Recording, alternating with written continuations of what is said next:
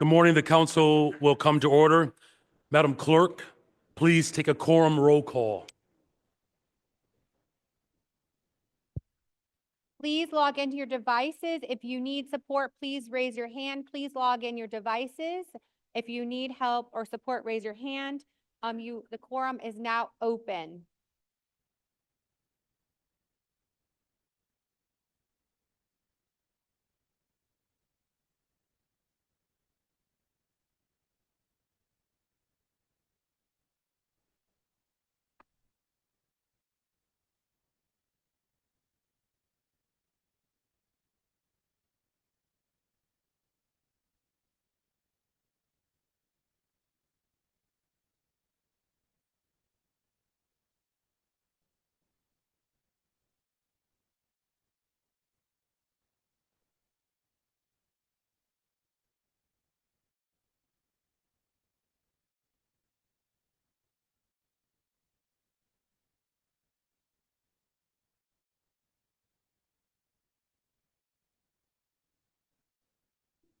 I will now take a voice vote for anyone who has not used the e-device.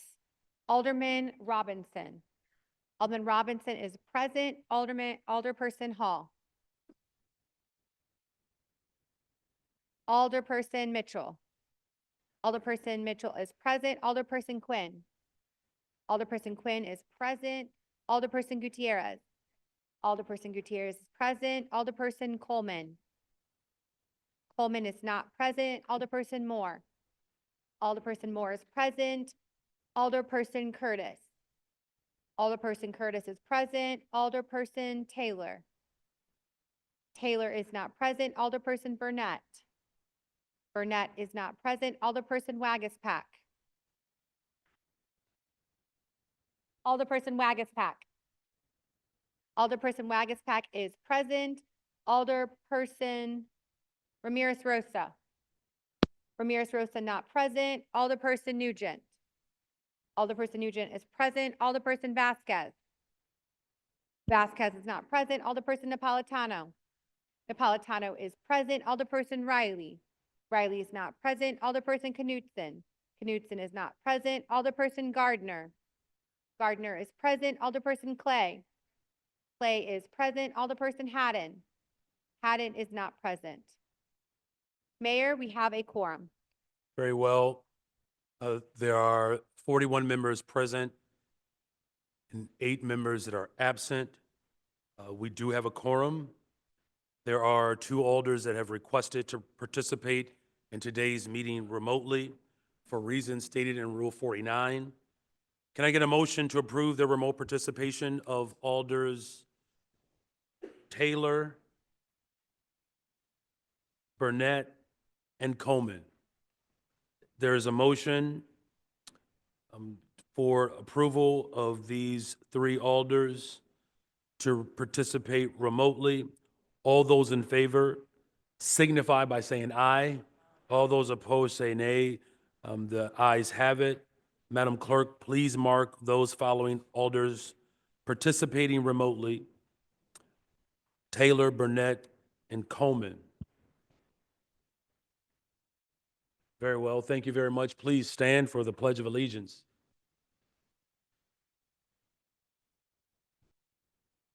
I pledge allegiance to the flag of the United States of America and to the republic for which it stands, one nation, under God, indivisible, with liberty and justice for all. Please remain standing for invocation and call to worship, which will be delivered by Pastor Nelson Vargas from the Branch Community Church. Amen. Let's pray. Father, if we haven't done so yet today, we just want to pause and say thank you for the gift of today. I know even in my own life, there are several people who were here last week who are not with us during this week, Father. So we don't want to take this for granted, God. It's a gift. The reason we exist, the reason we have breath in our lungs is because you will it, because you still have use for us here. So we thank you for that, Lord. Father, your word teaches us that when the righteous rule, when godly people are in authority, the people rejoice. But when the wicked rule, there's mourning. So, Father, I pray for a continued increase in rejoicing. Father, would you help our leaders that are gathered together in this room, Father, to do the right thing for the right reason at the right time, God. Lord, I pray, Lord, that you would grant them the ability to accept the things they can't change, and to release control of certain things that are just outside of their realm of authority that you're not asking them to fix. And also, Lord, the ability to have the courage and the boldness to step up and change what needs to be changed and to say the thing, even if it's difficult, even if it means it might offend someone, Lord. If it's the right thing, it's a right time and a right place for it, God. So help us to do your work today, God. So before any reports get read, before anything gets voted on, Lord, your word also teaches us that you resist the proud, but you give grace to the humble. So, Lord, there's no doubt a wealth of knowledge in this room. But God, we confess we don't know everything there is to know about everything, Lord. So help us to be open to viewpoints and to be able to disagree civilly, God, and come to conclusions that are best for the beautiful city of Chicago. So we just thank you for that. Lord, bless every person here, their families, and I just pray that there will be peace in this room today, Father. In Jesus' name, amen. Man, you may be seated.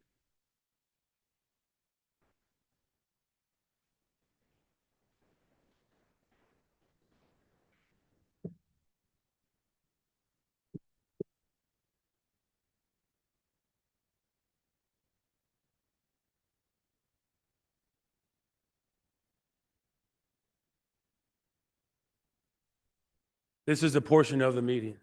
Okay. Thank you very much. This is the portion of the meeting where we will have public comments, and let me just remind people during the portion of this period, we accept your comments and your participation, but I would ask you humbly to make sure that you are speaking directly to an issue and not provocating any personal dynamics and anyone in this room. If I find your speech to be provocating to the point where it could be threatening, we will cut your mic off and we will ask that you participate next month. Mr. Clerk. The council will now begin the public comment period, which is limited to a maximum of 30 minutes. Each speaker is limited to 3 minutes. Speakers cannot yield or transfer their time to another speaker. Any written comments that have been submitted will be posted and made available for automatic review. Our first speaker today is Jody Winokur.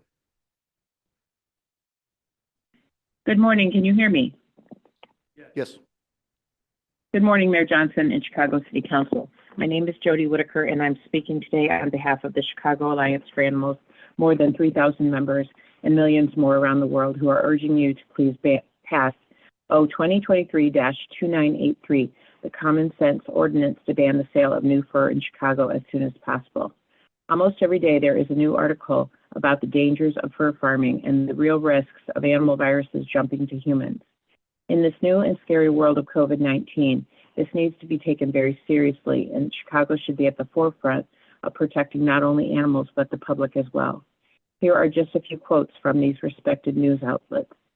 A Nature article titled "Fur Farming, a Viral Highway That Could Spark Next Pandemic, Say Scientists," dated September 6, 2024, states, "Study in China finds viruses that could infect people are rampant in farms breeding mink, raccoon dogs, and foxes for their fur. Researchers have long suspected that these animals are a reservoir of viruses that can jump to people," says Alice Hughes, a conservation biologist at the University of Hong Kong. The analysis highlights that these concerns are valid and that the diversity of viruses with known risks to humans is even greater than was realized. Hughes says the industry should mandate transitioning to artificial fur. From the journal Science, dated September 5, 2024, the team found 39 viruses it deemed at high risk of moving between species. Particularly concerning were mink that harbored a bat coronavirus similar to the one that causes Middle East respiratory syndrome in humans. The evidence that it jumped from bats to farm mink must serve as an alarm bell, says co-author Edward Holmes, an evolutionary biologist at the University of Sydney. Last year, he was part of a team that reported the link between raccoon dogs sold at the Wuhan market and SARS-CoV-2.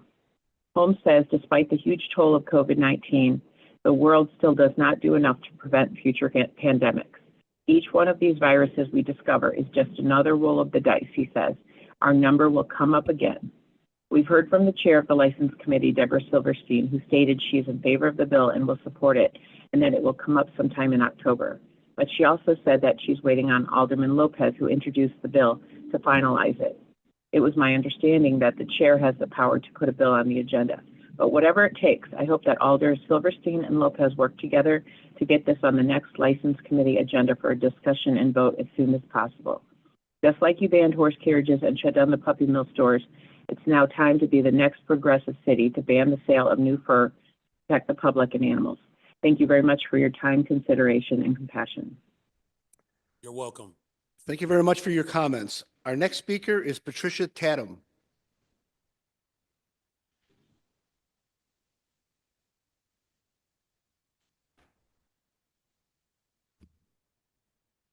Good morning, Mayor and City Council Good members. morning. My name is Patricia Tatum. I'm a resident of the 20th Ward. I've lived in this community for over 40 years, and I've worked as a healthcare worker, as a nurse in this community for over 50 years. I'm here today in support of the South Shore CBA ordinance, which includes housing protections for South Shore and the vacant lot on 63rd and Blackstone to be used for affordable housing. The Obama Center is almost done, and the Woodlawn ordinance still hasn't been fulfilled after 4 years of being passed. The Woodlawn ordinance was passed in September of 2020 after 5 years of the CBA coalitions organizing across communities that were concerned about displacement.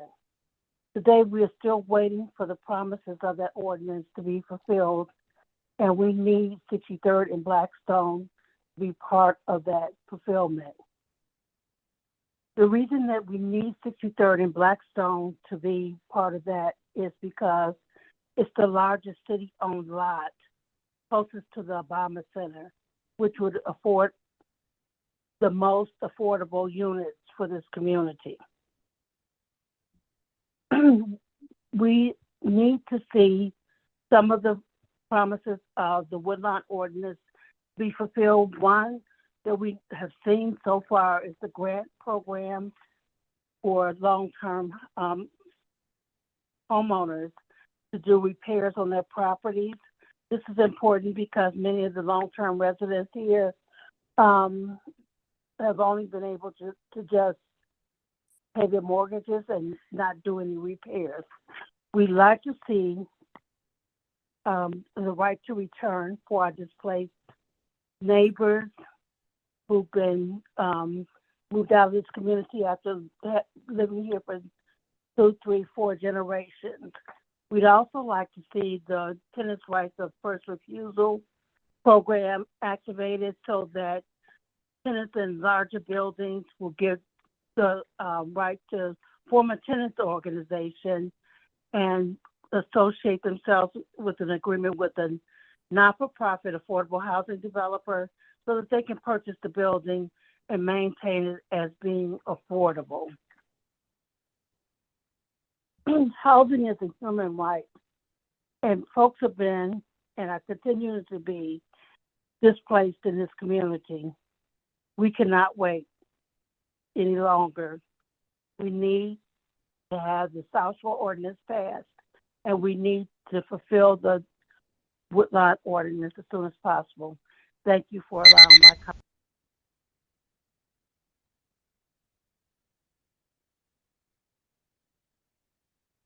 Thank you very much for your comments. Our next speaker is Ross Litkenhuis. Good morning. My name is Ross Litkenhouse, and I'm the founder and managing partner of Cavalry Real Estate Advisors, a national real estate consulting firm located in Northern Virginia. I've spent about the last 20 plus years working in the real estate industry with a specific expertise in data center fiscal impact analysis and state and local tax policy. And I've also been following the data center residency ordinance that you all are considering today pretty closely since its introduction earlier this year. So I'd like to thank you for the opportunity to speak on its merits and in support of the ordinance. More data center development is coming to the Chicagoland area. It's inevitable. It's a great location, centrally in the United States, good fiber networks and cheap, abundant power. The question, I think, is where in the Chicagoland area will those data centers go? I mean, right now, the suburban Chicago markets have benefited, but not the city specifically.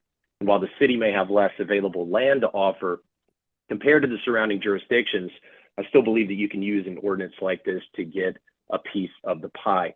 And despite the mischaracterization by some, this ordinance very clearly is not prohibitive to more data center development in Chicago. As a matter of fact, it is just an incentive, plain and simple, and one that doesn't cost you anything. It's a well-structured bid preference to incentivize greater hosting of data within the city limits, which in turn offers the city the opportunity, I think, to harvest some of the massive fiscal benefits that each one of these buildings is going to bring to the city coffers and to the taxpayers. Because data centers, pound for pound, offer the highest tax revenues than any other real estate asset type, almost 5 times. And with the $1 billion budget gap and hiring freeze looming over the city, incentivizing more data center development there in Chicago, specifically through this ordinance, is going to help shoulder that burden. And also want to be clear, I truly understand the burden that you all have to shoulder and some of the painful decisions you're going to have to make to plug some of these budget gaps. Because I also serve as an elected official. I served on city council here in Northern Virginia, which is also the biggest data center market in the world. And being from Northern Virginia, I've seen firsthand the revenue power these data centers bring and how jurisdictions like Loudoun County can encourage data center development through incentives that now generate about $1 billion per year, $1 billion per year in local tax revenue, which is 1/3 of that county's entire operating budget. So I believe this ordinance is a logical, smart way to bring substantial tax revenue to Chicago.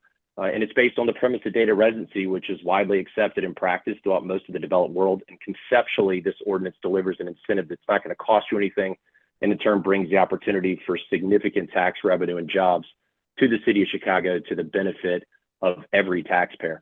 So thank you for the opportunity to speak in front of this elected body today. I appreciate it very much. Thank you very much for your comments. Our next speaker this morning is Frank Chapman.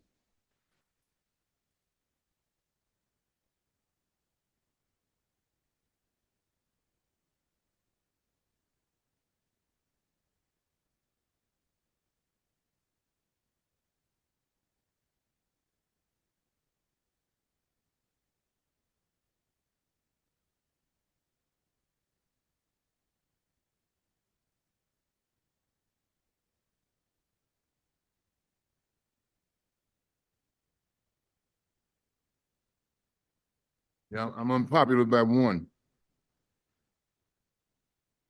Thanks for allowing me the opportunity to speak. First of all, I want to thank the City Council for having taken that historic step in 2021 by enacting the ordinance establishing the committee for the Community Commission for Public Safety and Accountability. This was a great step forward in establishing community control over the police. That word, community control over the police, that upsets a lot of people. But let me explain something to you. We are now over $500 million paying for police crimes in this city. So this should be welcomed when we talk about community control, because the only way we're going to stop the police crimes that exist, I ain't talking about the ones that don't, is that we have community control. That means that we, the citizens of this city, have the right to say who polices our communities and how our communities are policed. That's democracy. Anything other than that is tending or morphing towards a police state. And Chicago has taken a great step in the direction against that, and I hope you continue to do that by supporting us when we call for a referendum to increase the powers of the Community Commission for Public Safety and Accountability. That needs to be done because the new police contract, which puts us some of the most grievous cases that we have in the hands of arbitration, is anti what we're doing. And we need to change that. And the only way we can change that is by extending the democratic options that the people have to say who polices our communities and how our communities are policed. So we're calling up on you for your support. And just one last thing, don't do shot spotter. Don't throw that money away. And the people who are advocating for it so hard are usually some of the same people that are so tight about the budget. Why are you so loose on the budget on this issue?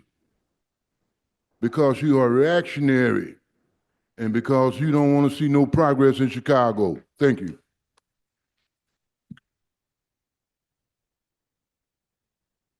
Thank you very much for your comments. Our next speaker is Pamela Scheinman.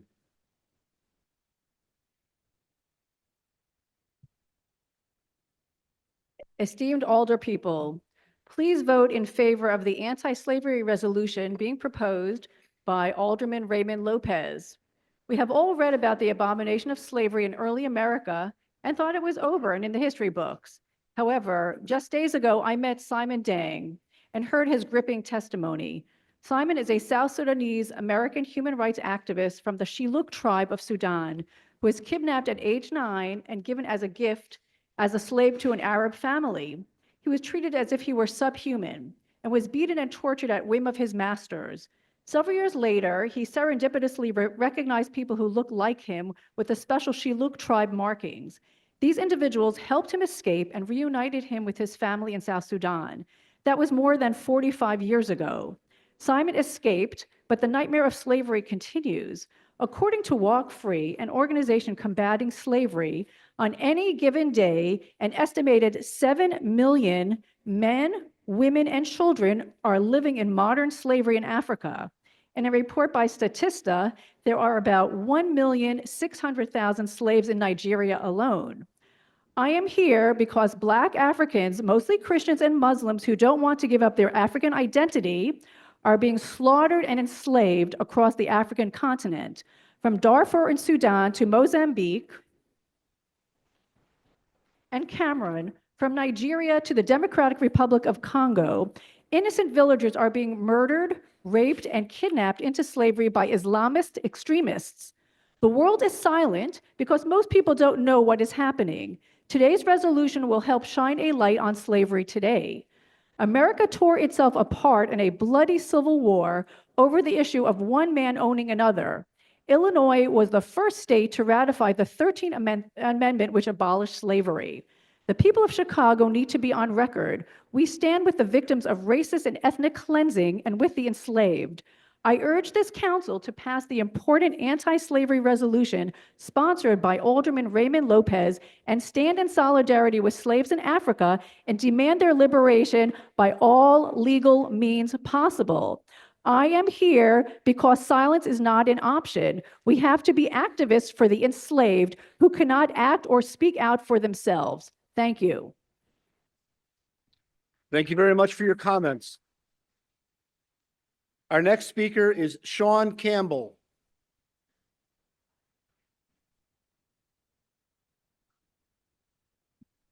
Oh, good morning. I'm here to commend the actions of the Chicago Police Department during the week of the Democratic National Convention. They did a very good job with preserving the city and ensuring widespread.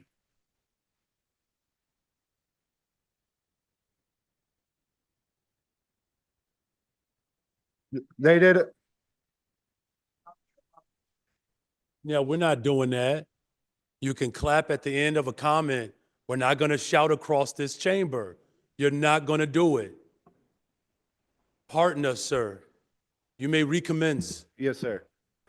Thank you, Mayor. Yeah, so they did a very good job in preserving the safety and security of the city of Chicago. So I'd like to give them their thanks and their due for their safety.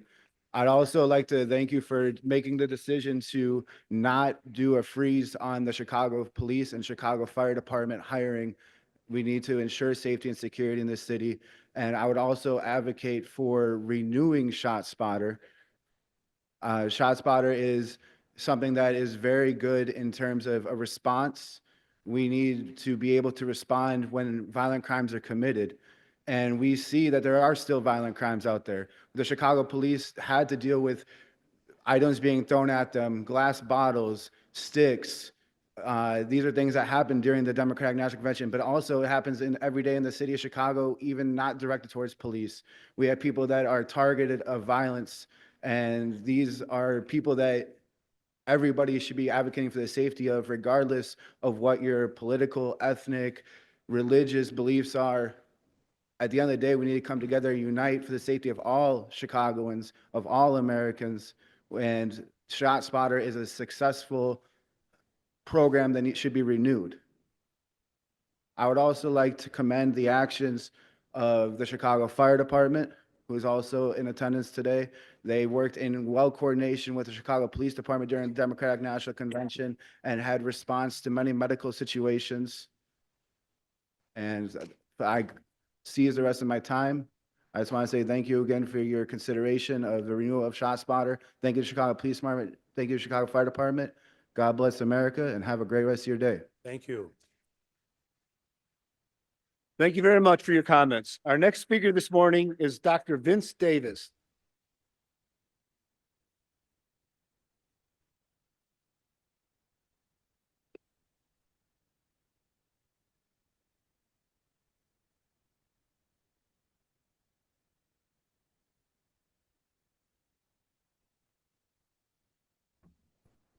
Good morning, everyone. Good City morning. Council Mayor.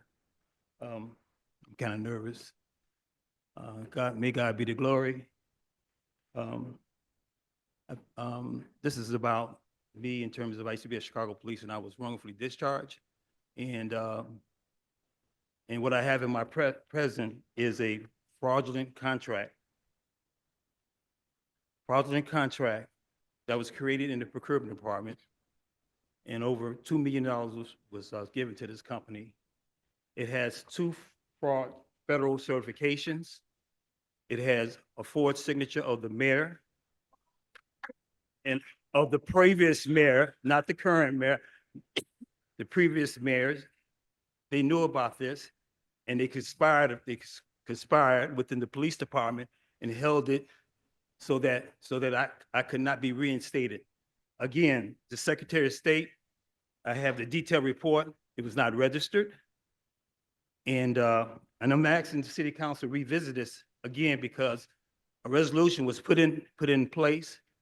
However, one of the aldermen held it in the committee and it did not come on the floor.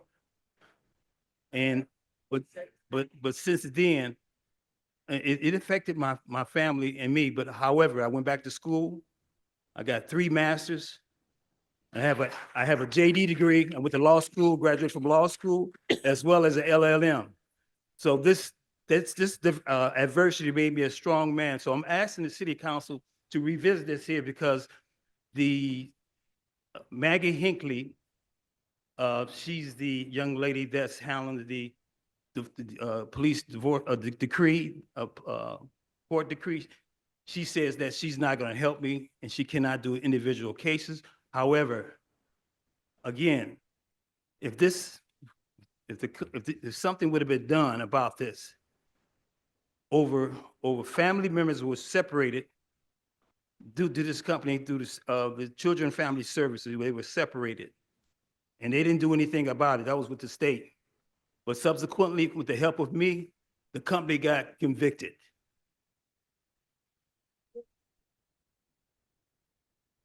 Thank you very much for your comments. Our next speaker is Jamese Pleasant.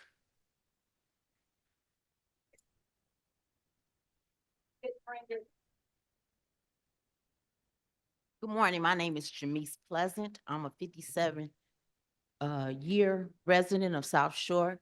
I used to be in the 5th Ward. They remapped us to the 8th Ward, and now we're in the 7th Ward. The reason I'm here today is because of the increase in housing. I have children who are renting in South Shore. They pay $1,600, $1,700. You have landlords who say they came to fix something and they haven't done it. They're looking in Woodlawn to try to get apartments. The rents are going $1,800 to $2,400.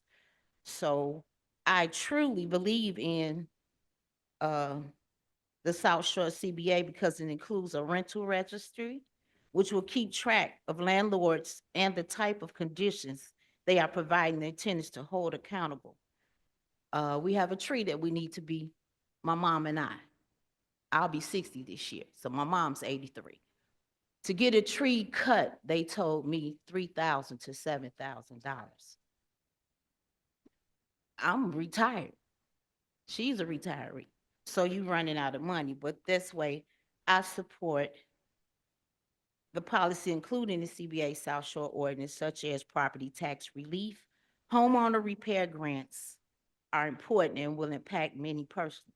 We need a CBA in South Shore. This increased housing costs is affecting my loved ones, which is why I care. People are having to pay Peter to pay Paul in order to pay their light bill, and God forbid someone has to go to the doctor. I know this is already passed in Woodlawn in 2020, and that Desmond Yancey is supporting it in the 5th Ward. We need the 7th and the 8th Ward aldermen to support this as well, so that we can get a South Shore CBA as soon as possible. And thank you for your time. Welcome. Thank you very much for your comments. Our next speaker is Daniel Bullard.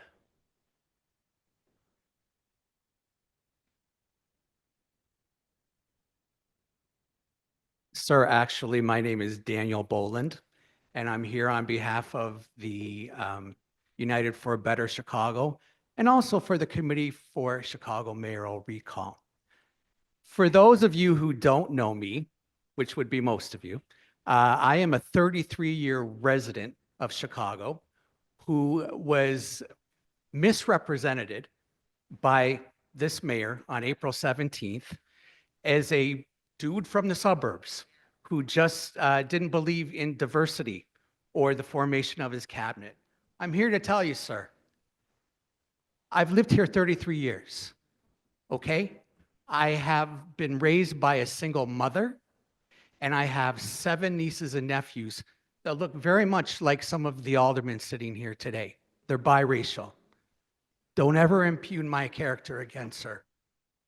That's number one. Now, let's talk about United for a Better Chicago, because we all should be concerned about a better Chicago. We also should be concerned that the current administration of the city of Chicago has many radicalized socialist activists who are influencing the policies of our city to the detriment of our citizens. They're more concerned about ceasefires in Gaza than they are about ceasefires in Englewood and Roseland and South Shore. That is not right, sir. We also are more concerned about people who have come here by jumping our borders in the South, and we've provided them with over $500 million in funds to make quite frankly, a better life for them here in Chicago, but it's not a better life for the people who've been waiting for community centers, who have been waiting for, homeless shelters for themselves. And I'm gonna tell you right now, no homeless veteran should ever have to sleep on the streets while a migrant sleeps on clean sheets. We have to do more for our people first. That's number one. United for a Better Chicago also is requesting, actually we're demanding, that you remove your current director for external relations. There is no room in Chicago and in a city government for someone who expunges or expugns anti-Semitic and anti-police rhetoric, be it about the previous things that they've said in podcasts or on interviews that they've done. The fact of the matter is this: we expect better from you, sir. That's why we elected you. If you can't provide that, our Committee of Chicago Mayoral Recall will make sure that that ballot, which 26 of you. Thank you very much for your comments. Thank you very much for your comments. However, your time has expired. Our next speaker is Minnie Hill. Hold on a second. Oh, sir, I'm gonna have to ask you to leave, sir. Can't do that. Yes. You can't curse in the chamber, sir. Sergeant at Arms, could please remove the gentleman with the shades in his head.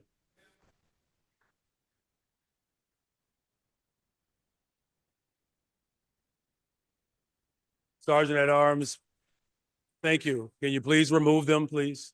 Remove them, please. Remove them, please. Okay, with this meeting will be in recess. We will empty out all of the chambers, please. Empty out. We're in recess.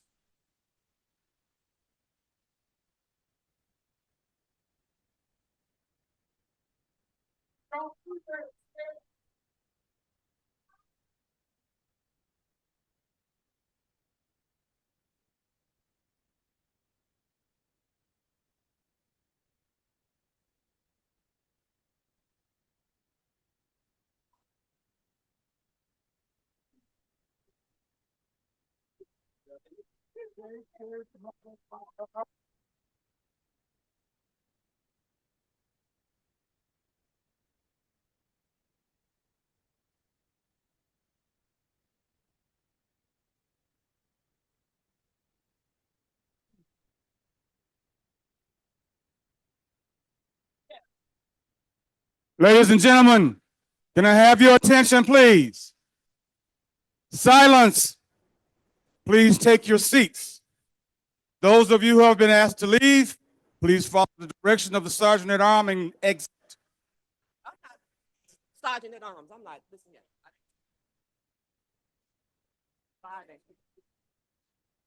Please take your seats. Are you going to sit down? Where are you sitting?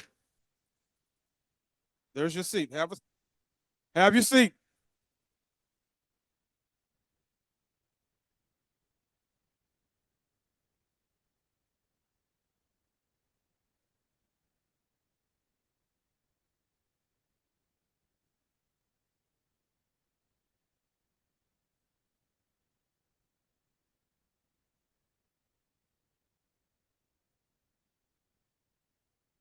Please take your seats.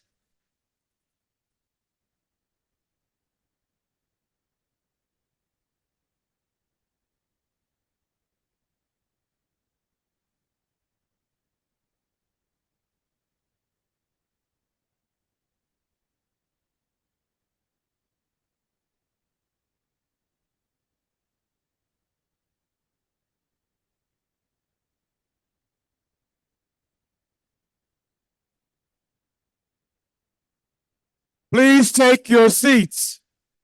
If you don't take your seats within the next 15 seconds, we will empty the chamber.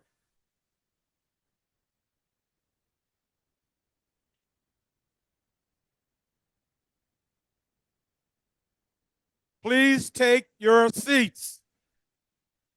Alderman, please take your seats.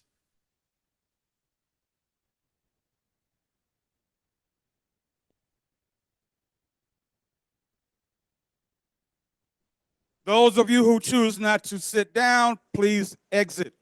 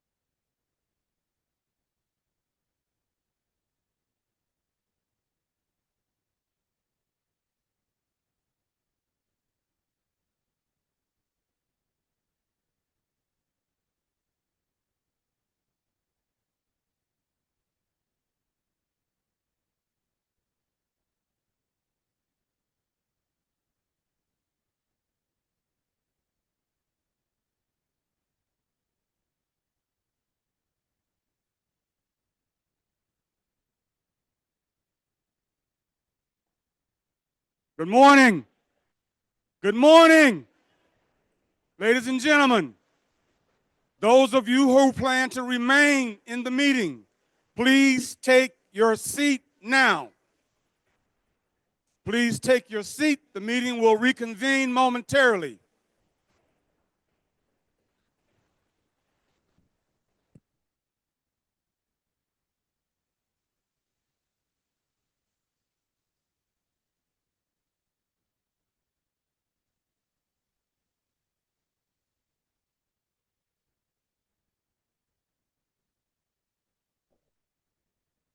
The meeting will come back to order, please.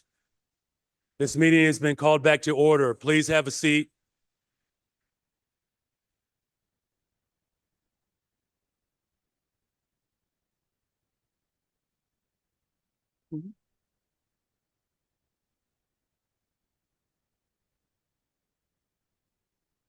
The meeting will please come back to order. Alders, could you all please have a seat so that we can reconvene the meeting? Thank you very much. Mr. Clerk, please call the next public speaker. The next speaker this morning is Minnie Hill.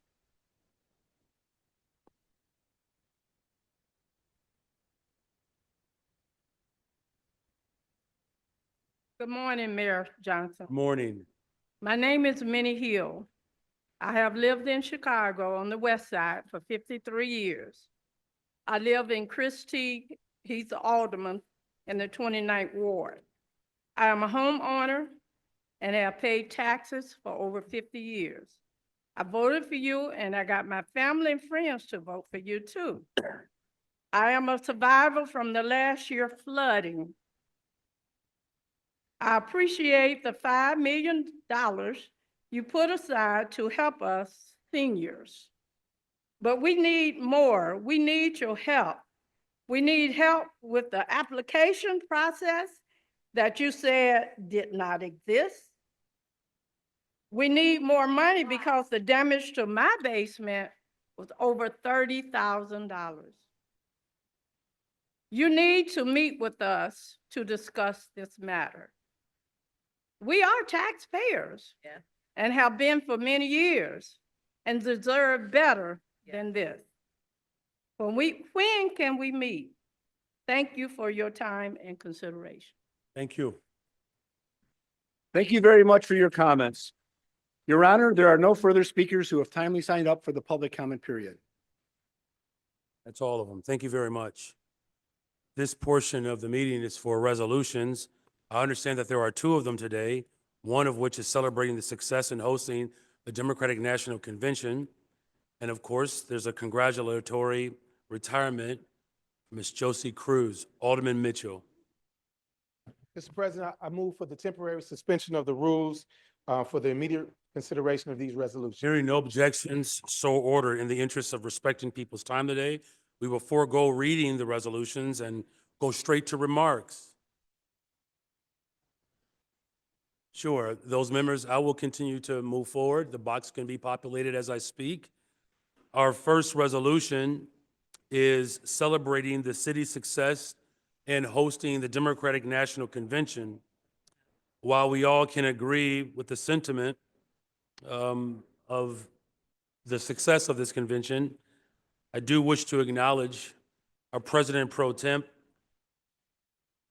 Alderwoman Sam Nugent. Thank you, Alderman Quinn and Napolitano, and the City Clerk Valencia for bringing this resolution forward. Since the Pro Temp is not here, if she wishes to close with her remarks, we will offer her up deference to do that.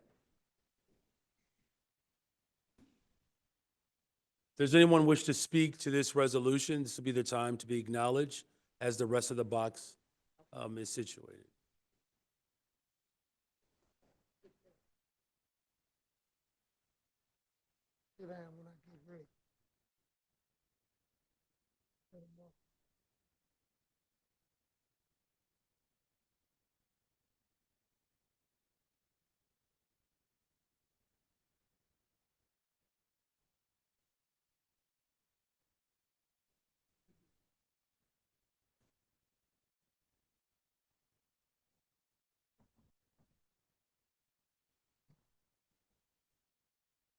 Very well, thank you. Our box is situated. The chair recognizes Alderman Quinn. Thank you, Mr. Chair, and congratulations to you as well, Mr. Mayor, on a job well done. I wanted to personally thank everybody in the box. Great teamwork during the DNC. Superintendent Snelling, I believe you deserve the same victory lap that Gary McCarthy took in 2012 after NATO. You led from the front lines. I had the privilege of going out to White Sox Park on the last day of the convention, Thursday. Immense with pride in how organized our officers were. I should say, shout out to Chicago FOP for feeding all of the officers as well. The organization, the commitment to detail, I was very, very confident, and Thursday was going to go off without a hitch. So congratulations to everybody in the box. Congratulations to you, Superintendent. And I would be remiss not to mention, I called you Friday after. It was probably 6 o'clock in the evening, and by surprise, you took the call and we're ready for business. How can I help you, Alderman? And that's a real testament to your leadership, Superintendent, your commitment to the city. So congratulations to everybody. Superintendent, fantastic job. Thank you very much. You made the city and the 13th Ward proud. Thank you, Alderman. The chair recognizes Alderman David Moore. Thank you, Mr. President. First, I want to say thank you for this leadership team that you have chosen that's sitting here.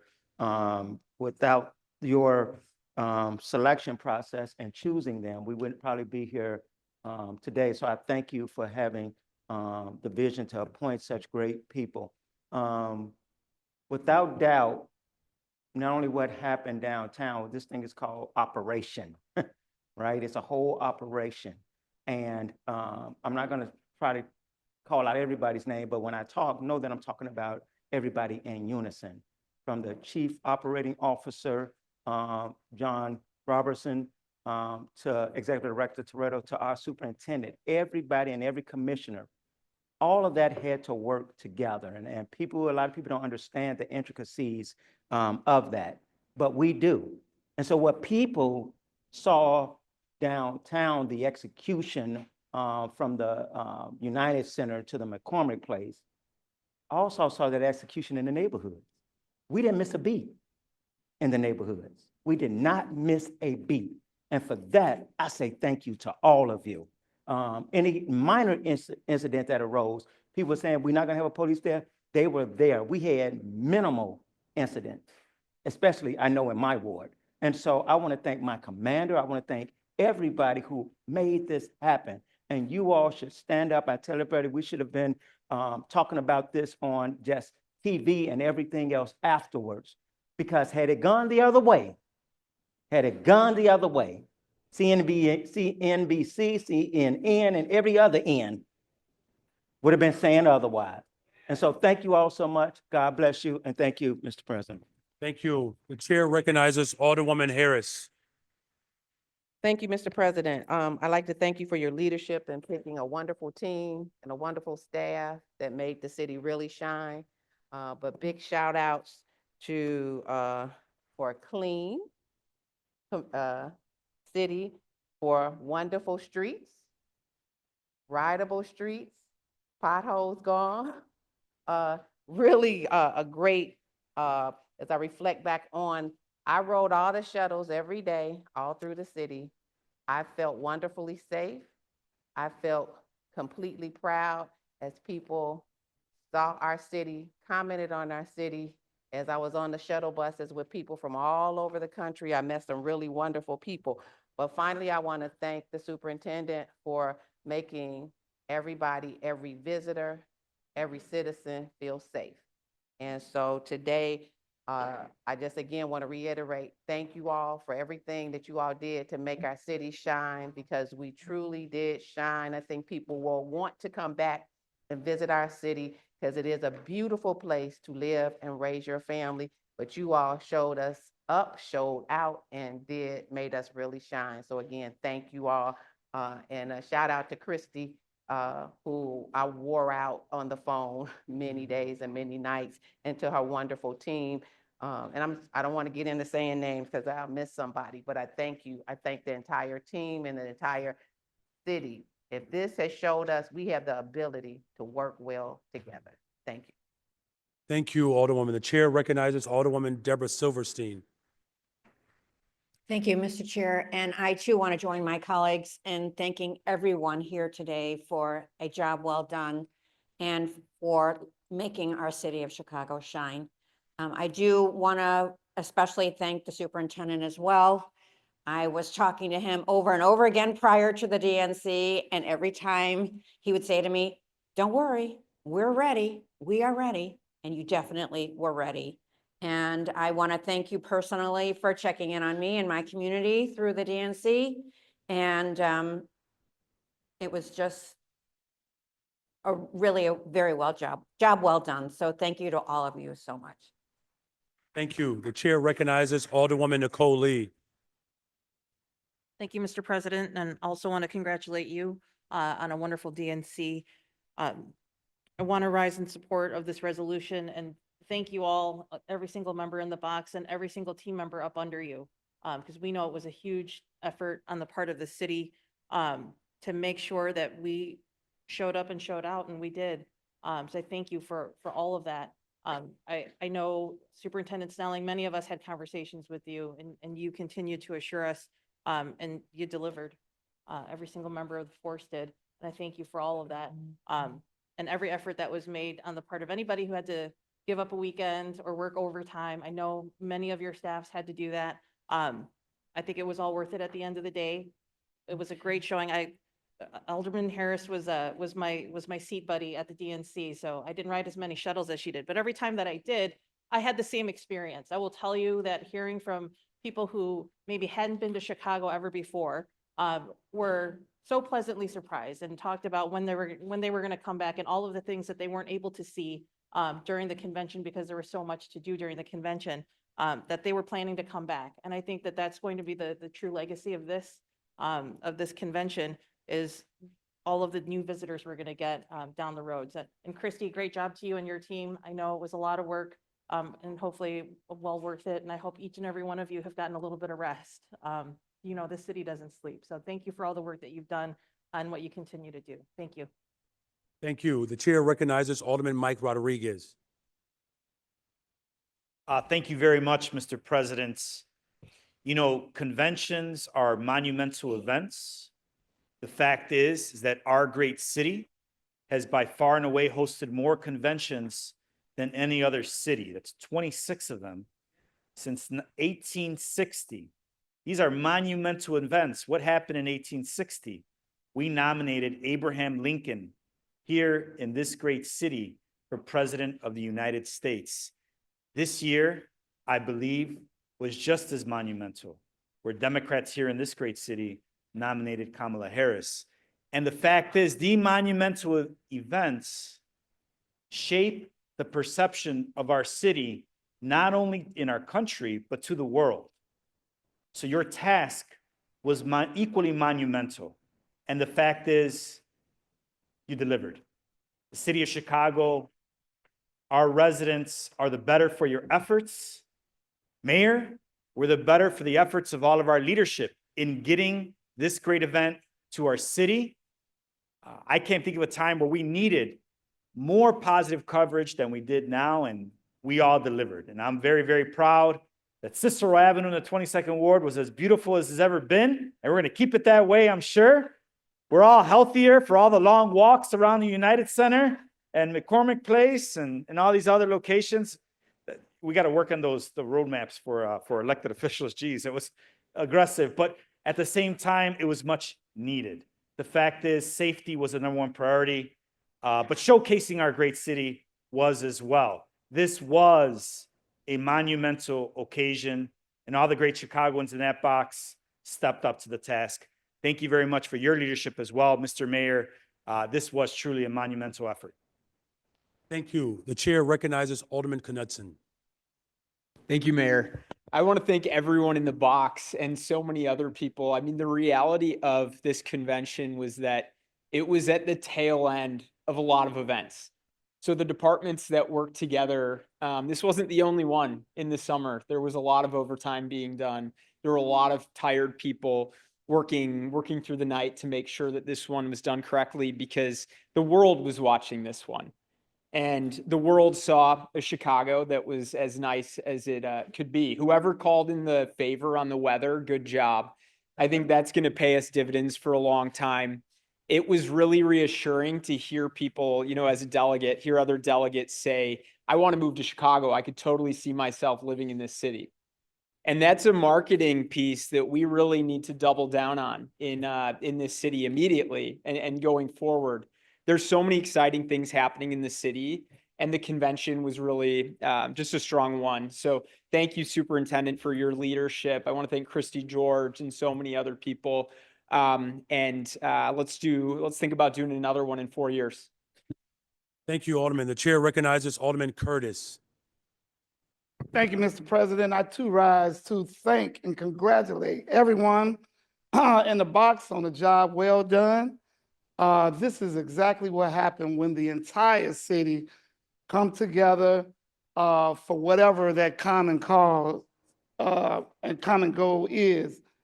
I want to thank you, Christy. You've done a wonderful, wonderful job.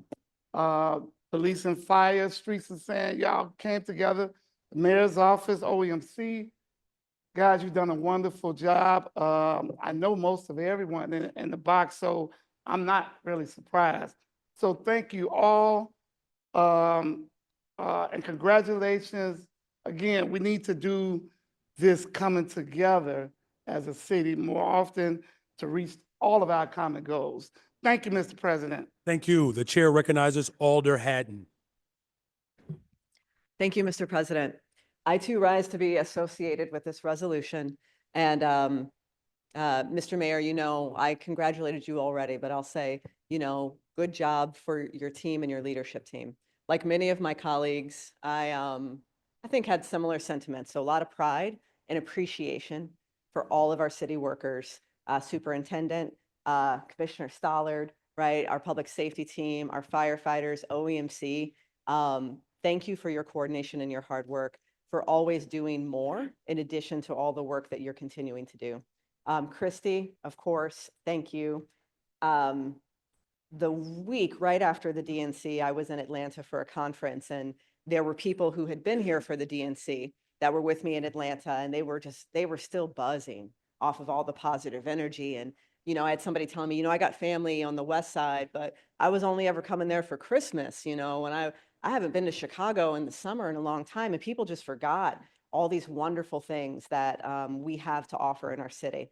I also had folks, though, that were asking me, oh my God, the DNC, did you go? Were you so excited? And I was like, I'm going to be honest with you, as a Chicagoan and as an elected official, I've spent probably the year since it was announced really stressed out about how the DNC was going to go, anxious, concerned, hoping we had the resources, hoping that there weren't going to be a million other things to take away from those resources during the summer in advance, hoping that, on the national level and from the national committee, there was going to be enough resources and support for us.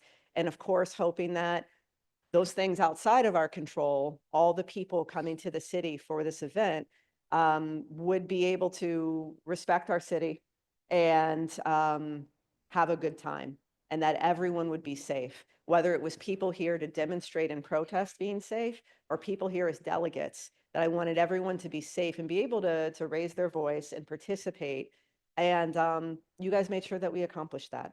So I am deeply appreciative. The 49th Ward is deeply appreciative.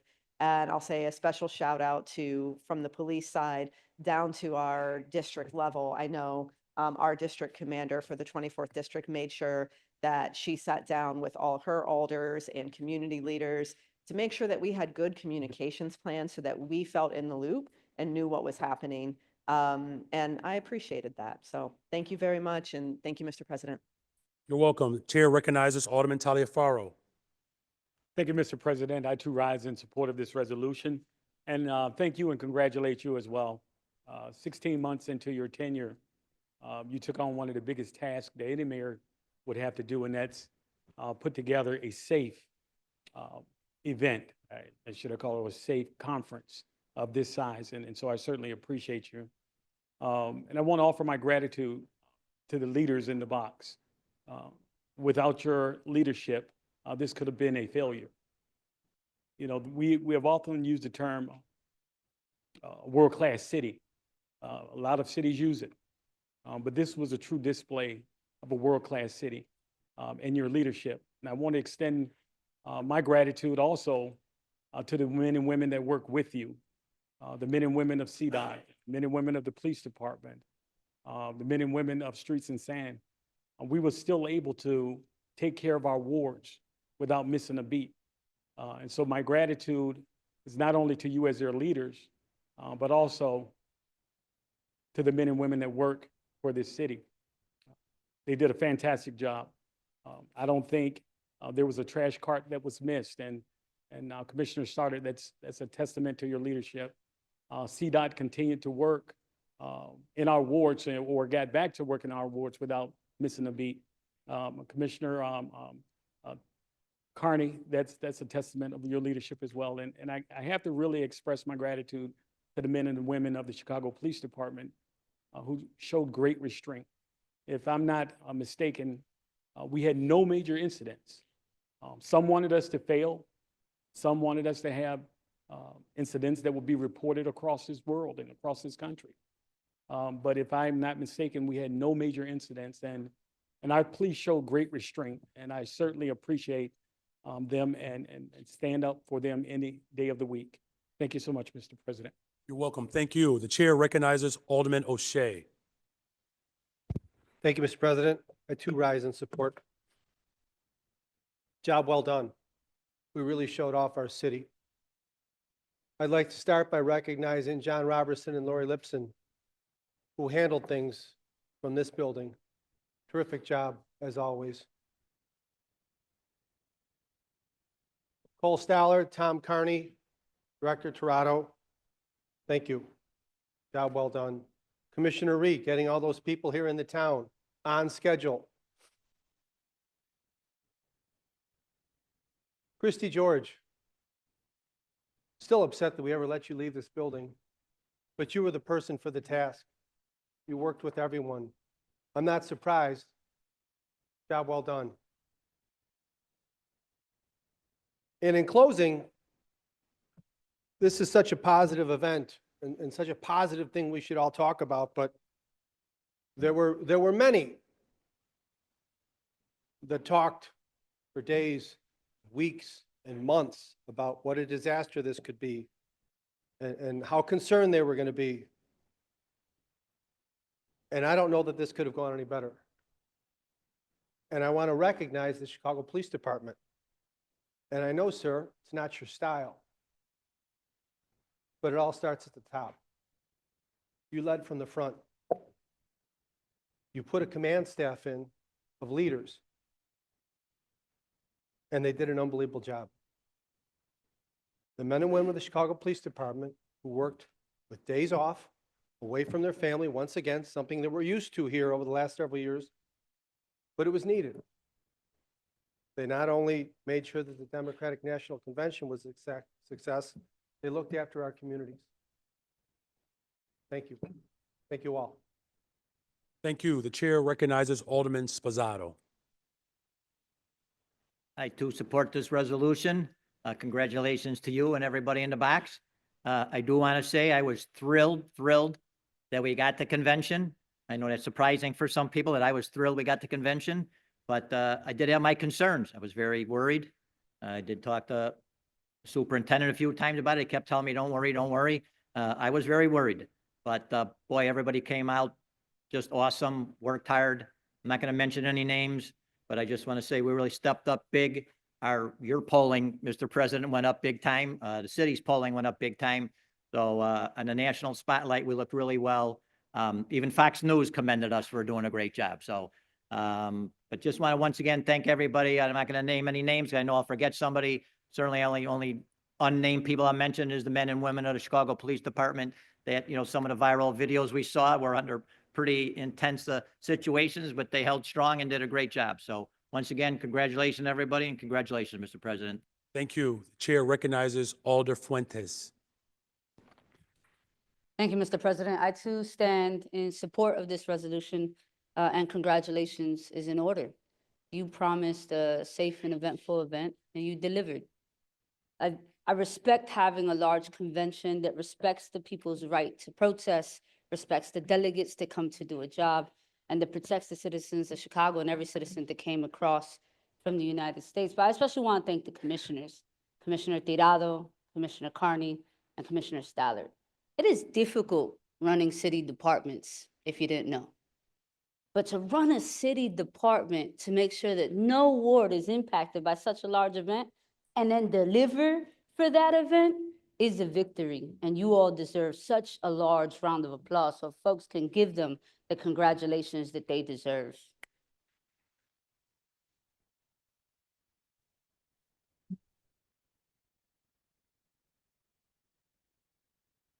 I also, Lori Lipson, you are magic. And we appreciate having you here. And you are a brilliant mind. And it was fantastic to watch you work and to watch you lead. Superintendent Snelling, I'm still excited about every time I call you, you answer. And his always punchline is, how can I help Alderperson? And even during the weekend of the convention, you didn't let your phone go to voicemail. And so thank you for not just leading, but I had the privilege of walking several blocks to get an affordable Uber. I watched you on the front lines and really in community and watching you have conversations and just making sure people got to where they needed to be safely. That's exactly how we lead. And so it was an honor to watch all of you all work. And I hope that every camera that's in this room will give you the headline that you deserve. And that's on a job well done. Thank you, Mr. President. Thank you. The chair recognizes Alderwoman Cruz. Mr. President, I also rise in support of this resolution. I want to say thank you to everybody in the box, but also congratulations. You all did an outstanding job. I was so proud to see everything, how every day the city was moving forward with a peaceful event, but also showcasing our city.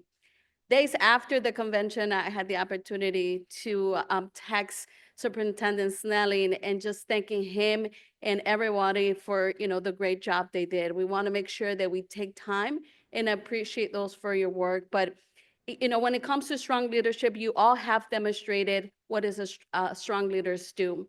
You all planned and executed as one. You had multiple departments from OMC Director Tirado. I'm so proud you're part of that box. And also, street and sanitation, also CDOT and everybody who else was part of this event. Thank you so much for doing everything that you did for the DNC, but not also for the DNC. I also have to thank those commanders from 16, 17, and 25th District for the work they did in our communities. I know at one point we were so focused at the DNC and that some residents were concerned about our communities were taken care of. So I also want to say thank you to my commanders for those districts, everybody who was part of this. Again, I can't thank you enough, but also to the administration, to also giving that opportunity to work with everybody, have peaceful protesters. They give them the space where people needed to express their voice. So thank you, everybody. And again, I support this resolution. Thank you very much. The chair recognizes Alderman Napolitano. Thank you, Mr. President. I too rise in support of this resolution. To every one of you in the box there, you're going to hear the same thing over and over from each and every one of us. It's thank you. Probably go through all 50 of us, but accept it because you did a job better than well done. I, like my colleague, was very skeptical of how this was going to go. It's not just noticed by this room, but it's noticed on a national scale. You did an incredible, incredible job. I'm so proud to call all of you my brothers and sisters, all working for the same good of the city of Chicago. Please do me one favor, and as well as my colleagues, go back and tell the men and women in your departments and in your ranks that we love them and we appreciate everything they did during this time period. Job well done. Put Chicago on the map. Thank you very much. Thank you, Mr. President. Thank you. The chair recognizes Alderwoman Pat Dowell. Thank you, Mr. President. I too rise to be associated with this resolution. When I heard we were getting the DNC, and kudos to you and your team for your leadership in this effort. It was a job well done. And when I think about the DNC, people were always comparing it to 1968, that the country was in such a divisive position that we would not be able to carry this off without having the spirit of 1968 come into 2024. That did not happen. And I just want to thank all the people in the box, the leadership from the various departments, from the DNC host committee, everyone for the job well done. I especially want to thank some of the little people who do not always get noticed, but I want to thank Commander Harris of the 1st District for the work that he did, Sarah Mathers for helping us to right-size the perimeter around McCormick Place and the hotels. Mary May for always getting those notices out. These are the men and women who help make our communities and cities run smoothly. And I'm just couldn't be more proud of how we did in Chicago. People are still talking about this. When you hear the radios and the TV shows, we have a good thing going about Chicago, and we should take this and just keep it moving forward. As you always say, Mayor, this is making, what is it, safe? You know what it is, safe, what's the rest? The greatest freaking city in the Not that world. Oh. Better, stronger, and safer. Stronger, yes. So we got to keep moving that forward. Thank you very much. Welcome. The chair recognizes Alderman Raymond Lopez. Thank you, Mr. President, and good morning, members of the City Council. I too rise in support of this resolution and, if possible, ask to be added as well to one of its co-sponsors. I have to say that as some of my colleagues, I too was skeptical, fearful of what could have been. They say you always have to hope for the best, but plan for the worst. And Mr. Mayor, your team, the leadership that is here, and the frontline workers that are outside on the street did exactly that, and I commend you for that. Things went down smoother than a shot of Malort in the city of Chicago. And it was because everyone was rowing the boat in the same direction. All oars were going forward, and that's important. It showed that we can not only keep people safe, that we can run government, but that we could also reimagine ourselves and reimagine it for others in a way that people don't often get to see. Some of my other colleagues have attested to. I could not be prouder to be able to see where services were still continuing, where law enforcement was still responding, all the while entertaining 20,000 people, a president, two former presidents, excuse me, and a vice presidential nominee. Truly, truly remarkable. And for those that wanted to make it greater than 1968, I'm glad they failed. I am glad that they were not able to commandeer our narrative here in the city of Chicago. They tried, they protested, they did their worst, burnt their flags, spewed their filth, but it was overshadowed by the true positivity that is this most American of American cities. So thank you all that you did. Thank you to all the employees, the frontline workers, to all of our staffs too, who are helping out. And again, thank you to you, Mr. Mayor, for what you and your team did. You inherited the convention, but you pulled it off extravagantly. And for that, we are all thankful. Thank you. Thank you very much. The chair recognizes Alderwoman Mitz. Thank you, Mr. Mayor.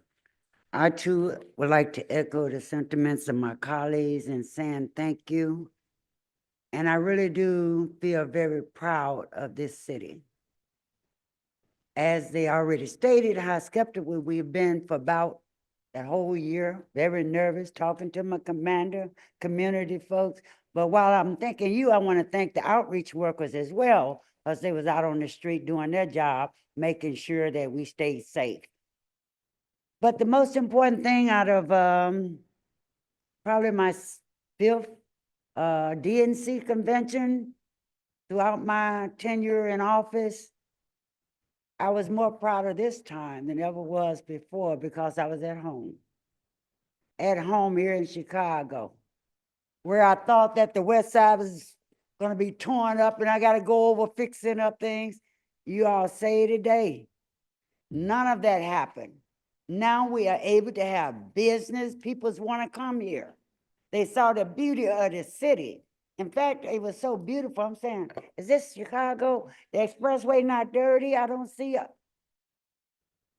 Streets and Sand must have did an excellent jobs, and all the outreach workers, all of the, not only in the box, but we had FBIs that was out here. I think I saw not only OEMC, but we had other workers that was helping to pull all of this together. So the city just came together and made us shine on a global world, throughout the world.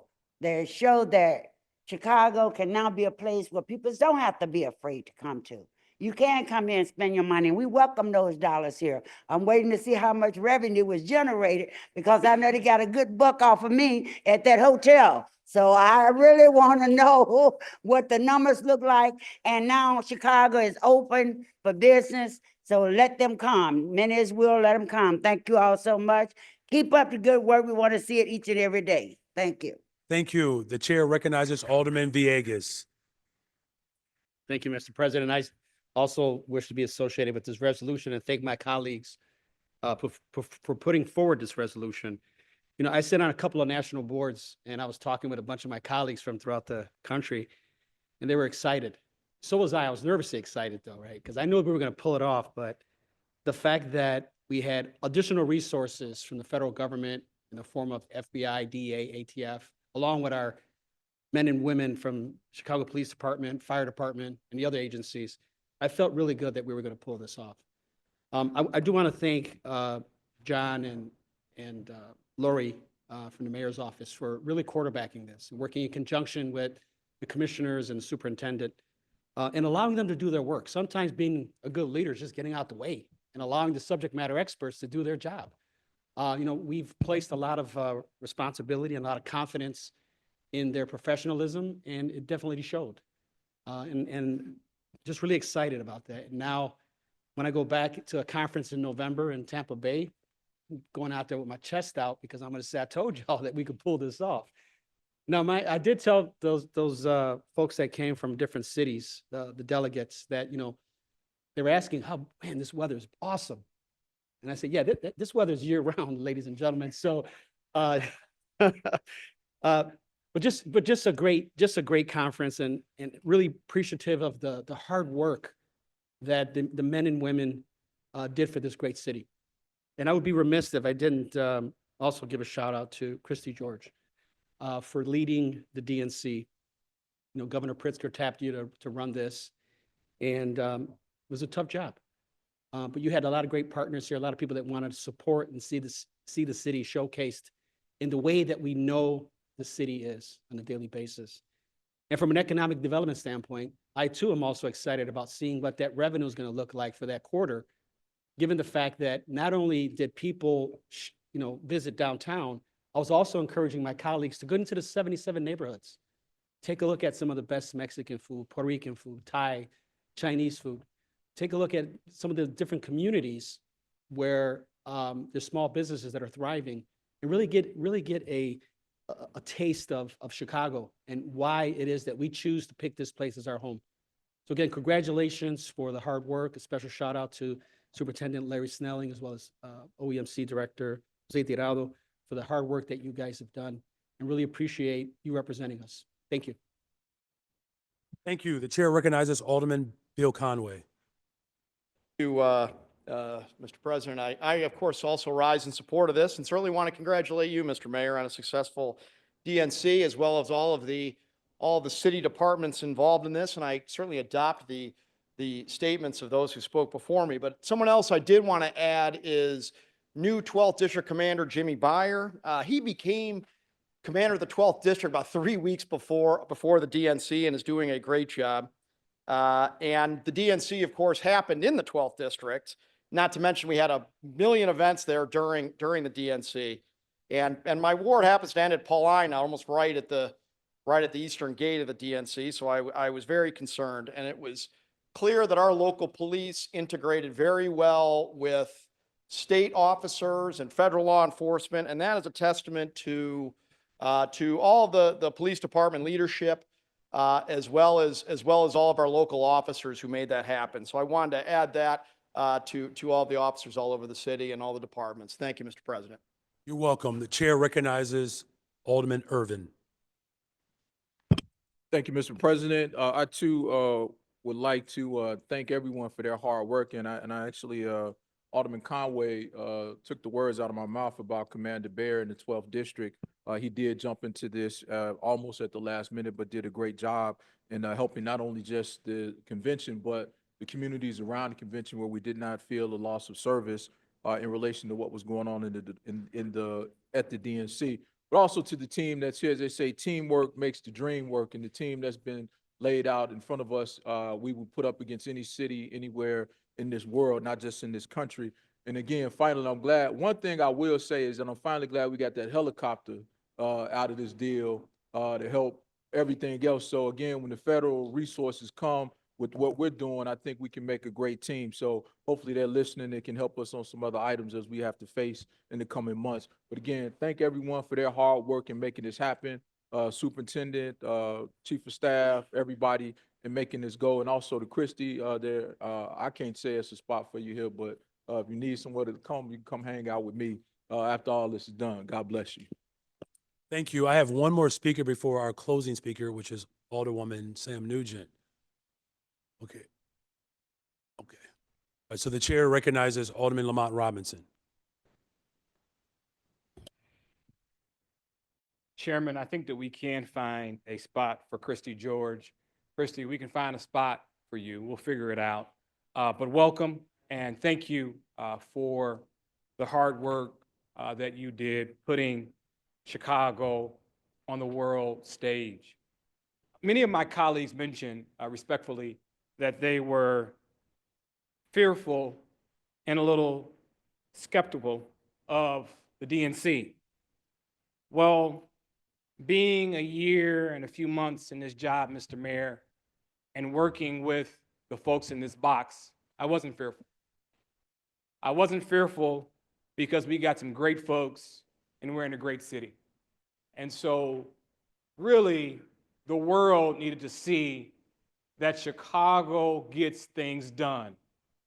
You have champions in this body that know the great things that you do 365 days a year. And the DNC was no different to Superintendent Snelling. This was just a large party. But your men and women got it done. And they do that again 365 days a year. And so again, the fear shouldn't have been there, Mr. Mayor, because we got a great group of folks that move our city forward. And we were allowed to showcase that to the world. What was not mentioned was BSAP. Our business community is the economic engine of our great city. And BSAP going out and working with our businesses to let them know the ins and outs of the DNC and how to make sure that they can be open for business. I want to give them kudos for their hard work. Also, our great fire department for a job well done as well. Thank you. And so again, to the folks in the box, all of the different departments, thank you for making our city great. And thank you for letting the world know how great the city of Chicago is. Thank you. Thank you. Chair recognizes Alderman Gardner. Thank you, Mr. President. I too rise in support of this resolution. And I will try to keep this short, but also try to express my sincere gratitude. As a lifelong Chicagoan, I just want to say, not only on behalf of myself, probably everybody in this room and everybody in this city, how proud you make us feel. I get a little choked up when I talk about, when I see people from Chicago succeed. And I know a lot of you in that box are Chicagoans, or you have moved here you've lived here for quite some time, and you deserve the recognition. You deserve the opportunity to be in the positions that you are. You paid your dues. We could see that in our police department. We could see that in street and sanitation. We could see that in CDOT and various other departments. You have all paid your dues. And to me, what I was saying was that that's what gets me choked up. And I think it gets a lot of people in this room that you've heard for over the last half an hour. And you deserve to hear that. Mayor, I know we differ on a lot of various views, but I deliberately try to congratulate you and thank you for enabling various Chicagoans to have leadership roles, because this is just one example of what we are capable of. And I mean that sincerely, all of us. Many of these people in this box are from various different wards throughout our city, but you are a reflection of how great we are, how hardworking we are, how smart we are, and how capable we are. So again, I cannot put it into words adequately how proud you make me feel in this entire city. So thank you for your service. And Mayor, thank you for enabling them to be in these leadership roles. Thank you. You're welcome. Okay, those are all. Are there any other alders that wish to speak? All right. Seeing no other hands, that you would like to speak again? Okay, sure. All right, one more time, y'all, ladies and gentlemen. Thank you, Mr. Chair recognizes Alderman Curtis. Thank you, Mr. Mayor. And I couldn't let this moment pass us by because, and I want to go on record with this because weeks before the DNC, everyone, at least half of the city council members, half of the media outlets, your office, everyone pound on the superintendent when it comes down to the welfare and the safety of Chicago. And I know he got so tired of hearing what's going to happen. And I just want to make sure we thank him for keeping his promise, because I remember he said, nothing's going to happen in the neighborhoods. We got this under control. I promise you, I got this under control. And I want to thank you for keeping your promise. And that's exactly what the paper should say tomorrow morning. Superintendent kept his promise. Thank you so much for keeping your promise, keeping our city safe. Thank you, Mr. Mayor. You are welcome. Thank you. Okay, the chair recognizes Alderwoman Harris. Thank you. I'd like to suspend the rules to allow the clerk of the city to speak. Very well. Hearing no objections, so ordered. Madam Clerk. Get up to speak, but this just felt so exciting and to be a part of. So thank you to Alderwoman Nugent and Alderperson Quinn and Napolitano for allowing me to join you on this resolution. I agree with everyone that everyone's saying. I really hope the media writes about this, because the media wants to write a lot about the negative things that happen in our city for when we travel around the country and the world, that we can be seen as a certain way and certain stigma, and people in the world and in the rest of the country need to see us standing tall, bright, shining, thriving, that we are a place that you want to raise your families here. So I'm just so grateful for all of you. And like Lamont, I had no worries. I was walking around the city of Chicago talking to business leaders like, no, I know the people who have this, and the folks like Anthony Pacente, who was one of the firms. I'm so proud of the work that Christy did, Kiana, Shauna, the others, Caitlin Fahey, Leah Israel, Ann Capara, Governor Pritzker, Senator Duckworth, even Mayor Lightfoot. They worked really hard to make this as inclusive as possible convention. And the numbers were staggering of how many Black and brown people got contracts and locally to do this work, and the investment that's going to make for their firms was huge. So I want to shout out the women of the DNC, because it's all women led at the host committee. And I want to make sure that people know that. And then to our commissioners, you are so right. Mayor, thank you for allowing them to lead and trusting them to say that they have it. We did our part of staying out of the way, making sure you had the resources to do your job, making sure they raised almost $100 million of private money, private dollars that weren't taxpayer dollars to put this on with federal resources. So I just wanted to give it up also to Soup Snelling. I know you don't like your flowers in public, but you really should embrace them today because you have a really hard job, a very tough job. And every police officer I saw on that street, I said, thank you for your service. Thank you for keeping us safe. And they said, thank you, because their days were canceled. Like Matt O'Shea said, they didn't see their families. They didn't have a lot of water or food or any of those things out there. And so we appreciate them keeping us safe and their attitudes of welcoming our visitors. And to Commissioner Streets and Sands, CDOT, OAMC, Aviation, I even heard Jamie Reed was like making sure those bathrooms were clean when all those airplanes landed. Thank you to all of you that just do the work without needing the recognition, but I really, really hope that the press and the community see it and that we do more of this for all of our city team members, because you deserve that boost, and all of our team members not here on the floor deserve that extra boost in morale today. Thank you. Thank you. So Alderwoman Harris, I'm going to interpret your motion to suspend the rules as leave for floor privilege for the clerk to speak. You are welcome. Let's hear it one more time for Alderman David Moore. The chair recognizes David Moore.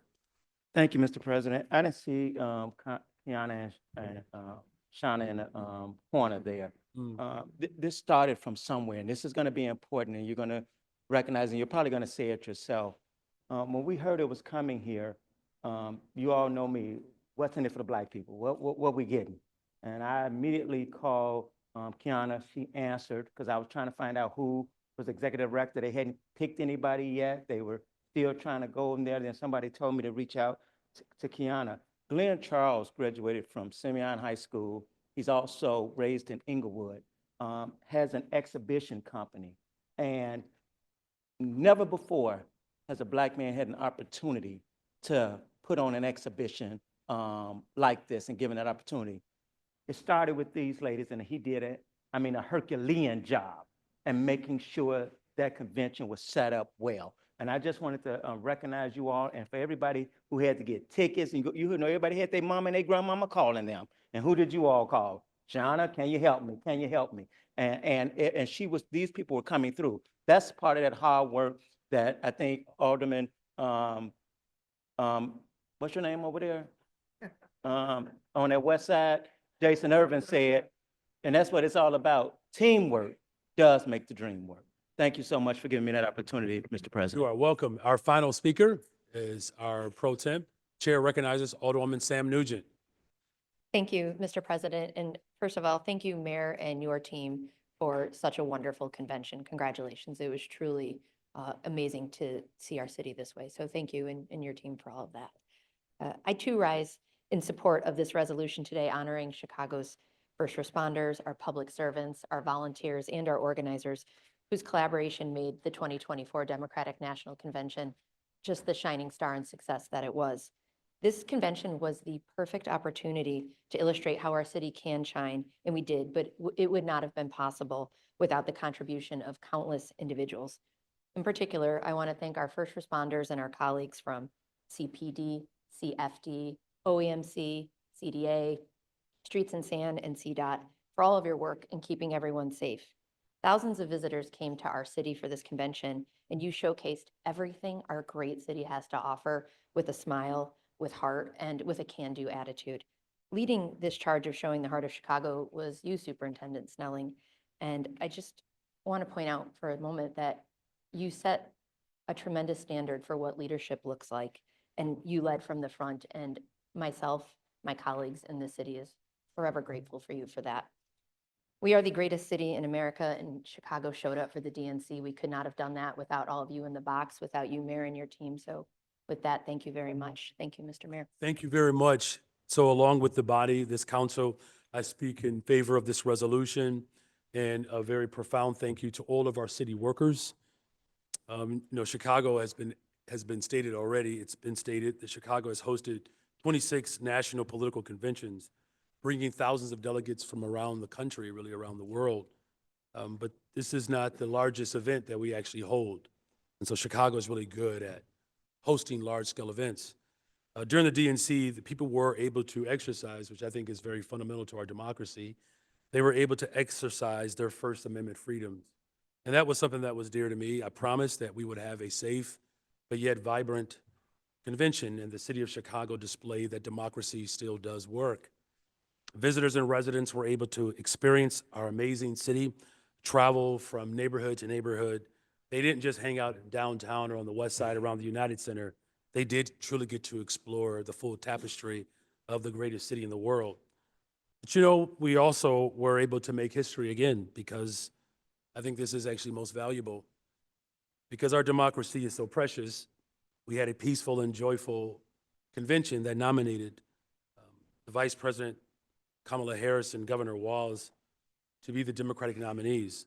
And these are historic moments within themselves. I did have the honor and privilege to hang around many different sections of the city during the convention. And I was so overwhelmed and overjoyed by the way the residents of Chicago embraced this moment. Because it wasn't just the inconveniences that people were somewhat anxious about. It was also about whether or not the city of Chicago will be able to move with expediency without any disruption. And the reason why that was able to happen, not just because of the workers, but the city of Chicago, we're nimble, we're flexible. You know, the success of this DNC is really the work of dedicated and very talented leaders. And that's who the individuals are in this box. We had some incredible support from volunteers as well. We had so many volunteers that we were not able to slot all of them. That's how convinced people were that this was going to be a very powerful convention. And to Alderman David Moore's point, the fact that we were committed to equity. And it wasn't just about making sure that we had equity in terms of how Black and brown folks receive a chance to participate. This was also about making sure that we had the most accessible for individuals with disabilities, as well as an environmental justice convention, and we were able to do all of that. To the fire department, the police department, streets and sanitation, OEMC, and of course, all of the various departments. I do want to give a special thanks to John Robertson. You know, John Robertson, the son of the south side of the city of Chicago, that box, he had to pull everybody together. It wasn't enough just to create a vision, which that was my responsibility, but someone had to deliver and execute it, and to bring our superintendent, to bring our fire department commissioner, to bring our commissioners together. And John Robertson did that, and he did it boldly.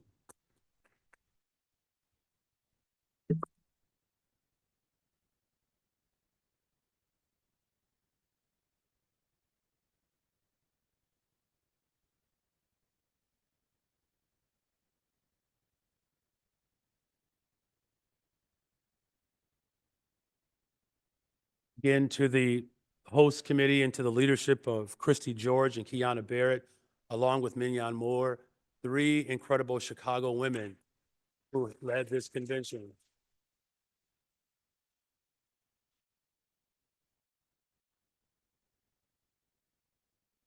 And of course, to my superintendent, Superintendent Snelling, you know, he is a pretty cool brother, first of all. And, you know, his leadership, his steadiness, and I will say this about Superintendent Snelling and the entire police department. If 1968 is the example of police brutality, then 2024 is the example of what constitutional policing looks like. And we've changed the course of direction for policing, not just for the city of Chicago, but for the rest of the world.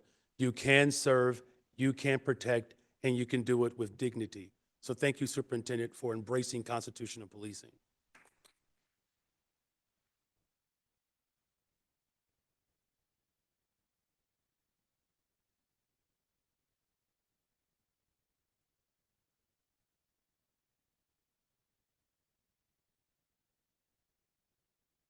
Because my time has expired, I will perorate with another thank you to Governor J.B. Pritzker and to the entire state of Illinois, to our Cook County Board President Tony Preckwinkle, and the entire team, and again, to the Chicago 2024 host committee.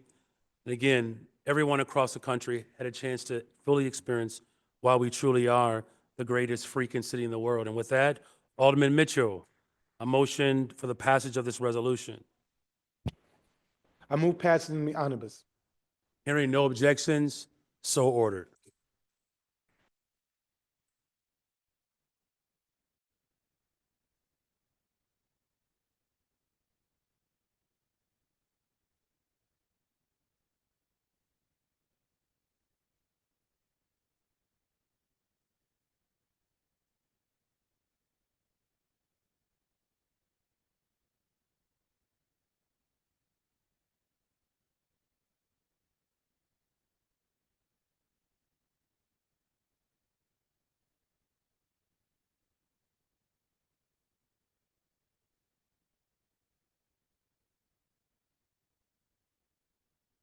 We have one final resolution as the box clears.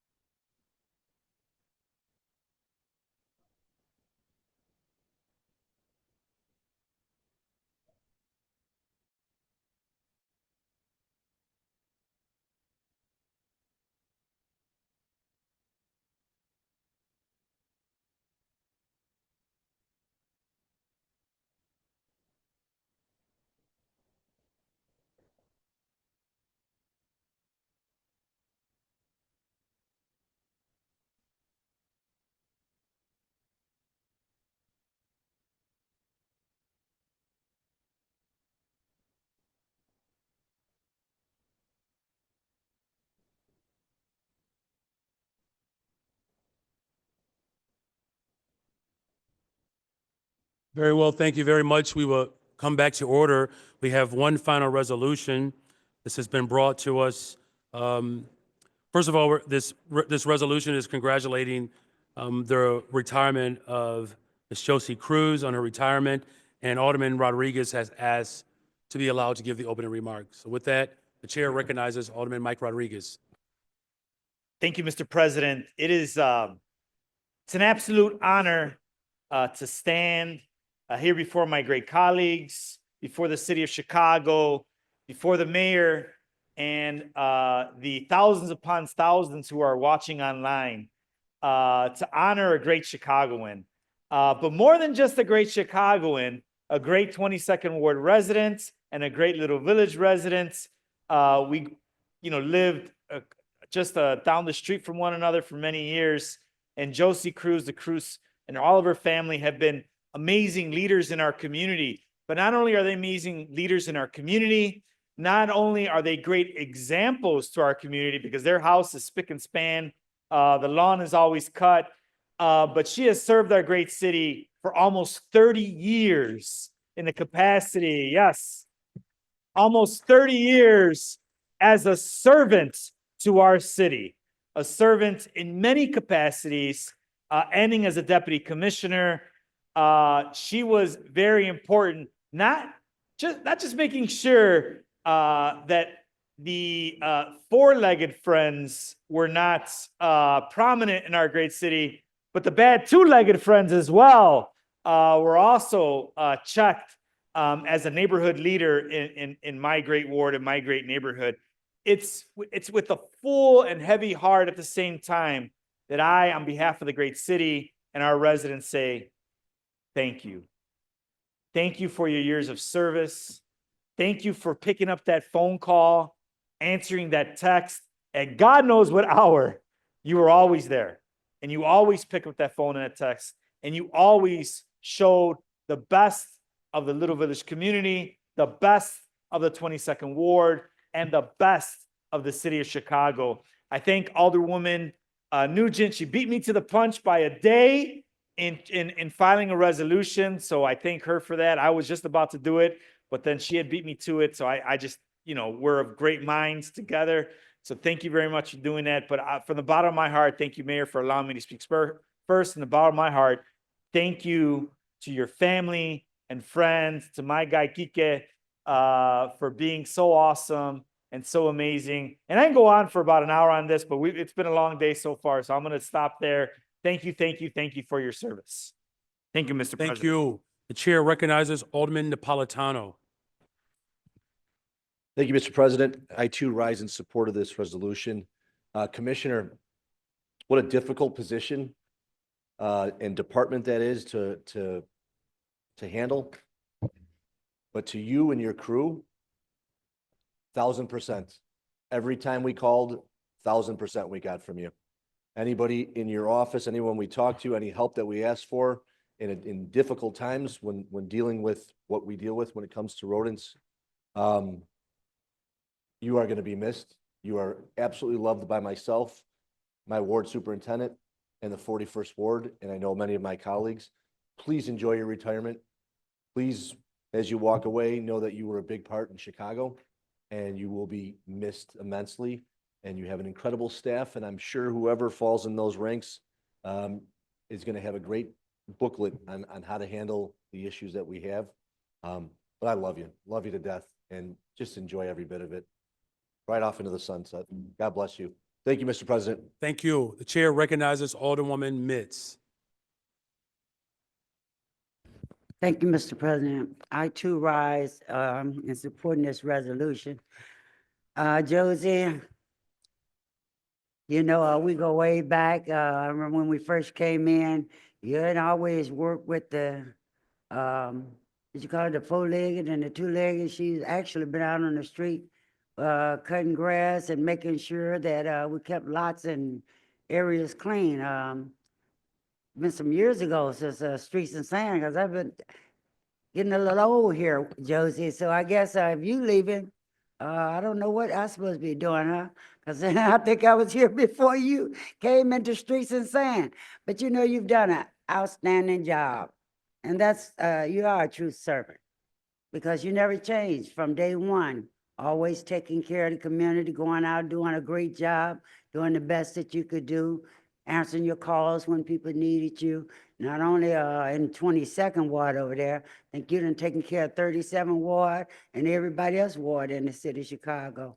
So Streets and Sand, you all going to have a very faithful servant that's been there in that position, hoping that we can find someone else, but you do deserve a retirement, and I'm wishing you very well on it. I know that you just won't sit down because you're too hard of a worker to just sit, so you'll find something else to do with your time. But happy retirement and congratulations. Thank you. Thank you, Alderwoman. The chair recognizes Alderwoman Harris. Thank you, Mr. President. I too rise to support this resolution. Josie, I want to thank you. I'm going to start with thanking you on behalf of the ward, because you've been fabulous to my ward. On behalf of the staff, especially Barbara, wanted me to tell you how much she loves you and has loved working with you and how much she appreciates you.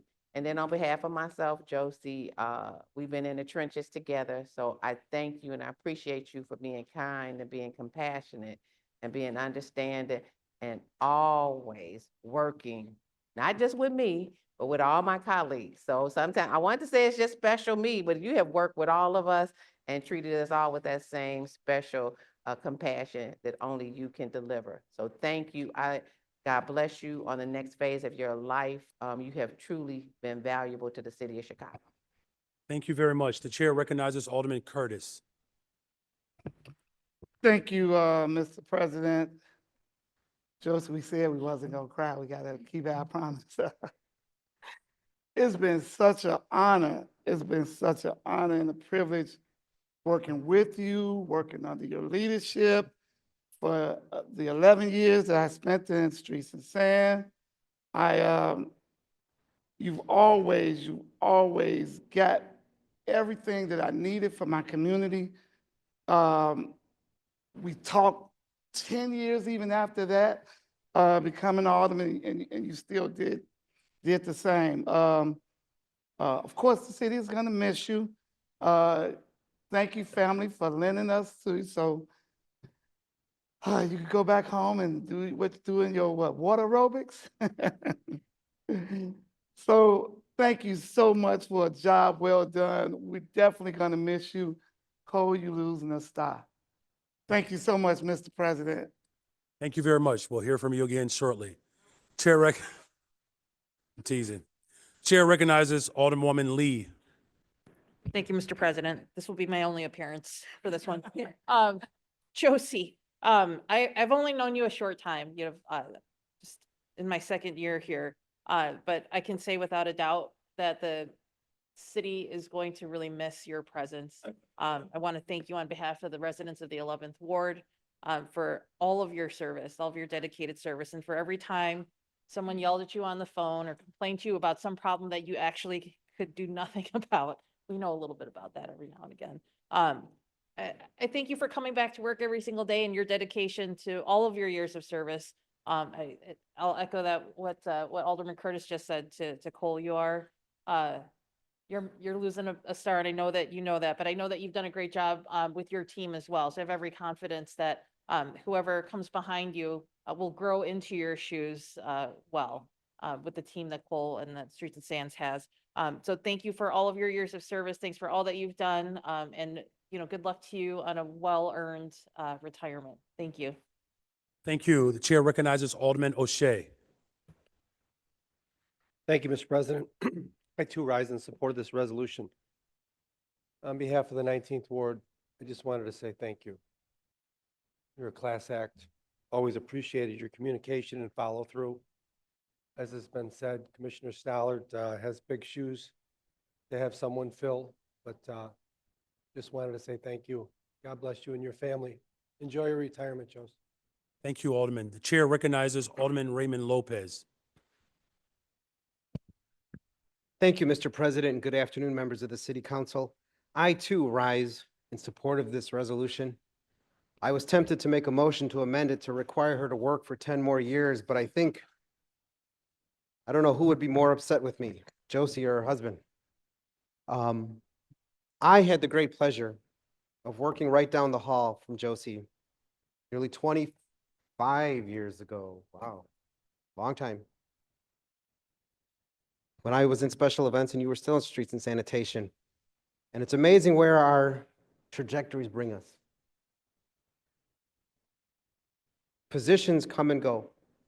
They can be filled, but your presence and your grace and your leadership, as we hear testified by so many today, will be sorely missed.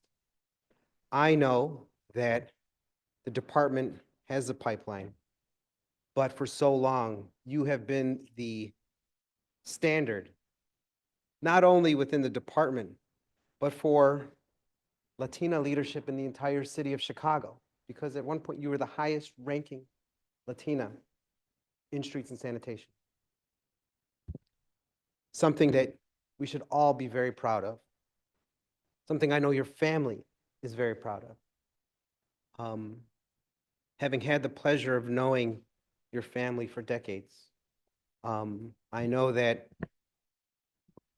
you are an inspiration to them. I know you have been an inspiration to many who've always looked, as has your brother. I have to give him a special nod too, to help people get involved in government, to get involved in their communities. That's something that we don't see too often in a positive way. And you guys and you were always a reflection of that. So thank you for all that you and your family have done, not only in the Little Village neighborhood, but throughout the entire city of Chicago, and especially from the 15th Ward, where we've done so much together, where I try to keep my craziness to a minimum, and you ignored me rightfully every time. But thank you, enjoy retirement, and I'm glad to hear you are going to be retired and enjoy it, because that is definitely something that is well-earned and deserved. So thank you, Mr. President. Welcome. Chair recognizes Alderman Beal. Thank you, Mr. President. I too rise to support this resolution. You know, when you look at people like this, you think about when you first came in and you meet public servants that's what they do. They serve the public. I just want to thank you for everything that you have done to make this city, to make our wards, to just help us on a day-to-day basis. The fruits of your labor are still ahead of you, but we can never thank you enough for everything that you have done to help us along the way.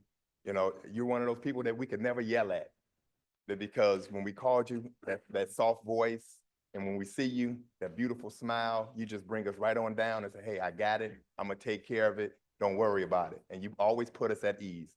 So thank you for everything you've ever done to help us out. Thank you for helping this city. God bless you, and you know, on your retirement and the fruits of your labor. Thank you. Thank you. The chair recognizes Alderwoman Dow. Thank you, Mr. President. I rise to support this resolution as well. Josie, we love you in the 3rd Ward, and we're really sorry that you are leaving us. But we know that, you know, things happen and that's what you want to do. But I want you to know that we have always appreciated your service. And when we think of outstanding public servants, you're going to be at the very top of that list. You are always so responsive, and you help us solve complicated issues in our communities. Areas where, for example, it's CHA's responsibility and not the city's responsibility, but we have to coordinate those efforts. Or it's the city's responsibility and CPS's responsibility, and we have to coordinate those efforts. We appreciate your attention to the detail, and I wish you the very best in your retirement, and know that you have made an impact on this city. Thank you. Thank you. The chair recognizes Alderman Knudsen.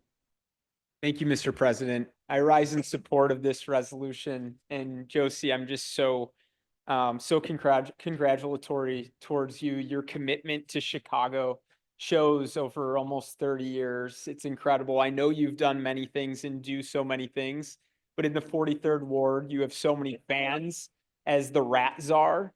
The Rat Czar title has an enigma around it, and you've helped us recently with so many rat evictions, some bigger, larger scale rat evictions that we're grateful for, and you've taught so many of us about that process, which I think is really important. It's the work that Streets and Sands does is really the work that touches all of us. It's the work that makes people want to live and stay in Chicago. And I'm so grateful to have an education from you. You're always so patient. You always break things down for my team. And I'm just happy for you that you're going into retirement and you're going to focus on your health like you told me, which is so important for all of us. So thank you for the work that you've done for our city. Thank you. The chair recognizes Alderwoman Silverstein. Thank you, Mr. President. I stand in support of this resolution. Wow, Josie. All I can say is thank you. As I mentioned to you just a few minutes ago, we're secretly locking all the doors in the building so you can't leave. None of us wants to see you go, but we really, really do appreciate all of the hard work that you have put in. I hope you enjoy your travels. I hope you love life, and I hope you enjoy your retirement. I know your replacement is going to have huge shoes to fill. You are really a class act, so thank you so, so much. Thank you. The chair recognizes Alderman Sposato. Thank you, Mr. President. I too support this resolution. Josie, can't thank you enough, just like everybody else here. Happy for your retirement. I am a little bummed about one thing. I always thought you were from the 38th Ward based on the service I got from you. Now, I just found out you're from the 22nd ward, so, but you're welcome to move to 38 if you'd like to. But no, we just can't thank you enough. I know this happens a lot with people that do awesome jobs for us, and you move on to a happier and better thing. You have a well-earned vacation now. So like everybody said, hopefully you just kick back and enjoy life and enjoy your family. Thank you so much. People like you make people like me look really good. So really appreciate you, and God bless you and your family. Thank you, Mr. President. Thank you. You're welcome. The chair recognizes Alderman Cardona. Thank you, Mr. President. I rise in support with this resolution. Josie, I just want to say thank you, bottom of my heart, for serving the city of Chicago for 30 years. I do remember when I got elected the first time, and I was trying to learn the departments and trying to learn how voting control actually works. You took the time for me to learn the job itself. And I thank you for taking the time, explaining to me how the process goes. Because every situation or every rodent issue has it's some hard places and some easy places to go to. But I just want to thank you for your service. Commissioner Cole, I don't know who you're going to replace in that position, but I know that person better, have shoes and be willing to serve the city like she has for 30 years, especially in that department. But 31st Ward residents and myself, and as you can see, all the accolades with my colleagues, we appreciate you. We're going to miss you. But at the end, you have to enjoy your retirement, and you deserve it. And please, when you retire, you leave. Do not look back. Just go and enjoy the Sunshine State. Thank you. God bless you. Thank you, Mr. President. You're welcome. The chair recognizes Alder Haddon. I too rise to be associated with this resolution. And good afternoon, Josie. Like many of my colleagues, I have nothing but positive things to say about you, all the education, the information, the help that you've given to 49th Ward constituents, to my team, especially, coming in as new alder people with new staff. There's a ton that we don't know.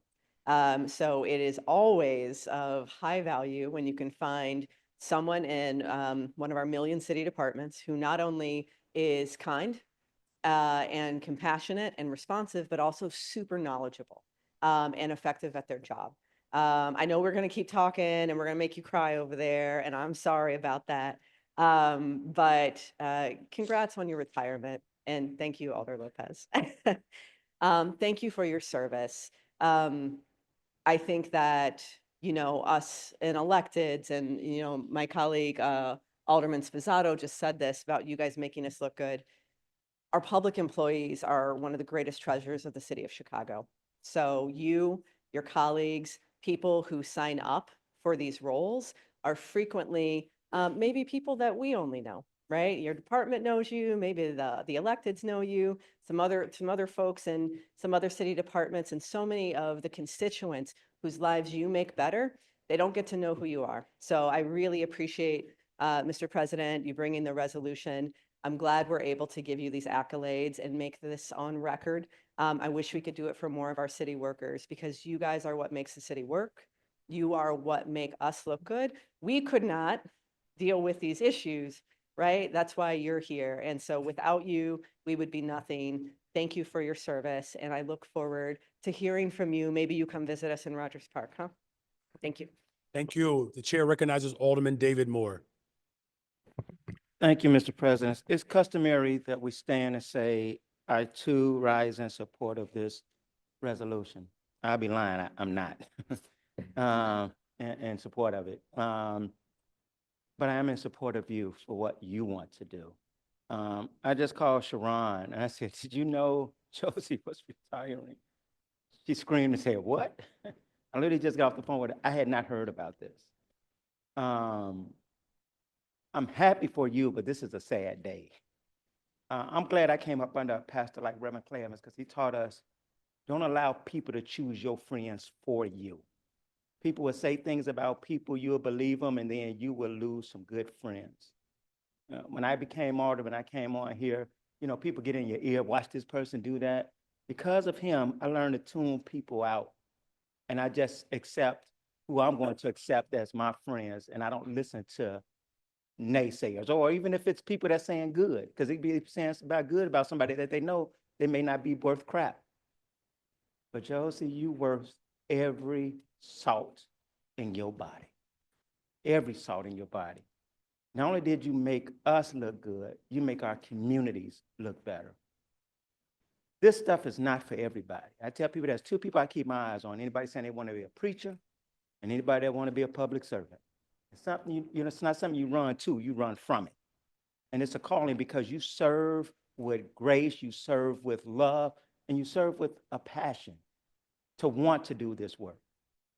And again, I'm happy for you, but I'm not in support of you leaving, because what we have to deal with out there on a daily basis, it takes a person with a heart, with a smile, to say, yeah, I got this.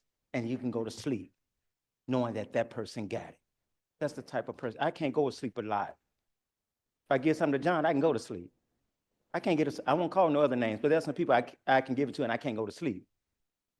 But I can give things to you, Josie, and I know I can go to sleep and rest on it, that it's gonna get done.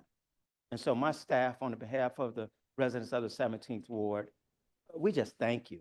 We thank you. We thank you. Thank you is not enough for what you do, especially in some of these challenging areas when we get that call. Cole, I appreciate your leadership. You know that, none like it. And I have no doubt that you're gonna find somebody. She can't be replaced. We know that. That's a given. But find somebody that can at least have the heart and the passion that you have. I love you. My staff love you. And I really wish you well. God bless. Thank you, Alderman Moore. Madam Clerk, Alderman Moore would like to be recorded as a no on this resolution. The chair recognizes Alderman Scott Wagispack. Thank you, Mr. President. Josie, just on behalf of Pedro, Carrie, the rest of our staff, and of course our residents and businesses, just want to thank you for your years of great service to our entire city. Thank you, Mr. President. You're welcome. The chair, are there any other alders that wish to speak? Otherwise, we will have Alderwoman Sam Nugent be our final speaker. Seeing no other hands, the chair recognizes Alderwoman Sam Nugent. Thank you, Mr. President. I obviously rise in support of this resolution. Josie, I wish you well in your retirement, but I got to say a few things about you before we get out of that box. First of all, you're just a doer, and I think everybody's comments here today completely illustrate and reflect that. You became the first female general superintendent in 2000, followed by your promotion to become the first female deputy commissioner for DSS. In your role, you implemented new strategies that addressed rodent challenges across the city. And these things might seem small now, but they're big deals and they change the lives of all of our constituents. Door-to-door abatement projects, including flyer distribution, knocking on doors, inspecting backyards, garbage carts. These things matter to our community and our residents. I am so personally grateful for those services.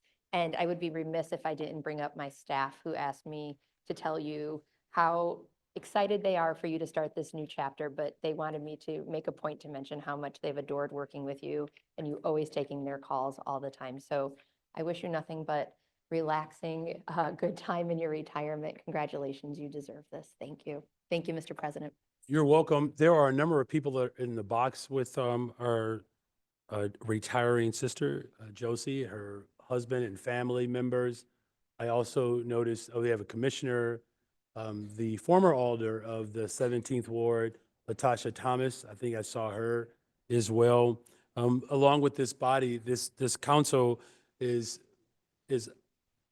clearly articulating not just their support of this resolution, but their value for you as a person. And that is an incredible testament. When your person is bigger than the position that you hold, that is truly the embodiment of a public servant.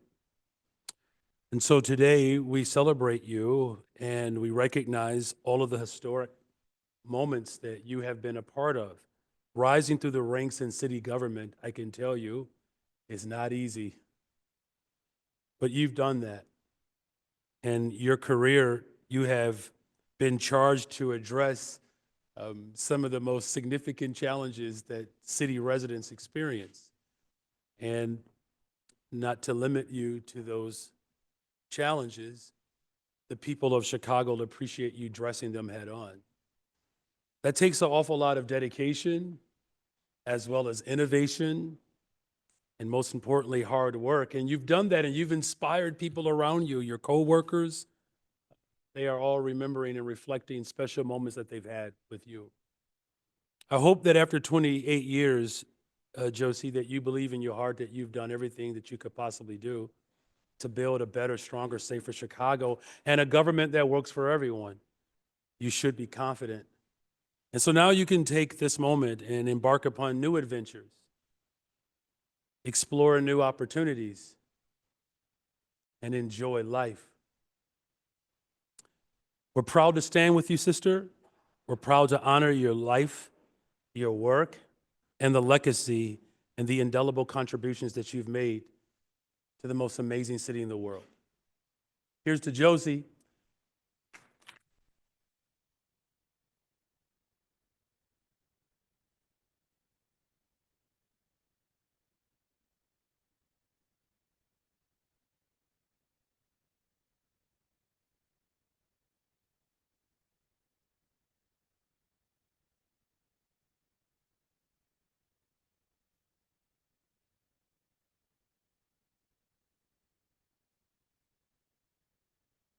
Alderman Mitchell, can I get a motion to pass this resolution? Mr. President, I move passage in the omnibus. Hearing no objections, so ordered.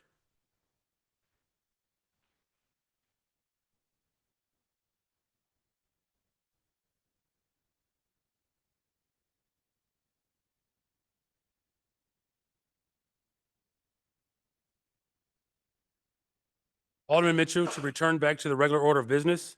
Mr. President, I move that we return to the regular order of business. Okay, one moment, please, before we return back to the order of business. The chair, Alderwoman Silverstein, would like to be recognized. Yes, thank you, Mr. President. Before we return to the regular order of business, I want to recognize something that has been weighing very heavily on my heart and the hearts of my community. All right, very well. Well, can we just hold that just for a moment and allow Absolutely. the box to be cleared so that we can hear what's on your heart?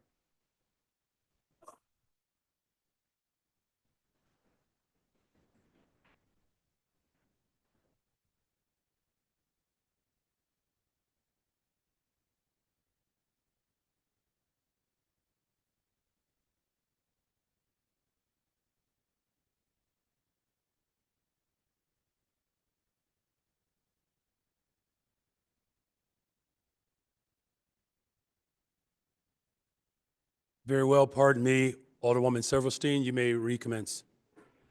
Thank you. On August 31st, Israel recovered the body of Hirsch Goldberg Poland, an American hostage who was murdered in a Hamas tunnel in Gaza. Not only was Hirsch the face of the hostage crisis for many American Jews, but he also has very close ties to Chicago. Hirsch's parents, John Poland and Rachel Goldberg, grew up in Chicago, and much of his extended family, including his grandmother, still live right here in the Chicagoland area. We all heard Hirsch's mother speak so powerfully at the DNC a few weeks ago, and now I want to share a few of the words she spoke at her son's funeral. Hirsch, for all of these months, I have been in such torment worrying about you every millisecond of every day. It was such a specific type of misery that I have never experienced before. I tried hard to suppress the missing you part because that I was convinced would break me. So I spent 330 days terrified, scared, worrying, and frightened. It closed my throat and made my soul throb with third-degree burns. Part of what is so deeply crushing and confusing for us is that a strange thing happened along this macabre path upon which our family found itself traveling for the past 332 days. Amidst the inexplicable agony, terror, anguish, desperation, and fear, we became absolutely certain that you were coming home to us alive. But that was not to be. When you wrote to us from the bomb shelter, you had just seen Honor get killed. You had lost your arm and you thought you were dying. You wrote to us, "I'm sorry," because you knew how crushing it would be for us to lose you. So you fought to stay alive all this time, but now you are gone. Okay, sweet boy, go now on your journey. I hope it's as good as the trips you dreamed about, because finally, my sweet, sweet boy, finally, you are free. I just want to have a brief moment of silence in memory of Hirsch Goldberg Poland. May his memory be a blessing. May his death not be in vain. And may we bring the rest of the hostages home. Thank you. Let's have a moment of silence, please.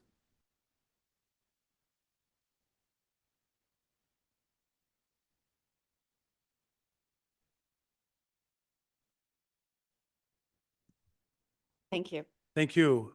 Alderman Mitchell, the motion to return back to the regular order of business. Mr. President, I move that we return to the regular order of business. Hearing no objections, so ordered. I would like to, before we get to communications, I would like to again acknowledge two of our former alders that are on the floor with us today. We have Alderwoman Latasha Thomas and Alderman Roderick Sawyer. The Black Caucus just grew by 13% today. Congratulations. Can we just thank you all for being here today?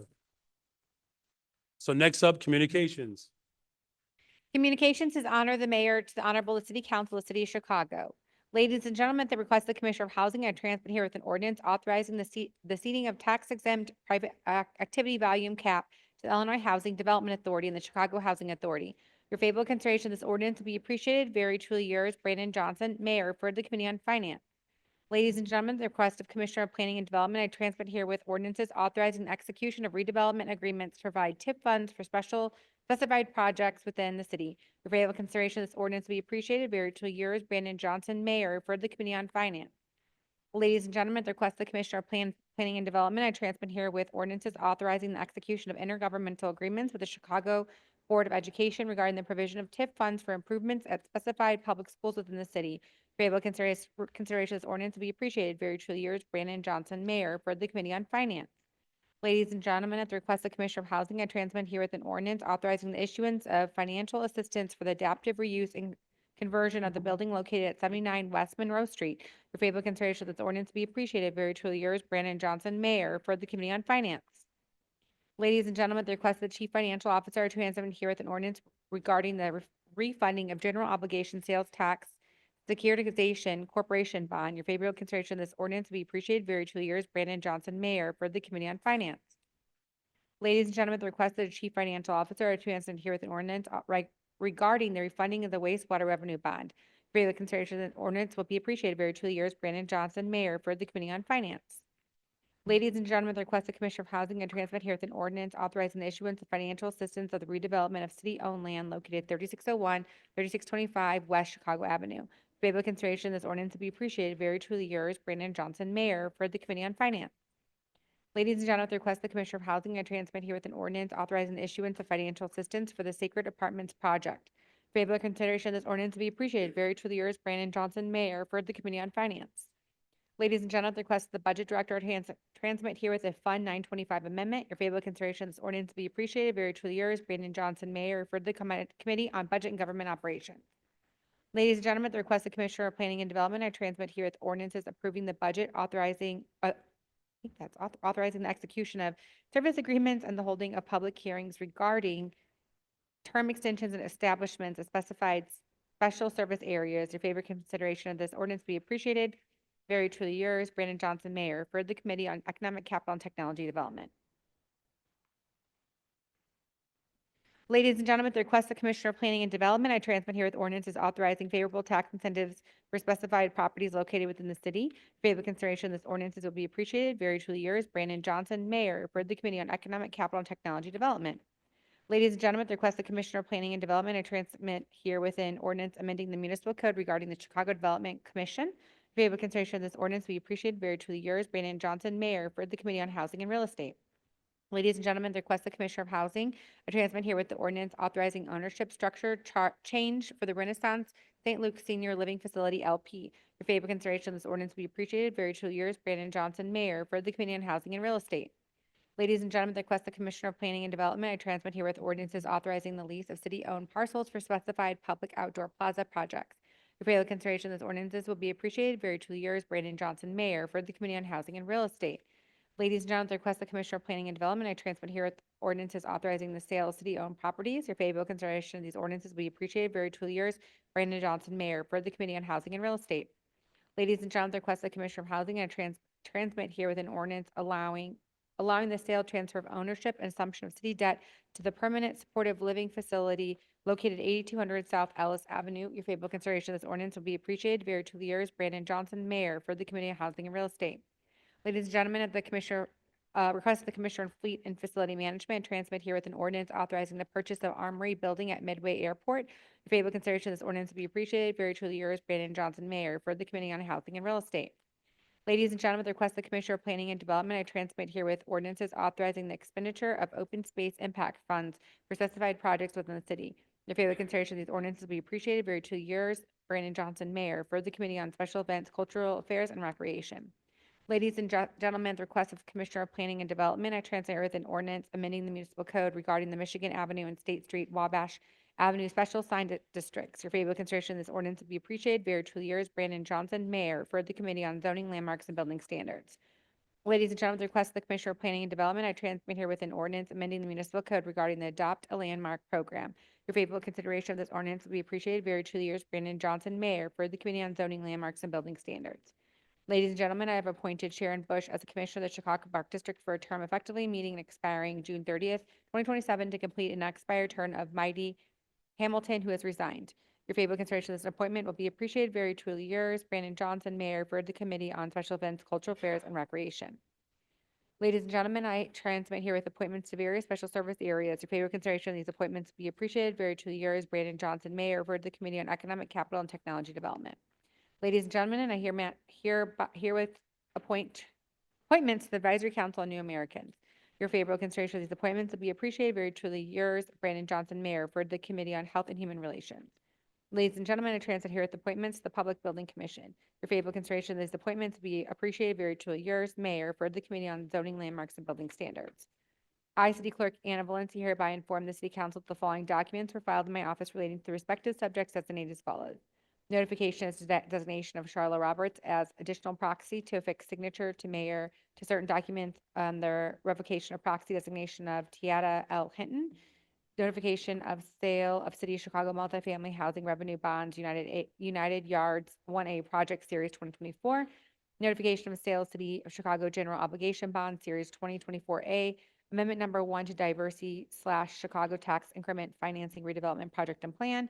Codification and insertion of past ordinance number 024-0008373 as new section of 8-4-170 in chapters 8-4 of Chicago Municipal Code.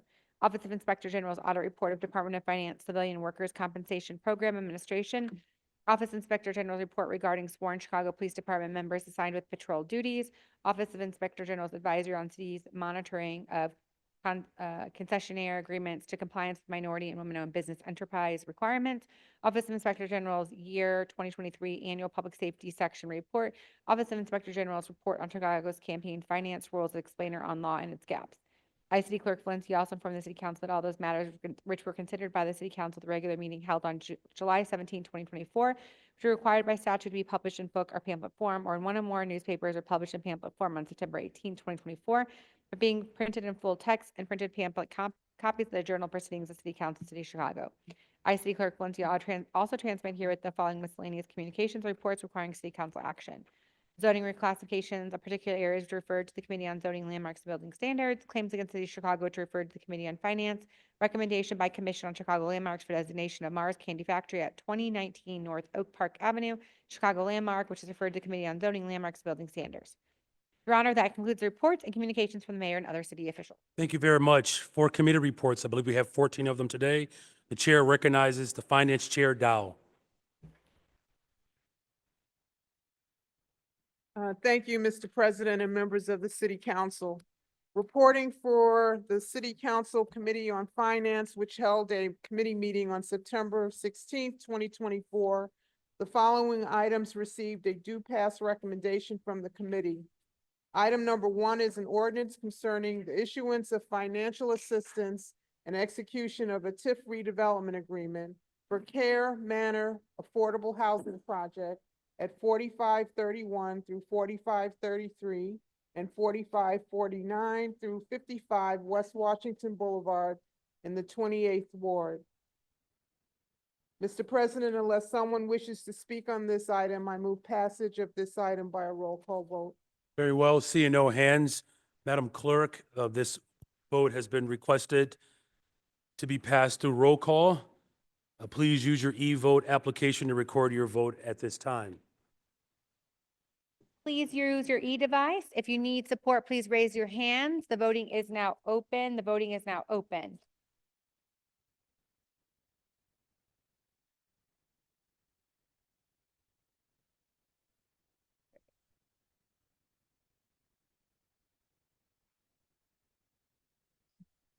Second.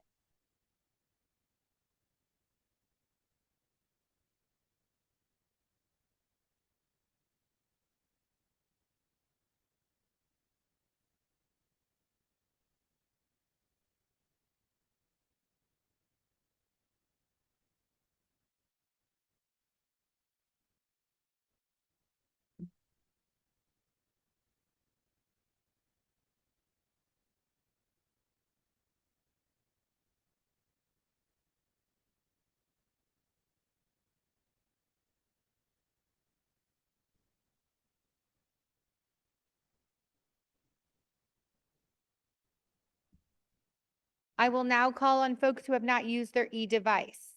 Alderman Hall. Alderman Hall is a yes. Alderman Beal. Alderman Beal is a yes. Alderman Quinn. Alderman Quinn is a yes. Alderwoman Taylor.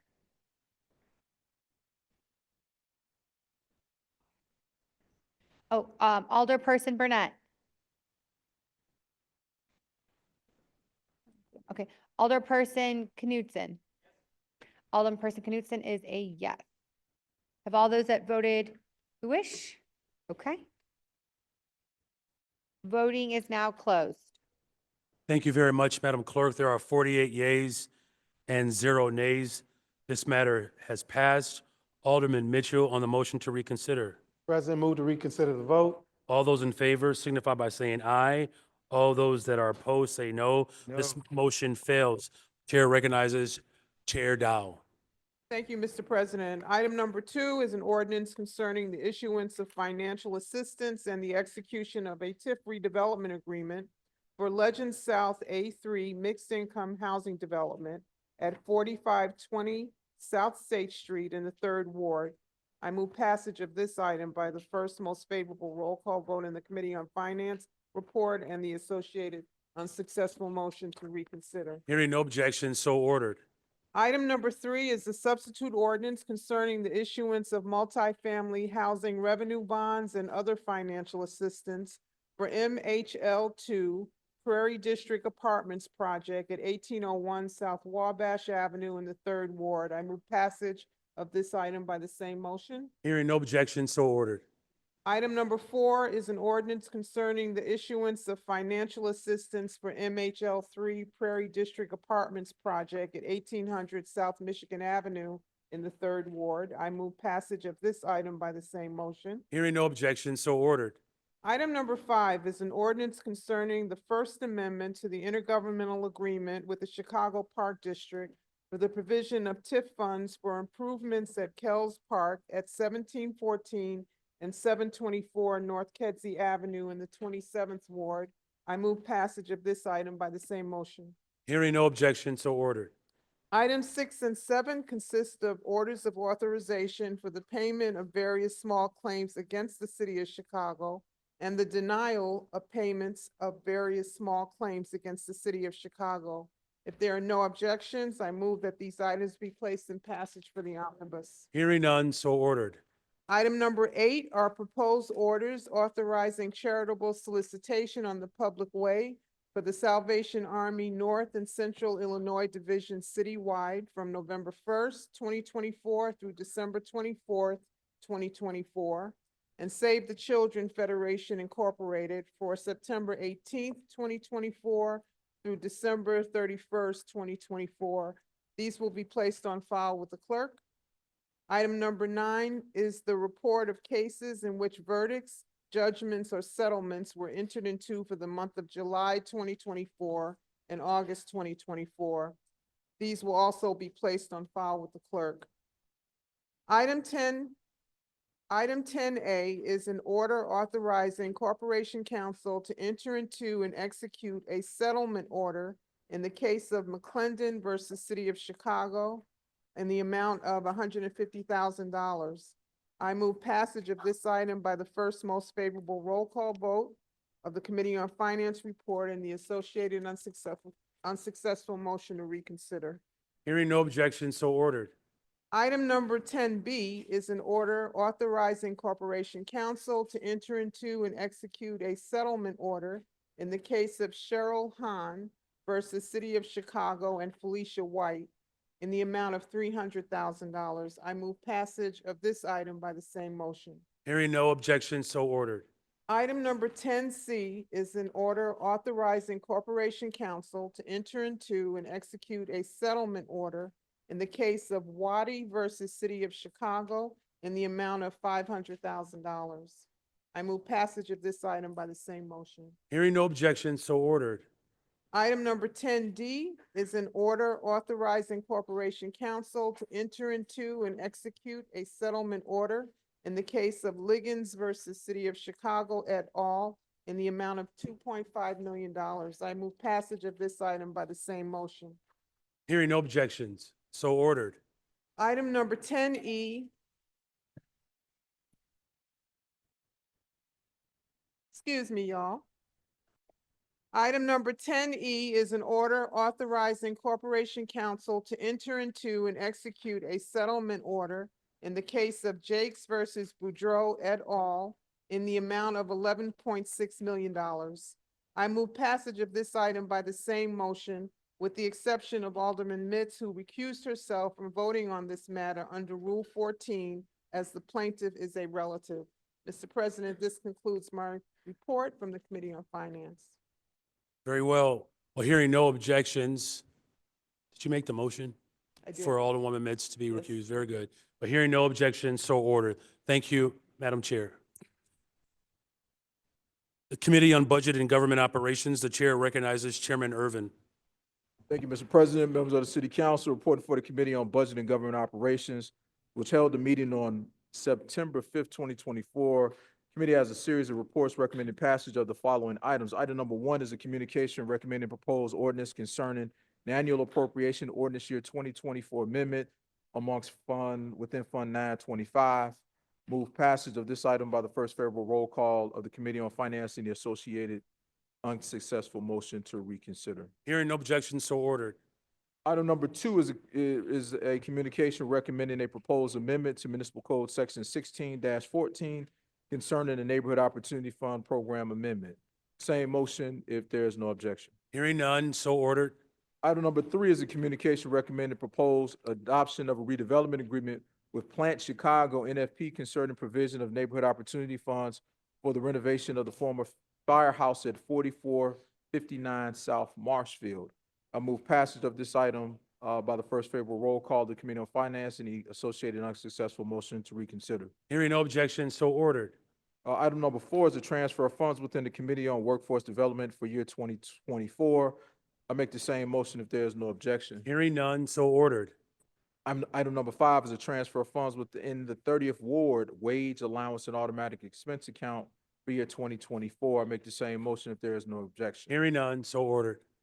Item number 6 is a transfer of funds within the 40th Ward Wage Allowance and Automatic Expense Account for year 2024. I make the same motion if there is no objection. Hearing none, so ordered. Mr. President, that concludes the reports. Thank you very much, Mr. Chair. For Committee on Aviation, the Chair recognizes Chairman O'Shea. Mr. President, members of the City Council, reporting for your Committee on Aviation, which held a meeting on Tuesday, September 10th, 2024. The committee has a series of reports recommending passage of the following items. Item number 1, Ordinance 2024-001-1042 is the third amendment to Phase 1 lease, second amendment to Phase 2 lease, and first amendment to Phase 3 lease with Aero Chicago for cargo facility operations at Chicago O'Hare International Airport. Mr. President, I move passage of this item by the first favorable roll call vote of the Committee on Finance and associated unsuccessful motion to reconsider. Hearing no objection, so ordered. Item number 2, this ordinance, 2024-001-0971, is a lease agreement with United States Cellular Corporation and FCA Partners LLC for office space. For this item, the text of the lease was inadvertently excluded from the ordinance. We have sent a substitute ordinance that includes the lease to all city council members. I move for acceptance of the substitute ordinance by the first favorable roll call vote of the Committee on Finance. Hearing no objections, so ordered. I move passage of the substitute ordinance by the first favorable roll call vote of the Committee on Finance and associated unsuccessful motion to reconsider. Hearing no objections, so ordered. Thank you, Mr. President. Thank you, Mr. Chair. This- For the Committee on Rules, Chair recognized for the Committee on Committees and Rules. The Chair recognizes Chairwoman Harris. Thank you, Mr. President. We met on September 16th, 2024. Approval of the July 2024 monthly Rule 45 report for the Committee on Committees and Rules was approved. Item 1, 02-024-000-9670, submission of the public question by referendum to the Chicago voters at the next regular election regarding the change to the Commission of the Public Safety and Accountability membership from 7 members to 11 members, and amendment of the Municipal Code, Chapter 2-80, by modifying various sections regarding term limits, qualifications, duties, elections for, and appointments of the Commission for the Commission for Public Safety and Accountability received a do not pass.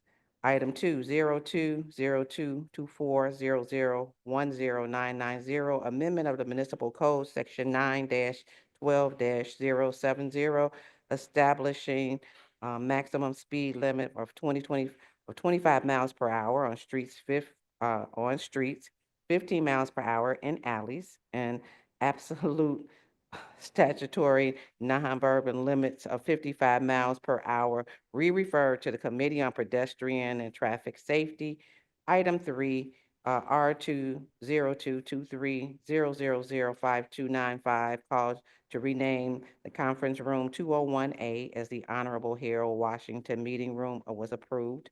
Item 4 was a direct introduction, a resolution calling for the resolution identifying the Sergeant-at-Arms of the City Council of the City of Chicago for the 2023 to 27 term was approved.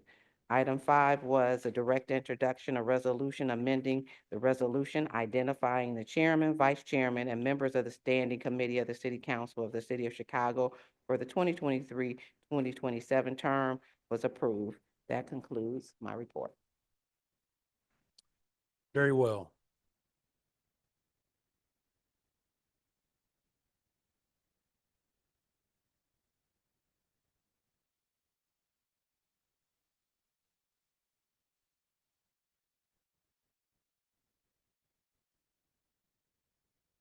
Thank you, Madam Chair, as you know, right? So for the items 3, 4, 5, and 6. Approval of those items by the first most favorable roll call of Finance. Very well. Hearing no objection, so ordered. Thank you, Madam Chair. For the Committee on Contracting and Oversight and Equity, the Chair recognizes Chair Mitz. Thank you, Mr. President and members of the City Council. I'm reporting for the Committee on Contracts, Oversight, and Equity. We held a meeting on September the 10th, 2024 to consider the following items. Item number 1, A2024-001-2072, a direct introduction, appointment of Charlotte Roberts as Chief Procurement Officer, sponsored by the Mayor Johnson. Mr. President, I move that the City Council concur in the recommendation of the Contract Oversight and Equity Committee by the same roll call vote as item number 1 of the Committee on Finance report and Associated unsuccessful motion to reconsider.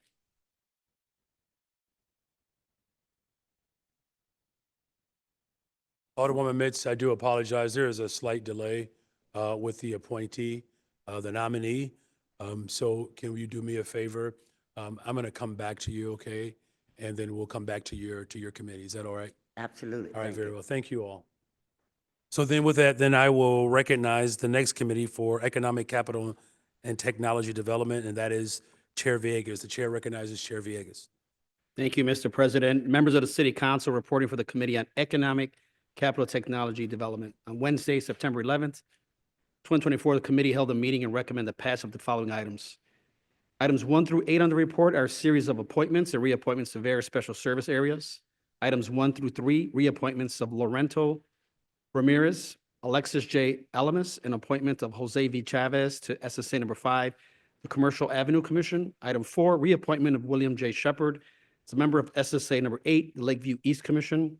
Items 5 through 7, reappointment of Christopher Murphy, and the appointments of Richard Buckwater and Daniel Eel as members of SSA number 28-2014, Six Corners Commission.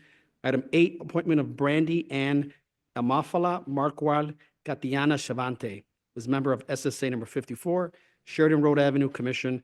I move for passage of these appointments and reappointments by the first favorable roll call of the Committee on Finance and the associated unsuccessful motion to reconsider.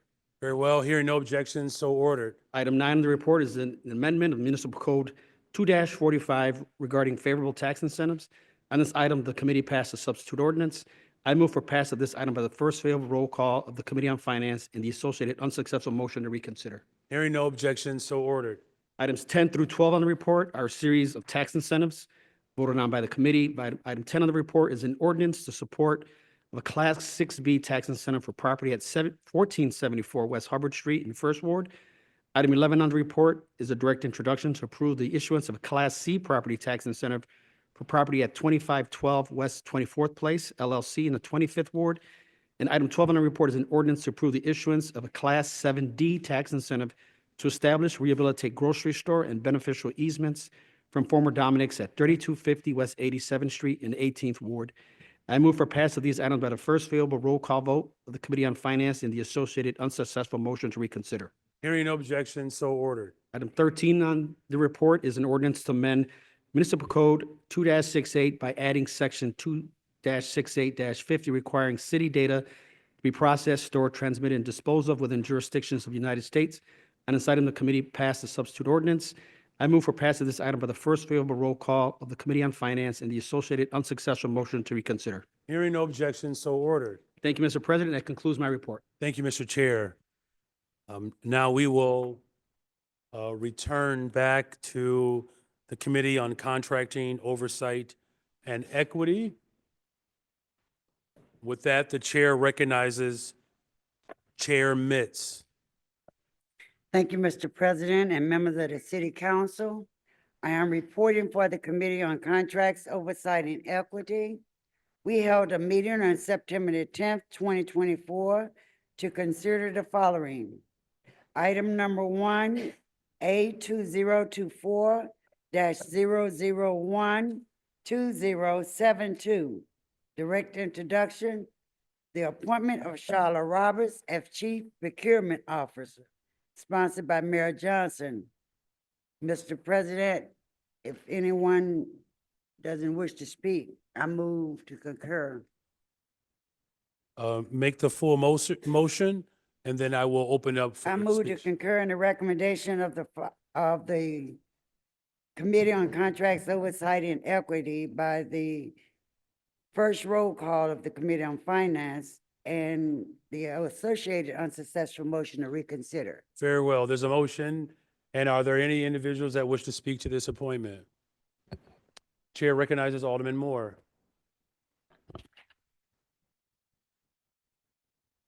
Thank you, Mr. President, for recognizing me, and I stand in support of this appointment. There's a spiritual song that says, "My good days outweigh my bad days." And and this is a good day.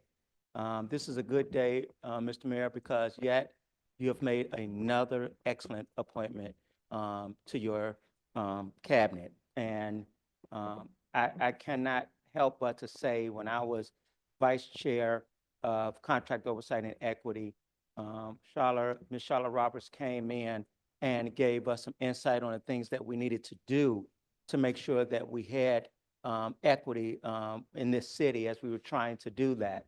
Unfortunately, I didn't get named as chair. We didn't get a chance to move on those things, but I knew she had the knowledge. As I began to look more into her and find out more about her, the things that she did at the state level, things that she did at the University of Illinois, has just been so exceptional. And I have no doubt that we're going to get to the point where we need to get to, where we're not sitting up here every budget hearing, every meeting asking what are numbers looking like for African Americans. And people always know when I say that, because I tell you, when Black people win, everybody benefits.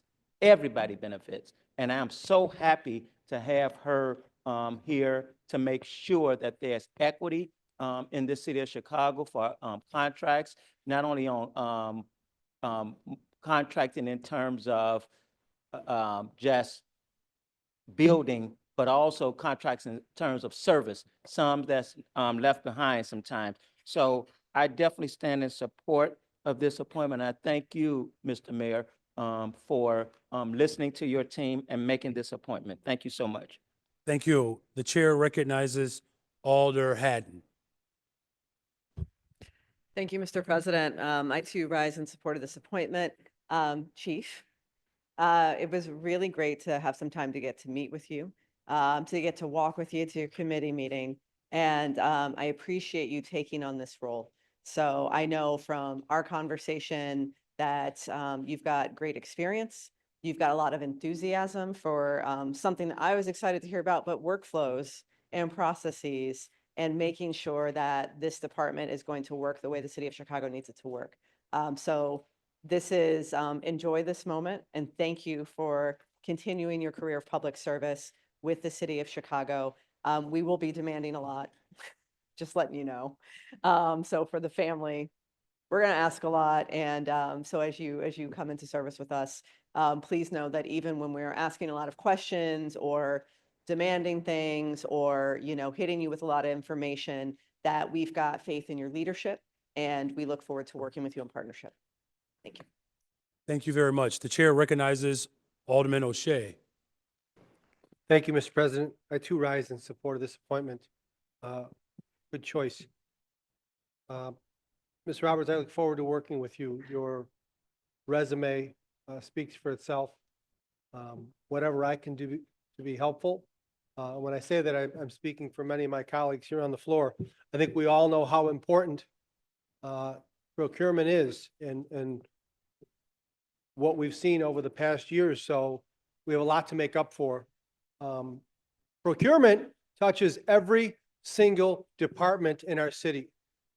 And I can speak on my own experience with aviation. We've got a lot of making up to do. Appreciate your willingness to take on this challenge.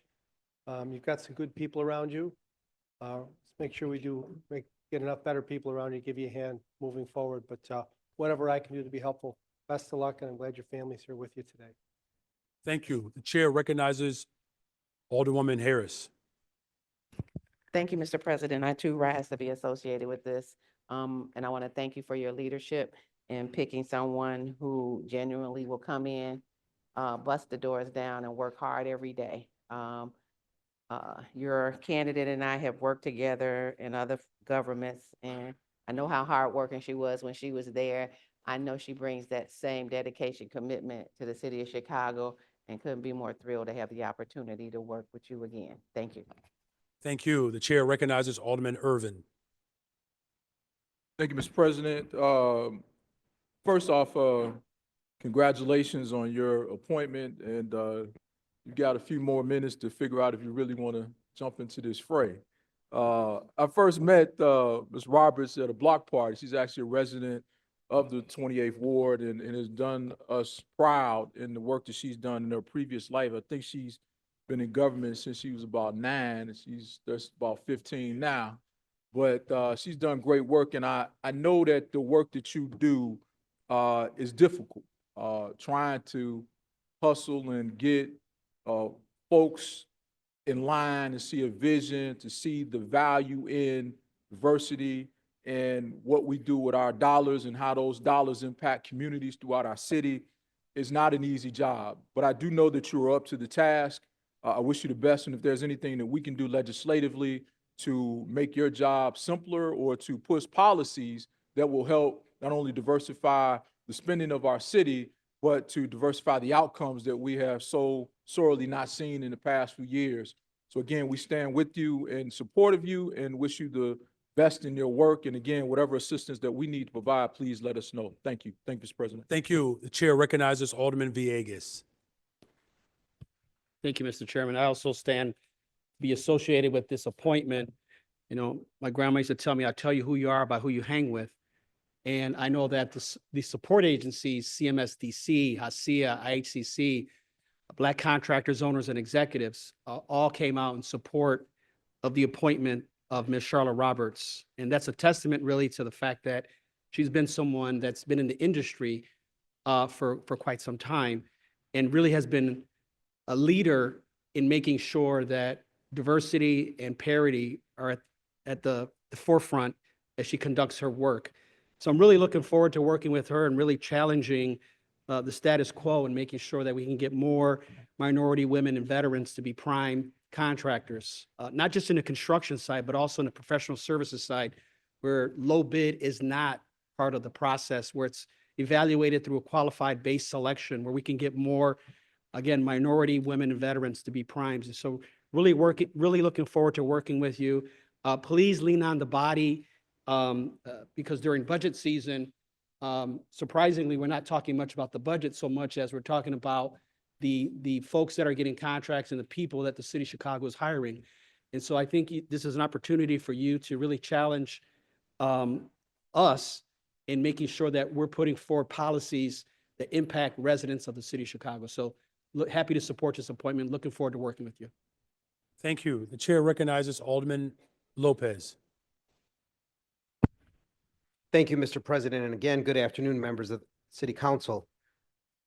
I wish to congratulate Ms. Roberts on your appointment. You and I have not had the opportunity to sit down, but I believe that we have that coming shortly. But I echo many of the comments made here today that your department is so crucial in expanding opportunity throughout every corner of the city of Chicago. All of us have WMBE licensed registered businesses in the city of Chicago. But there are many challenges even now with all of those businesses out there in getting them to want to do work with the city of Chicago. And that is truly a failure on all of us when we talk about the same players getting the same contracts year after year after year. We must be able to address those barriers that are stopping people from wanting to do business with the city of Chicago. Your office gives out monthly reports of things that are being bid out by every department, by every sister agency, and yet we are still struggling to get individuals into those bids. And those things must be addressed together. We cannot point the finger at you while we are silent in here. So I want to offer my hand and help to the department because there are many things that we've kind of just taken for granted over the years.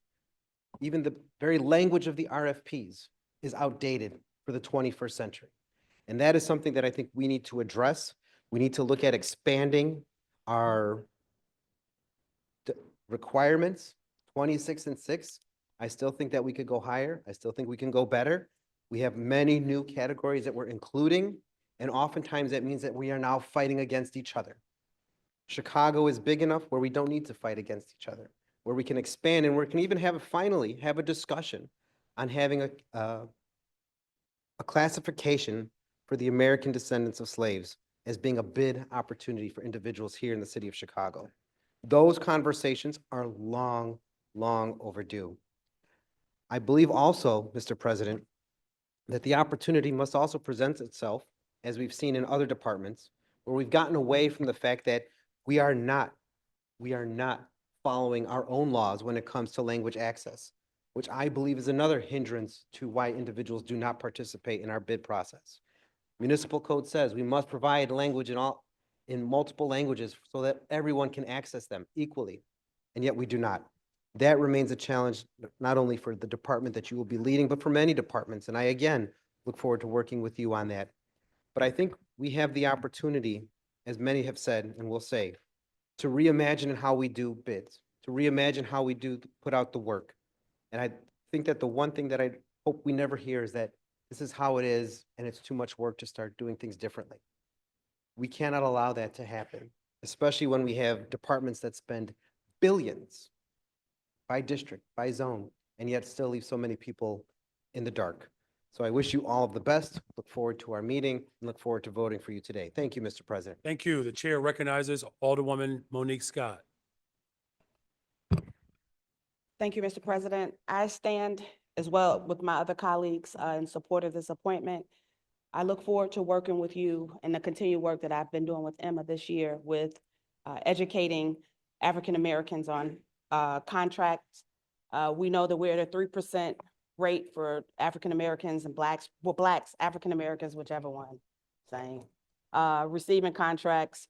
And so we need to raise that number, and we can do that with you and not separately from you. And so we don't want to put the burden all on you. We want to continue to work with you as alders and make sure that we get the job done so that it's fair and equitable throughout the city so that we can see less disparity with Blacks in these contracts because they're there, and we need to educate them on how and why and just go after those contracts. So I look forward to the continued work and an excellent appointment again. Thank you.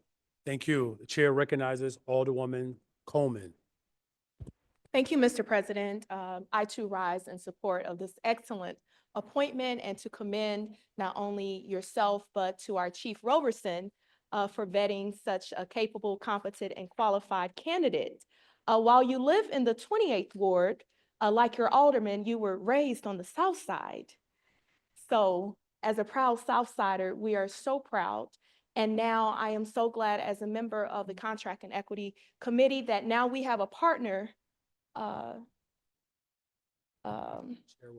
Chairman Mintz, now we finally have a partner in the procurement officer that will help us look into the antiquated codes and ordinances that have prevented African Americans from doing business with the city of Chicago. I don't recall in the last 5 years, not only the Black organizations, but also Latino-led organizations that have just written so much support and that has supported you for the last 30 years to present day. And we are looking forward to rolling our sleeves up, doing a lot of work, doing a lot of reading, but I know you eat, breathe, and live the law. So congratulations, Charlotte. I see your daughter. I know you are proud of your mother, and you're gonna get on this journey along with us, all right? God bless you. Thank you, Mr. President. Thank you. Before I turn it back over to the chairwoman, are there any other alders that wish to speak to this resolution? The chair recognizes, there are two more. The chair recognizes Alderman Lamont Robinson. Mr. Mayor, thank you. And I would like to rise to echo the sentiments of my colleagues. But I think it's important, Mr. Mayor, that while we have the Roberts family here, that we go down memory lane and on the history of who we have in front of us. Charlotte Roberts comes from a great stock. In 1960, her father, Herman Roberts, knowing that Black folks in this town, some of our greatest entertainers that could go to Paris and London and stay at some of the greatest hotels, could not stay in our great hotels here in the city of Chicago. Some of those artists and actresses, Sammy Davis Jr., Red Fox, Della Reese. Mr. Roberts created this hotel because these folks could not stay in downtown hotels. He created a space for our folks not only to be able to stay in a comfortable space, but also to come and entertain in their own community. At one point, Mr. Roberts had 35 taxis, 8 hotels, a nightclub, bowling alley, skating rink. The brother even had oil well. But in the midst of that, he put people to work. And that area around that hotel was safe and sound because people were working. And us bringing forth Charlotte Roberts is a testament to how this city needs to move forward. We know that we have issues around public safety in the city of Chicago, particularly in Black and brown neighborhoods. The reason that we have that is because folk don't have opportunities. And Charlotte Roberts knows about that. And so procurement is so important because if we put folks to work, again, if we put folks to work, they don't have to worry about gang banging, worry about selling drugs. Mr. Roberts did this years ago. Now we have his daughter here that comes out of the same stock. And so, Charlotte, we're not putting all this on you. We in this body are here to help you transform the city of Chicago through procurement. Because again, through procurement, we can create opportunities. And that is what this city needs. And so God bless you for taking on this big assignment. To the Roberts family, thank you for continuing to build on the legacy of Herman Roberts through Charlotte Roberts. And so Charlotte, God bless you and thank you so very much. Thank you, Alderman. The chair recognizes Alderman Hall. Mr. President, today is a day that I believe we've been waiting on for a long time. And in the $16 billion economy, we know that you see things differently. And I think that today the little people finally become big. The people who never get access to this $16.1 billion economy now will get an opportunity to compete. And so we are grateful that you will give people an opportunity, not only economically, but an opportunity to be a part of this beautiful city through their work and through their dedication in their businesses, their contribution to our society. So as my colleague just mentioned, it's in your DNA to build.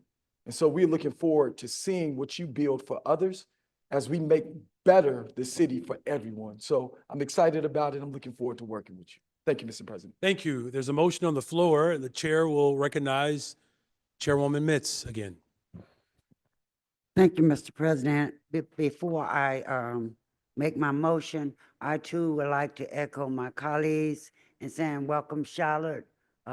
We've had conversation and, you know, I've shared my vision about the history of what have been in procurement and where we're at. I've talked to everyone in the council, the mayor administration. We have got to change the way we are doing things.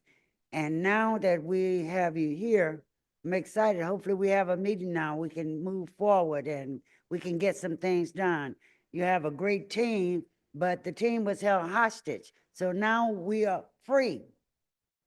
There's nothing holding us back no more, Mr. Mayor. So we're ready to hit the ground running, and let's see what we can do about all these billions of dollars that we have here in contracts, and yet people are not able to get jobs. Yet we can't find vendors who are able to look like us to do business in our community. It is sad and it's sickening, and we got to change it. So I'm glad you have the passion, the stomach, such as myself. I like a good fight. I like to see stuff messed up and come up and fix it up. And that's what we are looking to do here. So thank you so much. Thank your family. Thank you for the history that was given by Alderman Robinson, the father, and all of his legacy. So that means I don't have to worry about you, because you're young, you got energy, and we can put the whip to the fire and make it work. So thank you so much, Charlotte. I'm looking forward to you. I see we have your team here with us that came to witness this moment. Witness this moment of another history being made of a Black woman being ready to handle the chief procurement office for contracts, oversight, and equity. Thank you, Mr. Mayor. Thank you for allowing us, John, for your leadership in this role, and we look forward to getting it work. And with that, Mr. President, I move that the City Council concur in the recommendation again of the Contracts Oversight and Equity Committee by the same roll call as item number 1 of the Committee on Finance report and the associated unsuccessful motion to reconsider. Well, hearing no objection, so ordered. Congratulations. Thank you.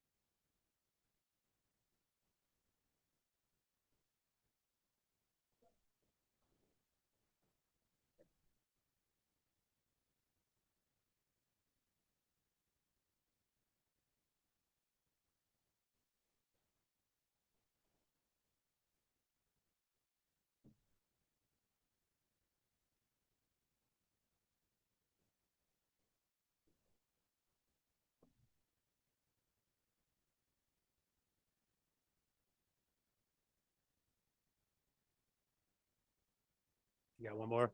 Madam Chair, do you have one more item? Chair recognizes Chair, there we are.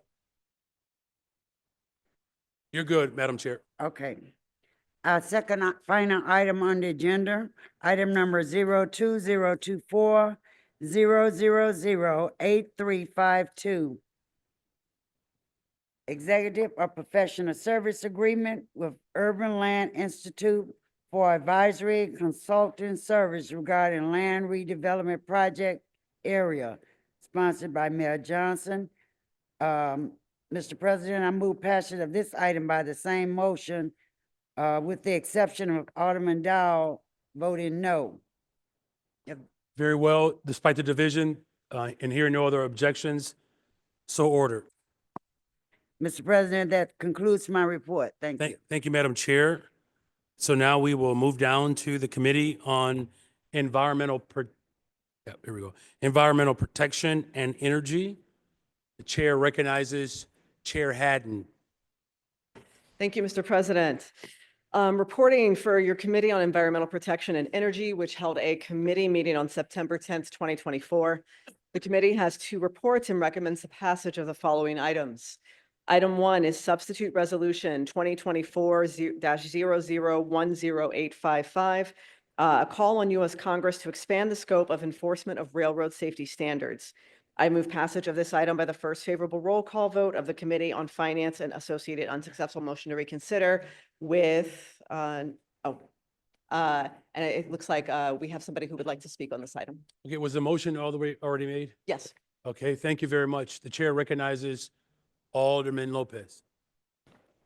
Thank you, Chairman, and again, good afternoon, members of the City Council. I want to personally rise and thank our Chairwoman for having this hearing, and also for discussing about having further hearings about safety of the railroads. Many of us, particularly in this column here, are impacted by several railroads that intersect all throughout the city of Chicago, but especially in West Englewood, New City, and back of the yards in Canaryville.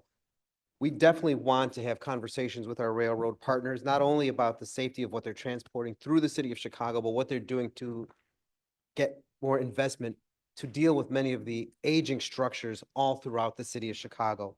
Many of the crumbling walls and rails that we see that were not covered in previous federal action. And I believe it's imperative that we, as the center of the United States, as the rail hub of the United States, continue to have those conversations with the major rails that operate in the city of Chicago so that we can get those investment dollars into our neighborhoods to uplift many of the issues that we see so that our taxpayers, our Chicago taxpayers, are not forced to deal with this manner themselves.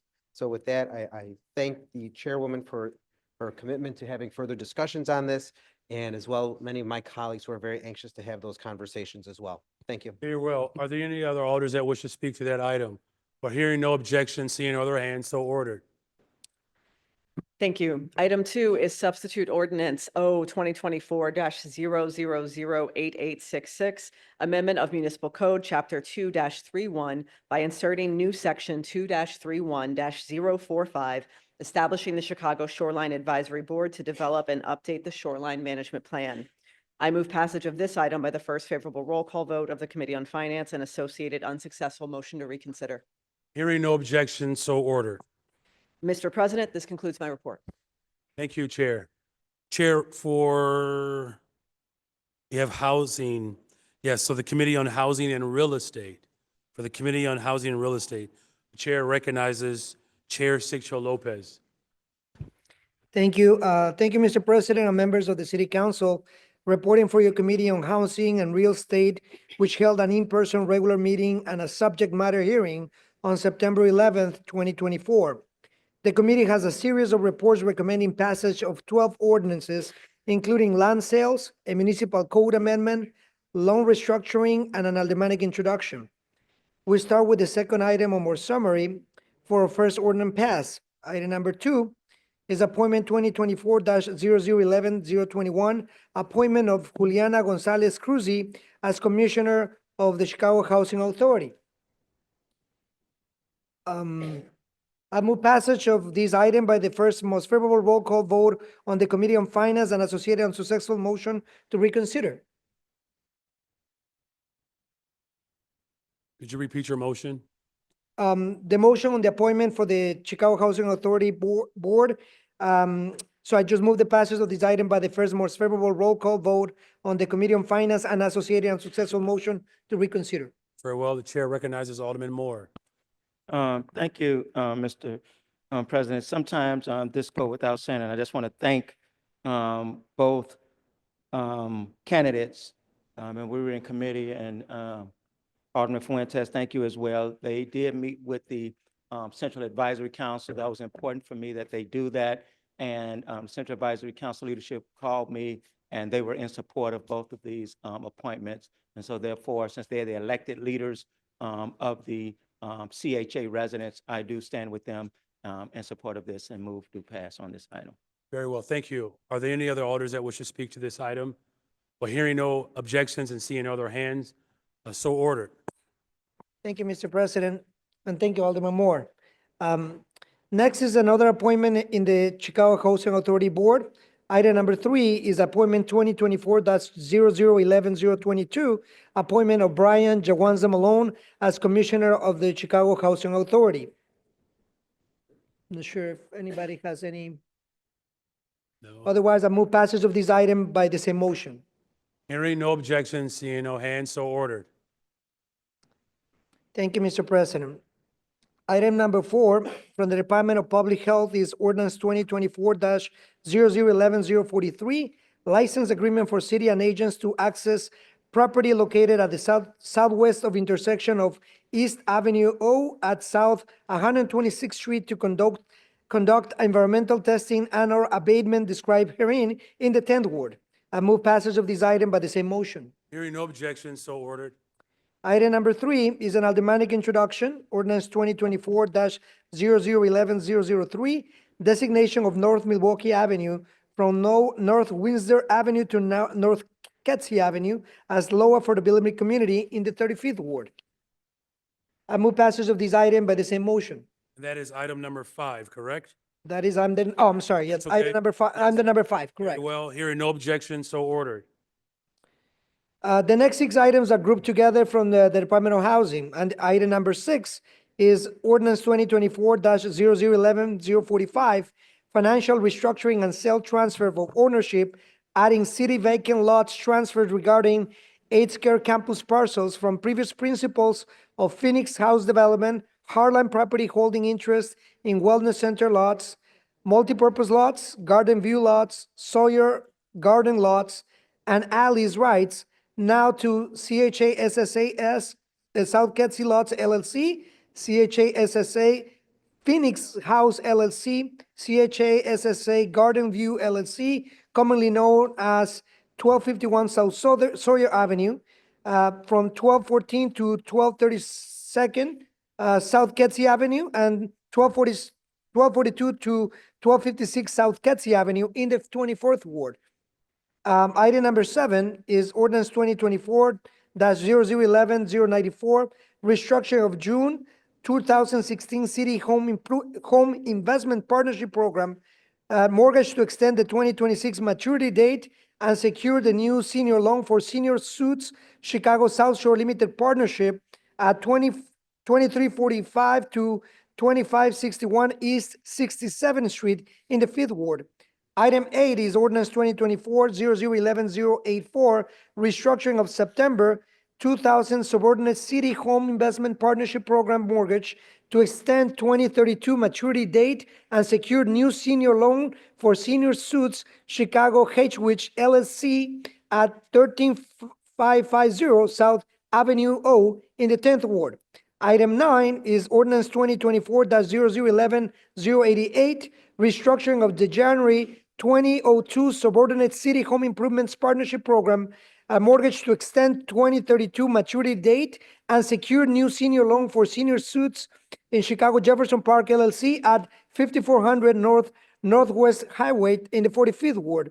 Item 10 is the ordinance 2024-0011-091, restructuring of November 2003 subordinate city home investments partnership program, mortgage to extend maturity date of 2035 and secure new senior loan for Senior Suits Chicago West Humboldt Park LLC at 3656 West Huron Street in the 27th Ward.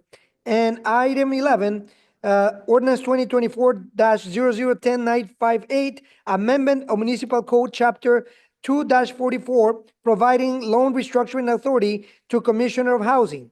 I move passage of these items by the same motion. Hearing no objection, so ordered. Thank you, Mr. President. The last 2 items are from the Department of Planning and Development. Item 13 on the summary was held in committee.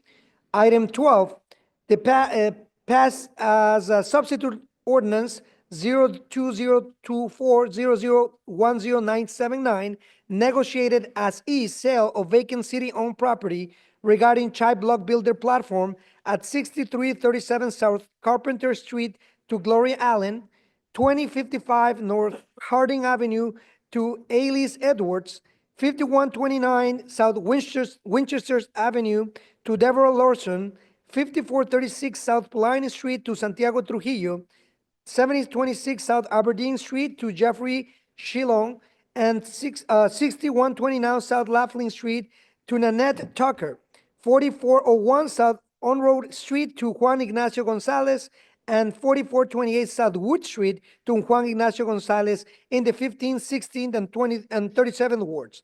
Item 14 is ordinance 2024-0011-086, sale of city-owned properties in the 20th ward to adjacent neighbors under Chai Block Builder Platform. I move passage of these items by the same motion. Hearing no objections, so ordered.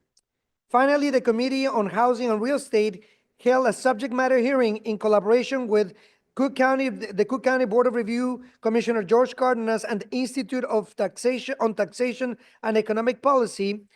Commissioner Cardenas' team gave a presentation on the circuit breaker tax proposal, and ETEM presented an analysis on other municipalities who have established similar circuit breaker programs. No votes were taken on the matter. Mr. President, this concludes my report. Thank you, Mr. Chair.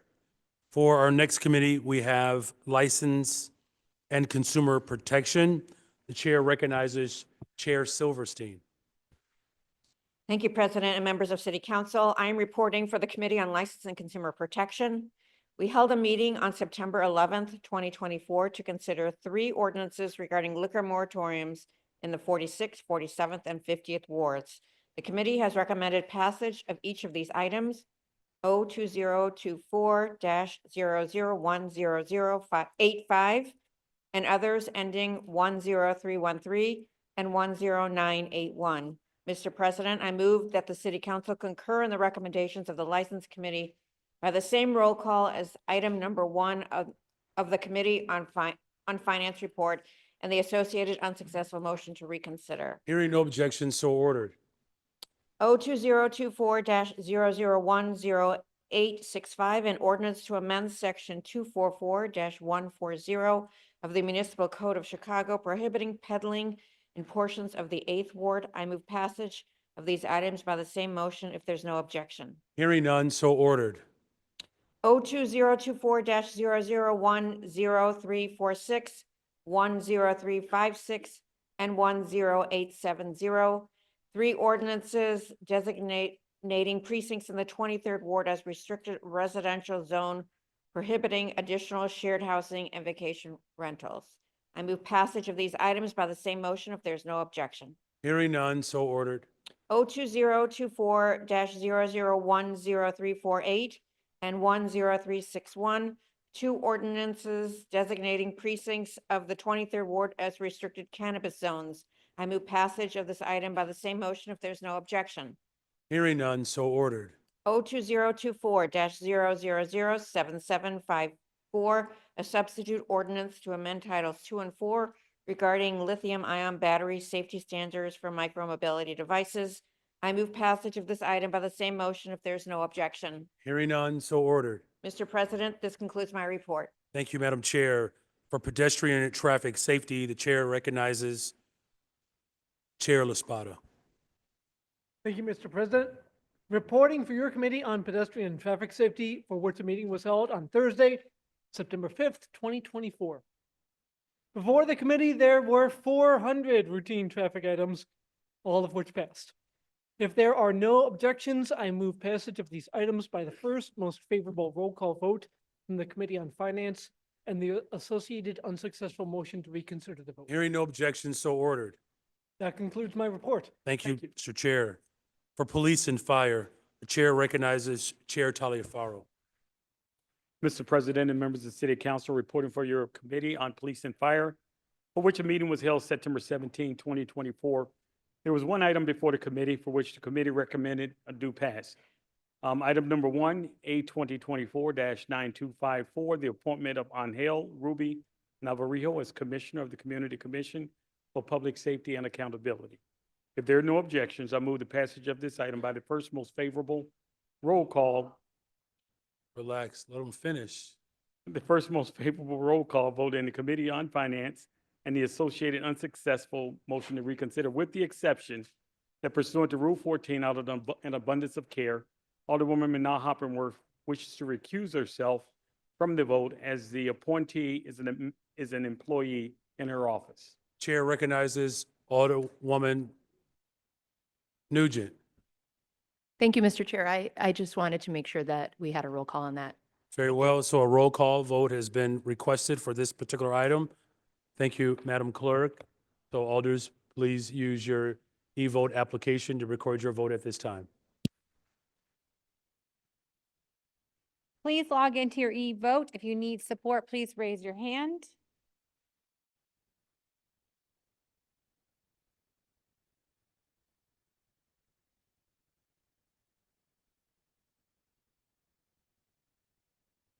The voting is now open. The voting is now open. Please use your e-device and raise your hand if you need support. The voting is open.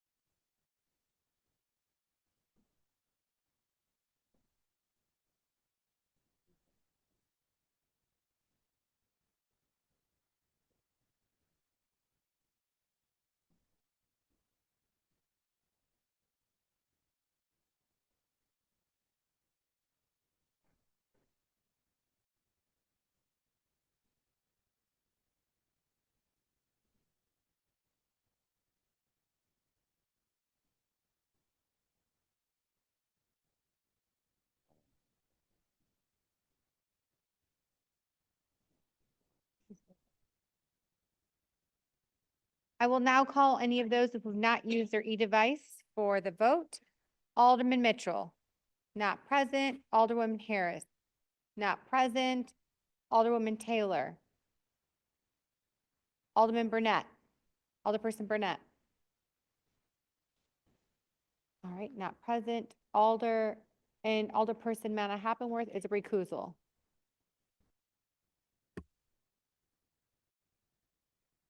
All right, the voting is now closed.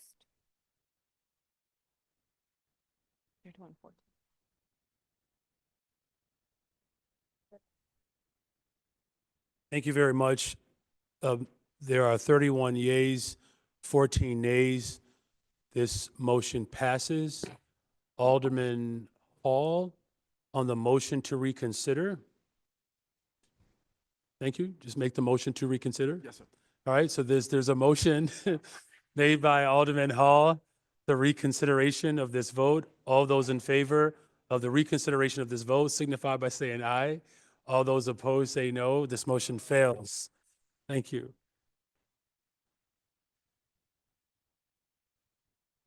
Chair recognizes Chair Taliaferro. Mr. President, that concludes my report. Very well. Thank you very much. Our next committee is on special events and cultural affairs and recreation. That's chaired by Nick Spazzato. The chair recognizes Chair Spazzato. Thank you, Mr. President, also known as the Happy Committee.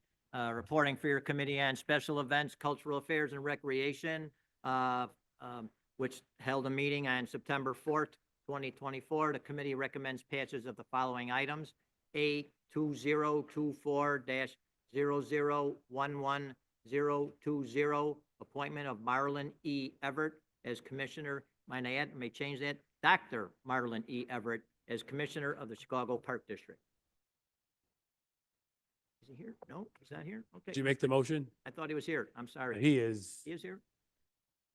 I don't believe he's here. It's okay. I'm sorry then. I thought he was here. So I move passage of this item by the first favorable roll call, a vote of the Committee on Finance and the associated unsuccessful motion to reconsider. Hearing no objection, so ordered. SO 2024-0010-158, amendment of Municipal Code, Chapter 16-18 by modifying Section 16-18-040 to adjust open space impact fee costs and schedules. I move passage of this item by the first favorable roll call and vote of the Committee on Finance and associated unsuccessful motion to reconsider. Very well. Hearing no objection, so ordered.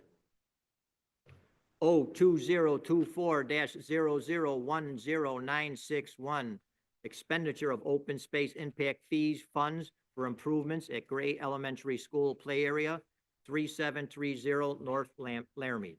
I move passage of this item by the first favorable roll call vote of the Committee on Finance and associated unsuccessful motion to reconsider. Hearing no objection, so ordered. 2024-0010962, expenditure of open space impact fee funds for costs related to development of Larrabee Gateway Plaza.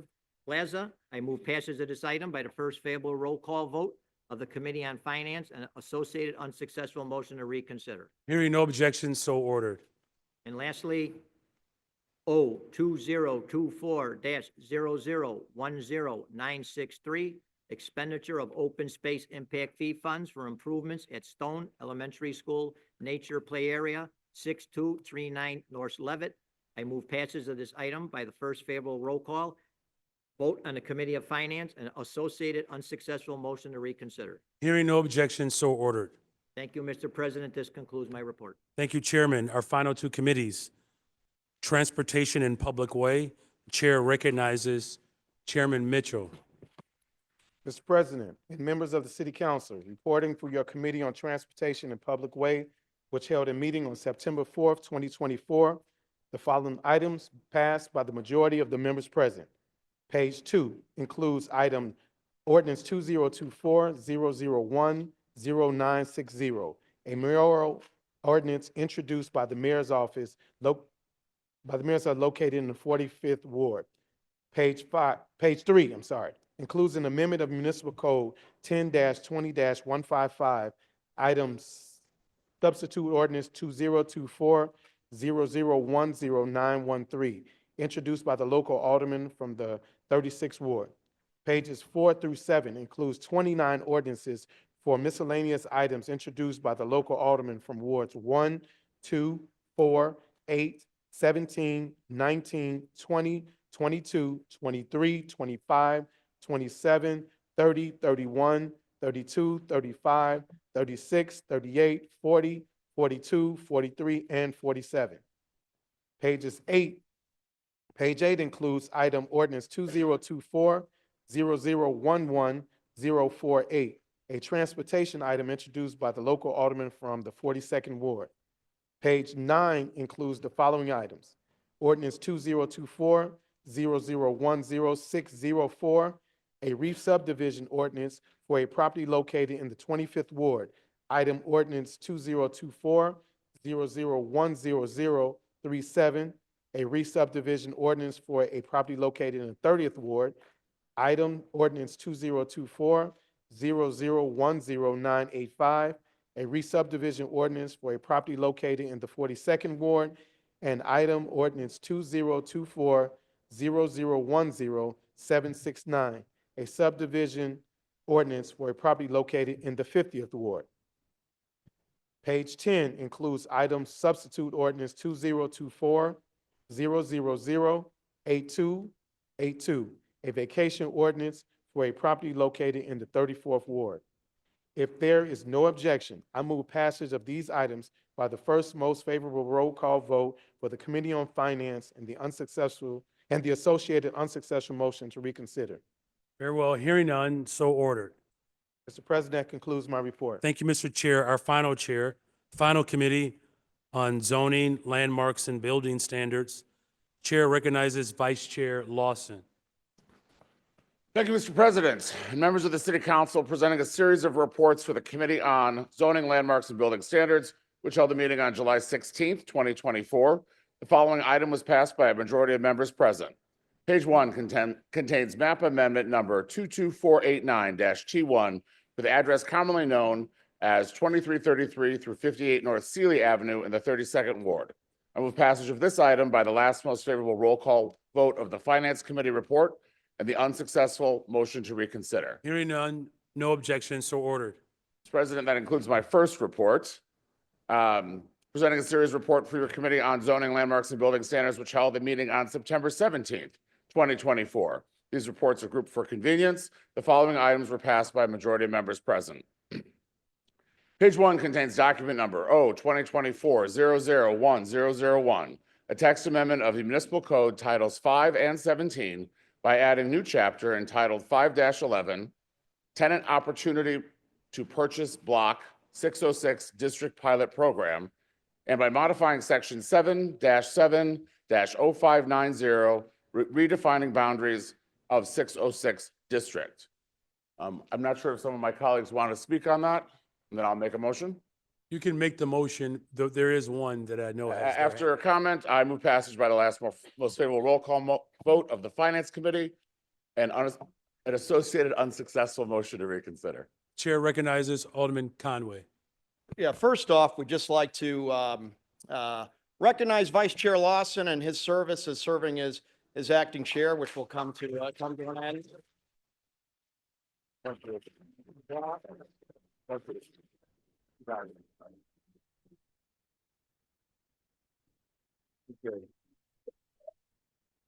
Thank you. Thank you. Thank you.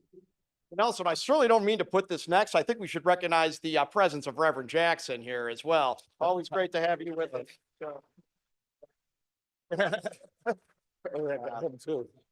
You know, we have a housing shortage in this city. I don't need to tell that to any of you. And to alleviate that, we need to cut red tape and we need to incentivize development here. And this ordinance does the opposite on both counts in several places. Even just looking at the right of first refusal in section 511-060, it would add 90 days to a closing for a building with 4 or less units. and it would add 210 days or more for a building of 5 or more units. Now, buyers or investors or developers are going to be less likely to want to deal with that in this area, which will restrict investment and the building of new housing. Now, this isn't in my ward. I acknowledge that. It probably indirectly helps my ward, if anything. But if we as a city want to be cutting red tape and encouraging investment in our neighborhoods, we should not be constricting the supply of housing.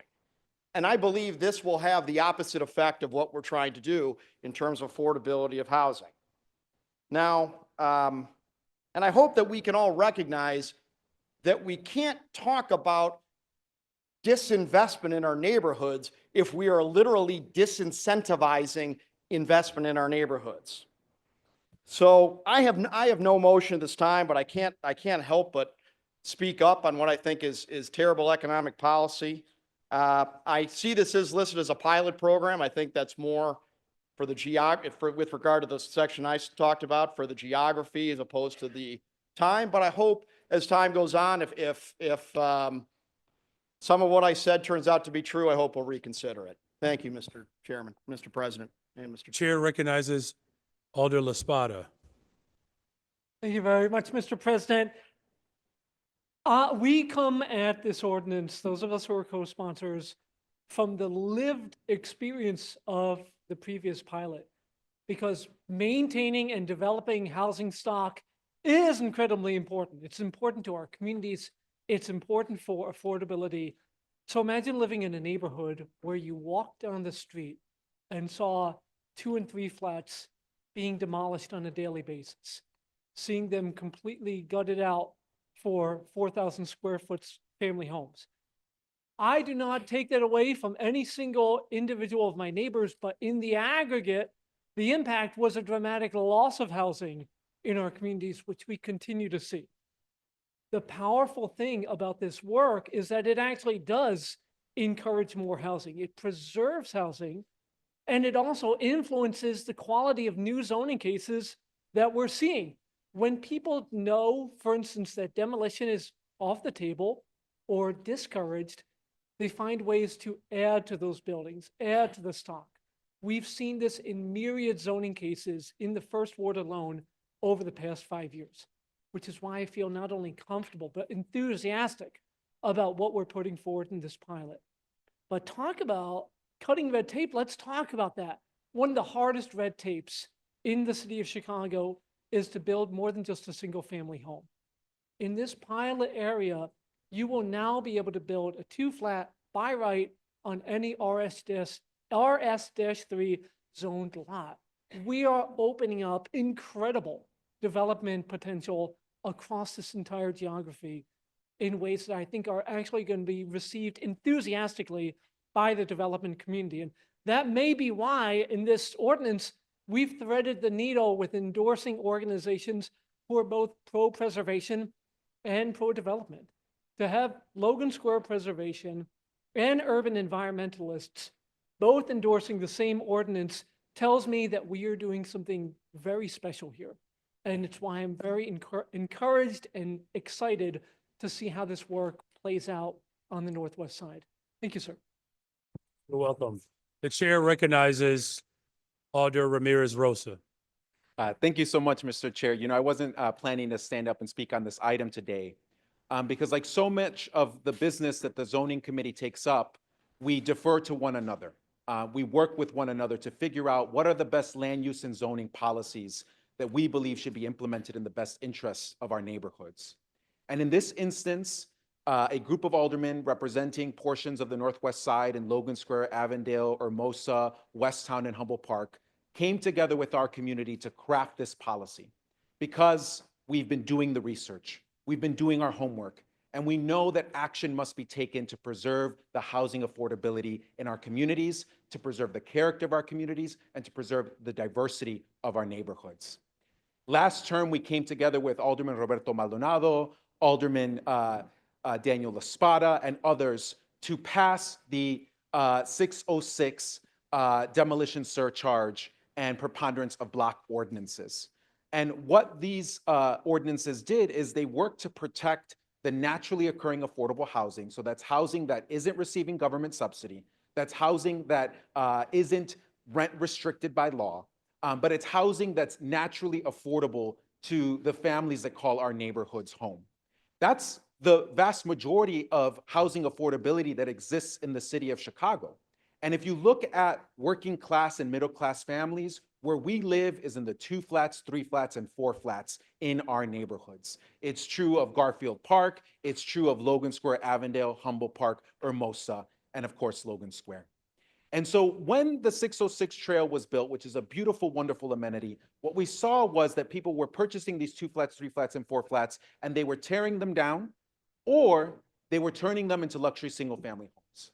And we lost that density that is so critical for affordability. We lost that density that provides the students that our schools need, that provides the customers that our businesses need, and our communities began to suffer as a result. So we worked with the Department of Housing, we worked collectively with all of you who served last term alongside us, and we passed the ordinance around the 606 trail. And then we collected data for years. And the memo that was issued by the Department of Housing found that these policies are working, that they're helping to preserve that density in our communities, that they're helping to preserve that middle housing. What's middle housing? Middle housing is the vast majority of housing that families in our city live in. Of course, there's single-family homes. Of course, there's skyscrapers in the 34th Ward and in the 42nd Ward and in the South Loop. But in the neighborhoods, the vast majority of people live in middle housing.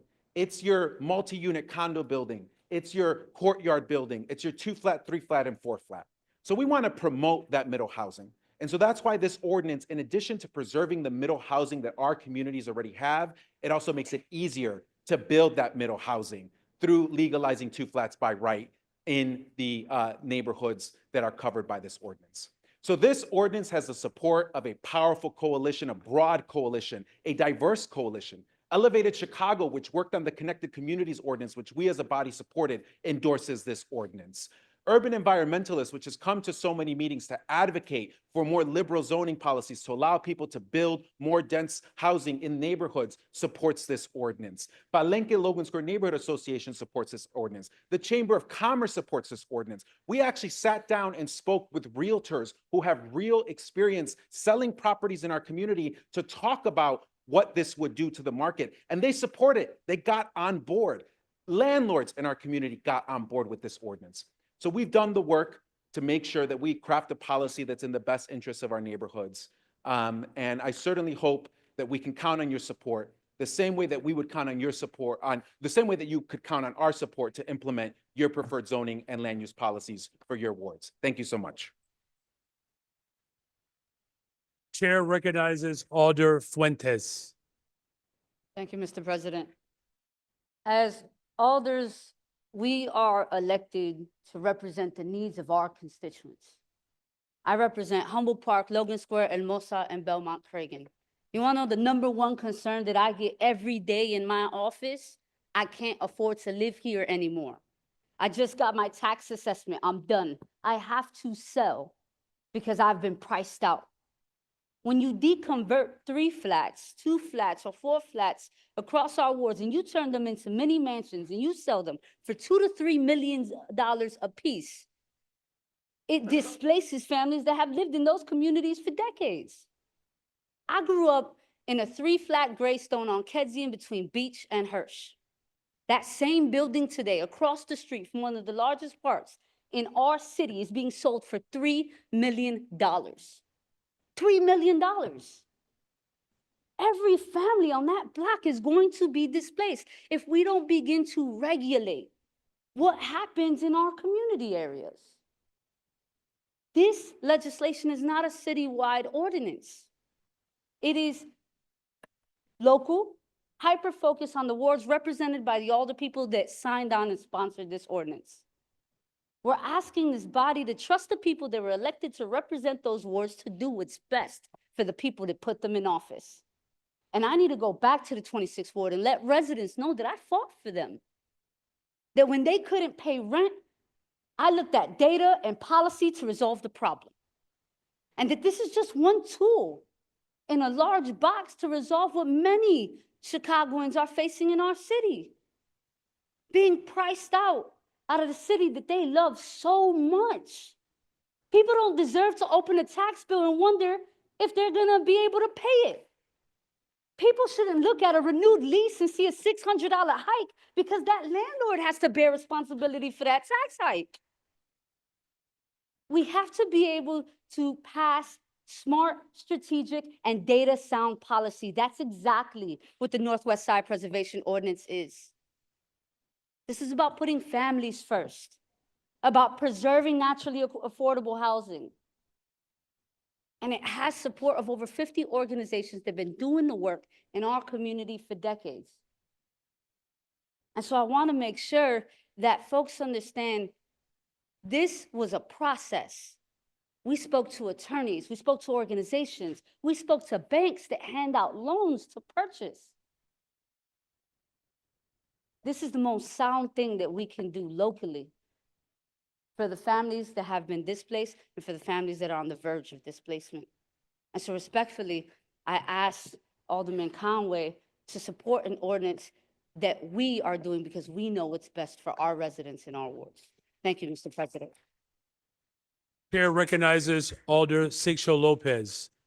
Thank you, Chairman, and I was also prepared or wasn't planning to speak, but I do think it's important to recognize, and I'm glad Reverend Jackson is here. I'm very glad to see civil rights leaders to continue to fight for housing justice.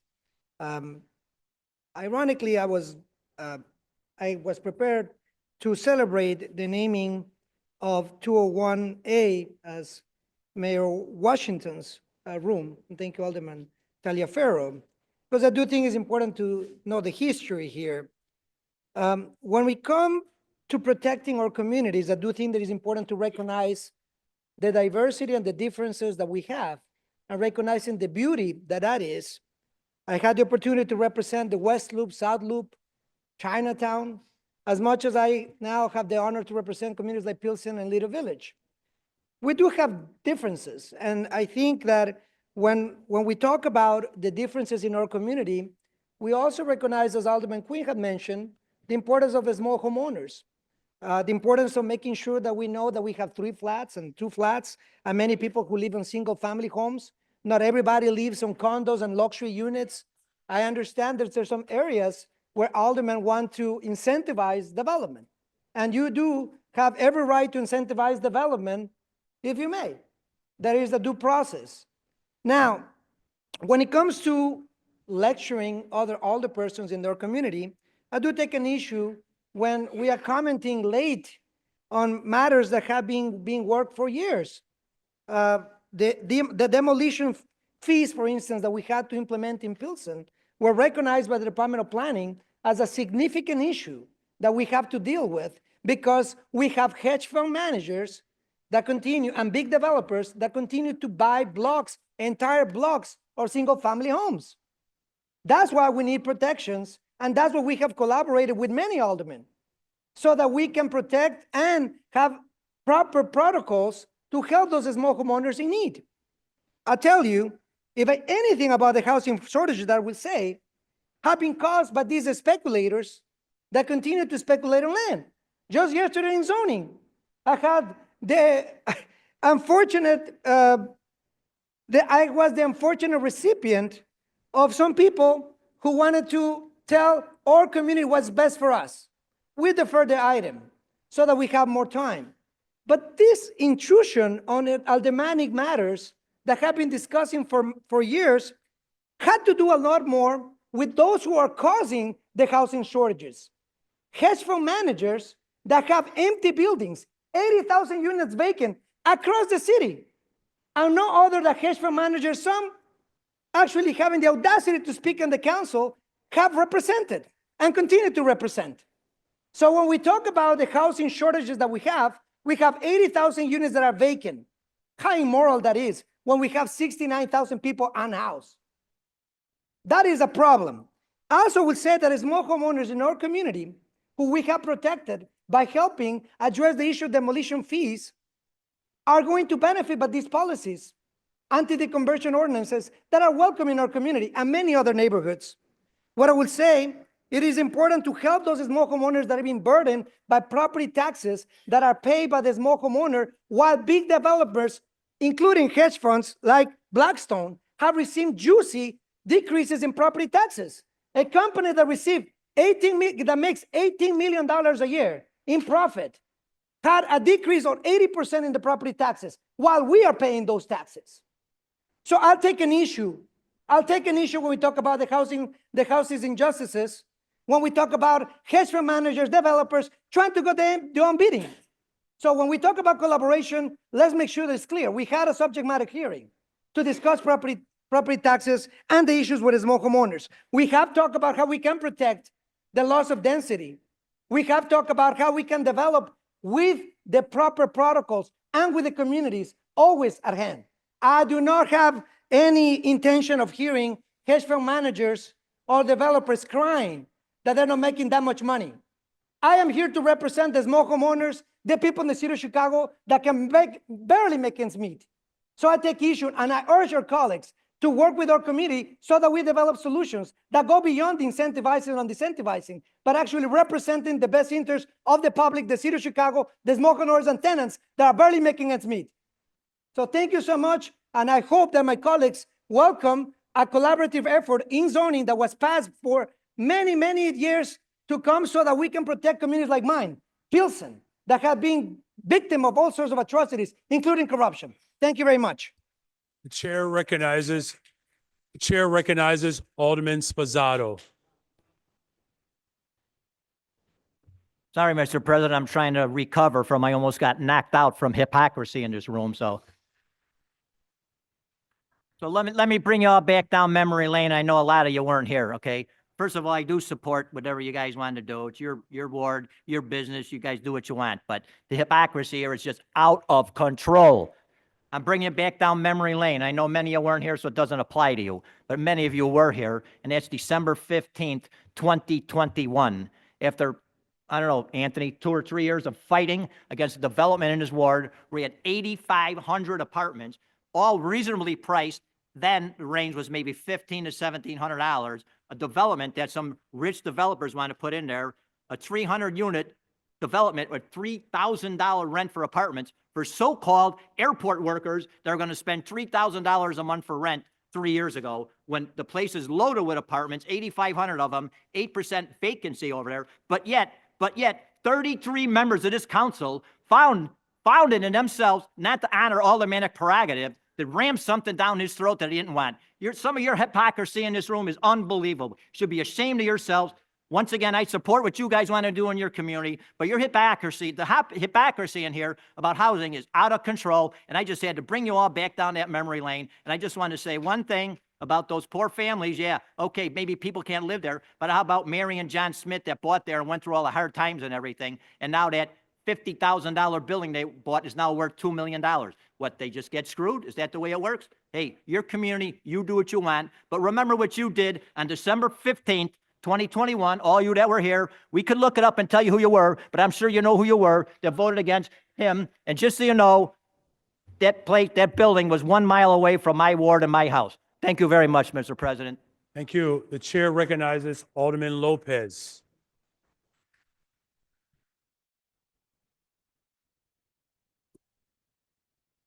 Man, I thought it was 2 o'clock already. Good afternoon, Mr. President. Good afternoon. And members of the City Council. There's a very sanctimonious double standard on display here right now. And I will be the first to say that I do support what my colleagues want to do in their ward. But if you were to change the wording, I swear our arguments for gunshot technology were used for this. We know what's best for our residents. We are people working for housing and knowing what the local aldermen want. This intrusion on aldermanic matters, on things discussed for years. We have talked with the experts in the community and with experts and with our community. We need to do what's in the best interest of the city of Chicago. We need to protect our communities like mine. I thought this was the 2 o'clock meeting for a minute. Because it's incredible, incredible that everybody who wants their aldermanic right protected, understood, and accepted has the audacity to tell the 34 of us that what we want in our wards doesn't matter because the minority knows better than we do. How is that possible? That we could have such a raging double standard in this room on full display in the same meeting. Do for me, but not for thee. That's what we're talking about here today. How can anybody look any of us in the eye and say that is not what we're doing today? You somehow know better than what we, the 34 and indeed 36, Mr. President, that support a continuation of something in our communities that the 16 know better than we do. But yet, that same 16, several of them want their communities respected, their choice respected, their decision-making process respected, their lived experience respected. But to hell with all of you. That is not how this works, ladies and gentlemen. We have seen, as my colleague said previously, where an alderman's prerogative was ignored for the greater good of housing. We've had this discussion. And even though we saw how it turned out, that alderman has still always respected other people's prerogative. But this conversation about doing what's in the best interest of the city of Chicago, using arguments that you would gladly ignore from other people, save it. Because that does not work for the common sense members of this body who hear and see exactly what you're doing, the duplicitous nature of what you're saying, and as my colleague said, the hypocrisy of it all. I hope everyone that just said that they think that you should listen to what the local alderman says votes in favor in the next few items of what the rest of us want for our wards. I hope that everybody who just said we are the local subject matter experts stands up for the local subject matter experts when it comes to the gunshot technology in our wards, for the lives that are being lost and saved. I hope that you remember your words in the next hour, because you'll have to explain to everyone watching, everyone listening, and everyone seeing how you could talk out of both ends simultaneously. Because I would love to see that explanation. I do support what you're going to do. And I challenge you to remember that fact and do the same when we have our turn next. Thank you, Mr. President. The chair recognizes Alderman Quinn. Thank you, Mr. Mayor. To the Northwest Side Alderman, I respect what you're doing. I do, and I'm going to support it. I also trust that you'll support my endeavor of keeping ADUs out of the 13th Ward. I think that's fair. Neighborhood integrity is a big deal, and I hear that loud and clear, and it's been said by all the alders here. But in the 13th Ward, for the last 7 years, I've worked with my residents to keep Airbnbs out. I'm the only ward in this entire city that doesn't have Airbnbs by precinct. Over 10,000 residents have signed that petition. So I hope that in the future, my residents aren't going to get ADUs jammed down our throat. So I trust that this conversation will move forward like I'm going to move forward with you all today. Thank you, Mr. Mayor. Are there any other alders that wish you welcome? The chair recognizes Alderman Napolitano. Thank you, Mr. President. I'll try to make this quick because my blood is just boiling, and I hope you guys can respect it. But December 15th, 2021, I sat back there when we were all separated from each other, and I told you that this day was going to come. That was my exact line to you is, it's me today, but it's going to be you tomorrow. And a lot of you lied through your teeth to the paper, to city council, and to the city of what was happening on the Northwest Side. You lied. because you wanted to push something through. You dropped 279 Use apartments. they so that you can direct your comments to me, sir. Yes, sir. I'm sorry, Mr. President. You had pointed out 279 apartments that you wanted to build in the 41st Ward, feet, not miles, feet away from 8,500 apartments that already existed, that weren't all rented out. And to correct my colleague, they were being rented out for $850 to $1,100 for these apartments. Apartments owned by residents of my ward that lived there, that invested in that neighborhood.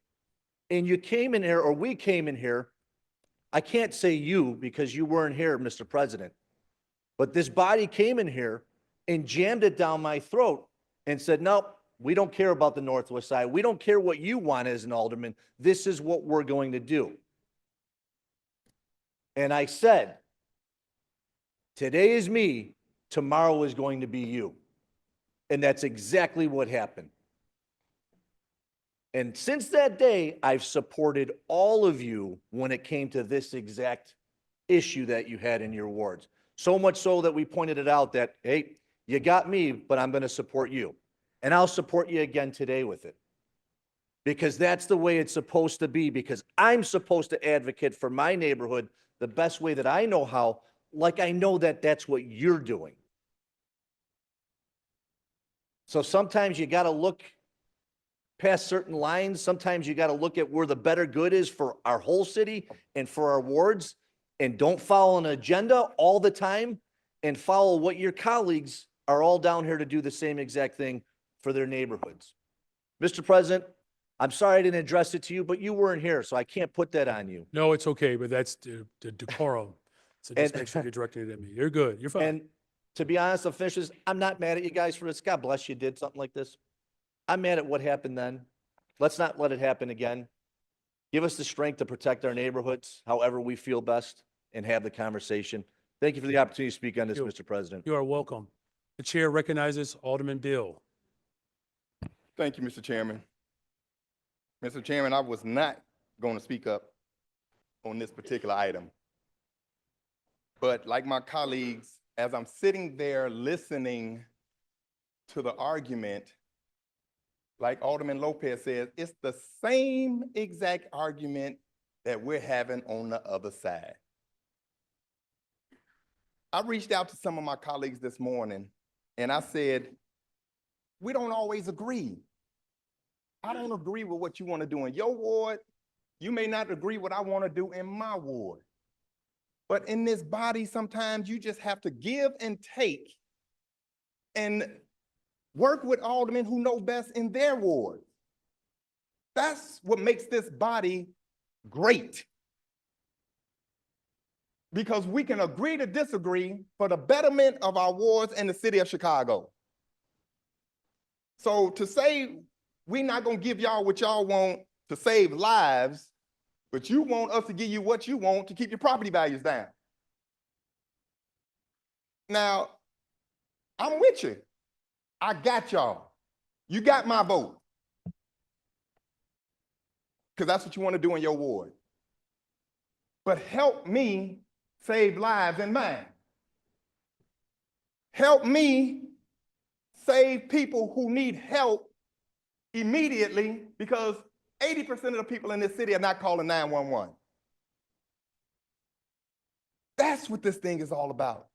So if you all want to be great, you want to make the city a wonderful place, swallow your pride and vote to do the right thing for what we want in our ward, just like you all want us to vote what you want in your ward. So I'm here today to let you know you got my support. Give me yours. Thank you, Mr. President. Are there any other alders that wish to speak to this item?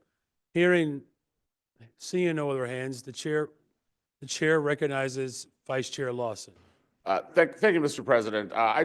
In closing on this, I raised some concerns on this ordinance as well, not from an aldermanic prerogative standpoint, but from a pro-growth standpoint, because I'm concerned that the preservation means that it's far more attractive to develop somewhere else than the Northwest Side. Um, I don't know that I got all the data that I was looking for, and I didn't really mention it yesterday, but I'd like to revise my motion to have a roll call vote. Thank you. Okay, so there is a motion on the floor for a roll call vote for this item. Madam Clerk, please use your e-vote application to record your vote. Voting is now open. The voting is open. Please mark your vote on your device. If you are having difficulty, please raise your hand.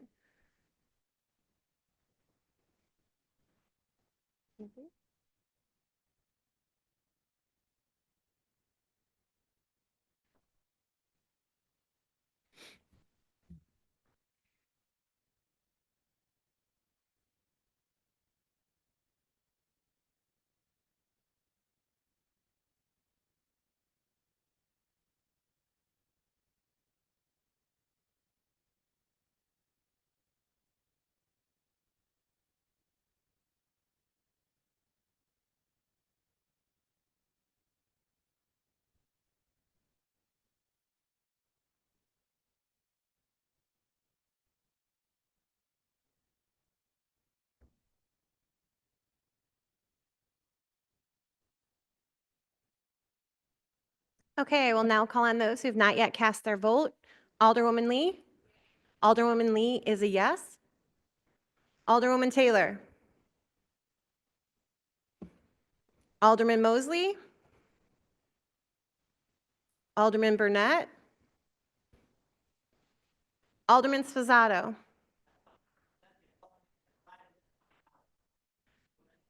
Alderman Sfuzzado is a yes. Alderman Napolitano? Oh. Alderman Napolitano is a yes. Everyone in chambers has voted. And the voting is now closed. There are 44 yeas, 13 nays, 44 yeas, 3 nays. This motion passes. Alderman Mitchell on a motion to reconsider. There's a motion to reconsider this vote. All those in favor signify by saying aye. All those opposed say no. No. This motion fails. Chair recognizes Vice Chair Lawson. Page 1 also contains document number O-2024-0010904, historical landmark designation for the Ramova Theater Building at 3508 through 3518 South Halsted Street. I move passage of this item by the same motion if there is no objection. Hearing none, so ordered. Page 1 also contains 3 fee waivers of historical landmarks in the 34th, 4th, and 3rd wards. I move passage of this item by the same motion if there's no objection. Hearing none, so ordered. Moving to pages 1 through 15 contain various map amendments in the 1st, 2nd, 3rd, 4th, 6th, 9th, 11th, 12th, 14th, 19th, 20th, 22nd, 26th, 25th, 27th, 28th, 30th, 33rd, 34th, 37th, 38th, 39th, 40th, 44th, 45th, 46th, 48th, and 49th wards. I move passage of those items by the same motion if there is no objection. Hearing none, so ordered. Lastly, page 15 contains various large signs over 100 square feet in area, 24 feet above grade, in the 3rd, 12th, 22nd, 23rd, 25th, 27th, 32nd, 35th, 41st, 42nd, 47th, and 48th wards. I move passage of these items by the same motion if there is no objection. Hearing none, so ordered. Thank you, Mr. President. That concludes my report. Thank you, Mr. Vice Chair. And again, Mr. Vice Chair, thank you for doing an exceptional job over the course of these last several months, maintaining and keeping order.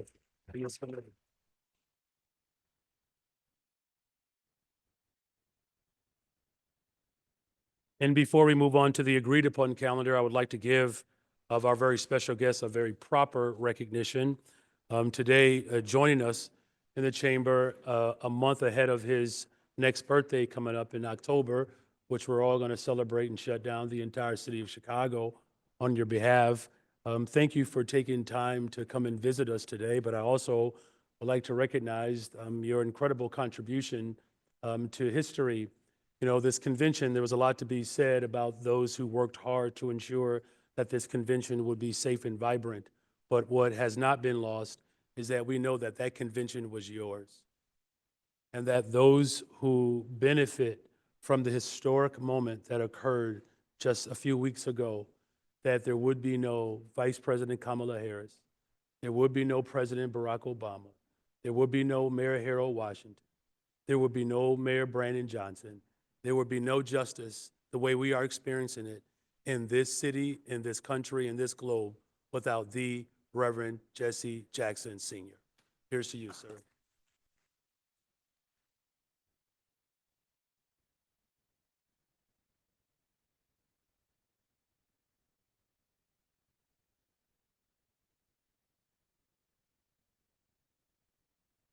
Thank you very much. And I see we have another member of the Black Caucus who has arrived today. Alderwoman Shirley Coleman is here. Can you all give her a round of applause? For the agreed upon calendar, the chair recognizes Alderwoman Harris. Thank you, Mr. President. I've received from the city clerk, Anna M. Valencia, a total of 135 items proposed for the agreed upon calendar consisting of congratulatory, commemorative, and tributary resolutions and from the following alderpersons: Alderperson Hopkins, Alderperson Hall, Alderperson Harris, Alderperson Lee, Alderperson Quinn, Alderperson Lopez, Alderperson Coleman, Alderperson O'Shea, Alderperson Rodriguez, Alderperson Tabarez, Alderperson Fuentes, Alderperson Wagasback, Alderperson Conway, Alderperson Ramirez Rosa, Alderperson Sposato, Alderperson Nugent, Alderperson Riley, Alderperson Lawson, Alderperson Gardner, and Alderperson Manna Hoppenworth. And I move these in the omnibus. Hearing no objections, so ordered. For new business, the clerk will call the wards, beginning with the first ward.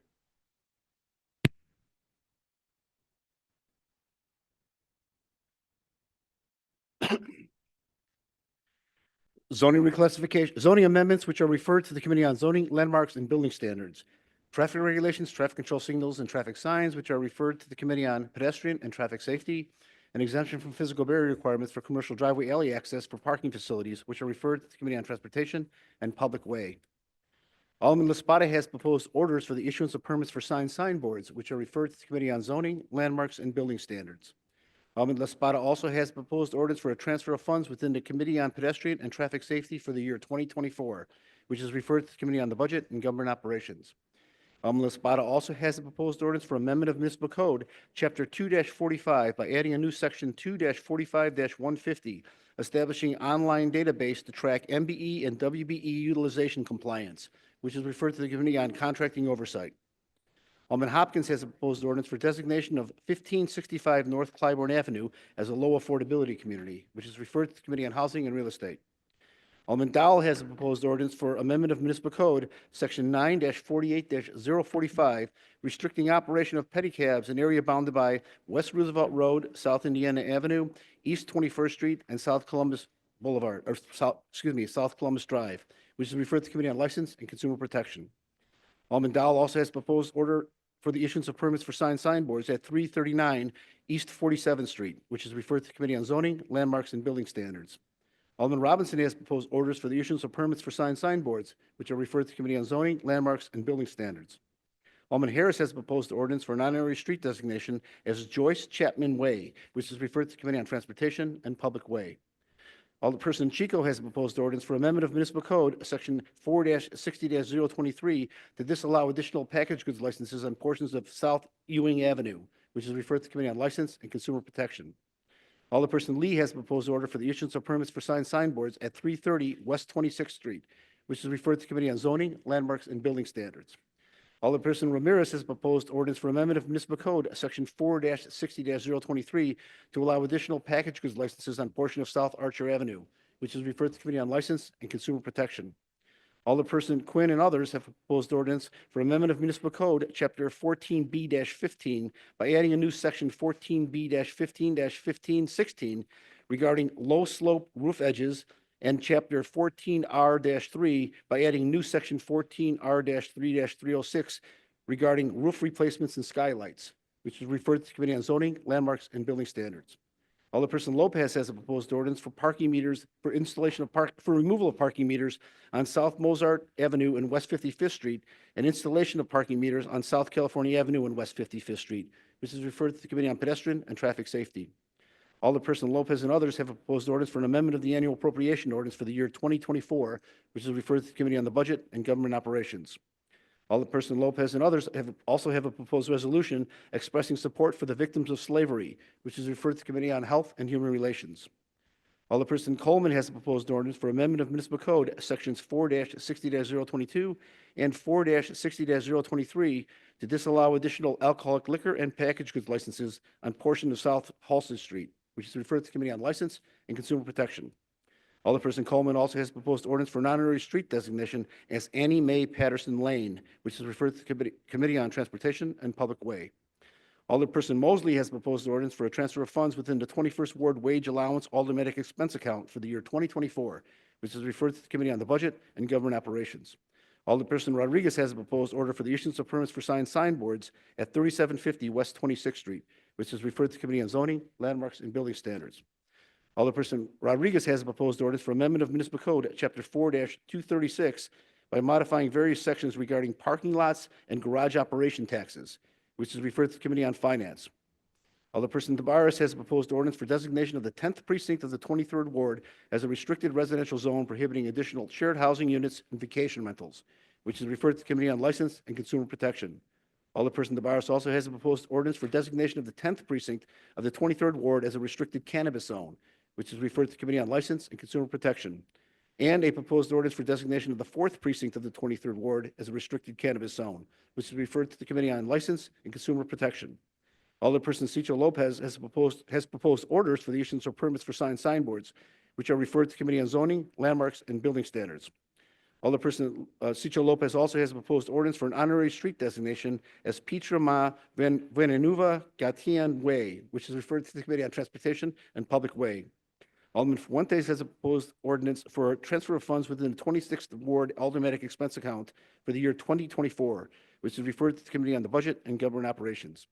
Alderperson Burnett has a proposed order for the issuance of permits for signboards at 800 North Kedzie Avenue, which is referred to the Committee on Zoning, Landmarks, and Building Standards. Alderperson Burnett also has a proposed ordinance for vacation of portion of West Superior Street in the block bounded by West Chicago Avenue, North Willard Court, West Huron Street, and North Racine Avenue, which is referred to the Committee on Transportation and Public Way. Alderperson Burnett also has a proposed ordinance for amendment of Municipal Code, Section 17-6-0400, prohibiting eating and drinking establishments in Planned Manufacturing District 2 from being larger than 800 square feet unless otherwise approved for up to 12,000 square feet, which is referred to the Committee on Zoning, Landmarks, and Building Standards. Alderperson Burnett also has proposed orders for the issuance of permits for signboards, which are referred to the Committee on Zoning, Landmarks, and Building Standards. Alderperson Irvin has a proposed order for the issuance of permits for signboards at 3940 West Madison Street, which is referred to the Committee on Zoning, Landmarks, and Building Standards. Alderperson Irvin also has proposed orders for a transfer of funds within the 49th and 15th Ward Wage Allowance Automatic Expense Accounts for the year 2024, which is referred to the Committee on the Budget and Government Operations. Alderperson Telefiero has a proposed order for the issuance of permits for signboards at 5500 West Madison Street, which is referred to the Committee on Zoning, Landmarks, and Building Standards. Alderperson Telefiero also has a proposed ordinance for an honorary street designation as Honorary Willie Furba Jr. Way, which is referred to the Committee on Transportation and Public Way. Alderperson Cruz has a proposed ordinance for an honorary street designation as Leticia Letty Cortez Ramos Lane, which is referred to the Committee on Transportation and Public Way. Alderperson Cruz also has a proposed ordinance for an honorary street designation as Dwight H. Perkins Way, which is referred to the Committee on Transportation and Public Way. Alderperson Cardona has a proposed ordinance for a transfer of funds within the 31st Ward Automatic Expense Account for the year 2024, which is referred to the Committee on the Budget and Government Operations. Alderperson Wagasback has a proposed order for the issuance of permits for signboards at 2934 North Ashland Avenue, which is referred to the Committee on Zoning, Landmarks, and Building Standards. Alderperson Rodriguez Sanchez has a proposed ordinance for amendment of Municipal Code, Section 9-64-170, allowing commercial pickup trucks or vans weighing less than 8,000 pounds to park on both sides of the 4200 block of North Monticello Avenue, which is referred to the Committee on Pedestrian and Traffic Safety. Alderperson Rodriguez Sanchez also has a proposed resolution to call for hearings on the impact of algorithm price fixing for housing availability and affordability, which is referred to the Committee on Housing and Real Estate. Alderperson Conway has a proposed ordinance for amendment of Municipal Code, Section 4-60-023, to allow additional packaged goods licenses on portion of West Kinsey Street and North Des Plaines Street, which is referred to the Committee on License and Consumer Protection. Alderperson Conway also has a proposed ordinance for amendment of municipal code, section 4-60-022, to allow additional alcoholic liquor licenses on portion of West Kinsey Street and North Desplain Street, which is referred to the Committee on License and Consumer Protection. Alderpersons Villegas and Hopkins have proposed ordinance for amendment of municipal code, chapter 4-227, by modifying various sections and adding a new section 4-227-075 and 4-227-150 regarding vehicular towing fees, penalties, obligations, and authority, which is referred to the Committee on License and Consumer Protection. Alderperson Villegas also has a proposed ordinance for amendment of municipal code, section 4-280-130, requiring that franchise fees collected be deposited into the city's corporate fund, which is referred to the Committee on the Budget and Government Operations. Alderperson Villegas and others have proposed ordinance for the superintendent of police is directed to designate certain areas of the city of Chicago as public places for enforcement of gang and narcotics-related loitering prohibitions, which is referred to the Committee on Police and Fire. Two committees have been called, the Committee on Police and Fire and the Committee on Health and Human Relations. The matter is referred to the Committee on Committees and Rules. Alderperson Nugent has a proposed ordinance for amendment of municipal code, section 4-60-023, to allow additional packaged goods licenses on portion of North Pulaski Road, which is referred to the Committee on License and Consumer Protection. Alderperson Vasquez has a proposed resolution to call for hearings on barriers of housing faced by immigrants, migrants, and refugee communities in the city of Chicago, which is referred to the Committee on Immigrant and Refugee Rights. Alderperson Napolitano has proposed orders for the issuance of permits for signboards, which are referred to the Committee on Zoning, Landmarks, and Building Standards. Alderperson Napolitano also has proposed. Alderman Riley has proposed ordinance for amendment of municipal code, sections 10-36-185 and 9-64-120, prohibiting parking of non-authorized vehicles on any Chicago Park District property, which is referred to the Committee on Special Events, Cultural Affairs, and Recreation. Alderperson Riley also has a proposed order for the issuance of permits for signboards at 77 West Huron Street, which is referred to the Committee on Zoning, Landmarks, and Building Standards. And a proposed ordinance for amendment of municipal code, section 17-4-0207, requiring permits for indoor urban farm operations in DC and DX zoning districts, which is referred to the Committee on Zoning, Landmarks, and Building Standards. Alderperson Riley also has proposed ordinance for amendment of municipal code, section 4-60-023, to disallow additional package goods licenses on portion of North State Street and West Huron Street, which is referred to the Committee on License and Consumer Protection. Alderperson Riley also has proposed orders for amendment of municipal code, section 4-60-023, to allow additional package goods licenses on portion of West Ohio Street and North State Street, which is referred to the Committee on License and Consumer Protection. Alderperson Knutson has a proposed ordinance for an honorary street designation as Drew Price Way, which is referred to the Committee on Transportation and Public Way. Alderman Knutson also has proposed orders for the issuance of permits for signboards, which are referred to the Committee on Zoning, Landmarks, and Building Standards. Alderperson Lawson has a proposed ordinance for an honorary street designation as Rich Pfeiffer Parade Way, which is referred to the Committee on Transportation and Public Way. Alderperson Lawson also has a proposed ordinance for amendment of municipal code, section 4-160-100, extending a repeal date of Wrigley Plaza Ordinance to February 1, 2028, which is referred to the Committee on License and Consumer Protection. Alderperson Gardner has a proposed ordinance for designation of 3955 North Kilpatrick Avenue and 3865 North Milwaukee Avenue as a low affordability community, which is referred to the Committee on Housing and Real Estate. Alderperson Martin has a proposed ordinance for transfer of funds within the 47th Ward Wage Allowance Automatic Expense Account for the year 2024, which is referred to the Committee on the Budget and Government Operations. Alderperson Martin also has a proposed order for the issuance of permits for signboards at 4450 North Clark Street, which is referred to the Committee on Zoning, Landmarks, and Building Standards. Alderperson Martin also has a proposed resolution to call on the Illinois General Assembly to enact legislation establishing pilot geothermal energy projects, which is referred to the Committee on Energy and Environmental Protection. Alderperson Martin also has proposed orders for a transfer of funds within the Committee on Ethics and Government Oversight, which is referred to the Committee on the Budget and Government Operations. Alderman Manaha Hoppenworth has a proposed ordinance for an honorary street designation as Alderperson Mary Ann Smith Way, which is referred to the Committee on Transportation and Public Way. Alderperson Manaha Hoppenworth also has a proposed ordinance for a transfer of funds within the 48th Ward Wage Allowance Automatic Expense Account for the year 2024, which is referred to the Committee on the Budget and Government Operations. Alderperson Haddon and Alderperson Villegas have proposed ordinance for amendment of municipal code, Title 5, by adding a new chapter 5-25 entitled Accountable Housing and Anti-Discrimination Waitlist Act, which is referred to the Committee on Housing and Real Estate. Alderperson Silverstein has a proposed order for the issuance of permits for signboards at 7130 Northwestern Avenue, which is referred to the Committee on Zoning, Landmarks, and Building Standards.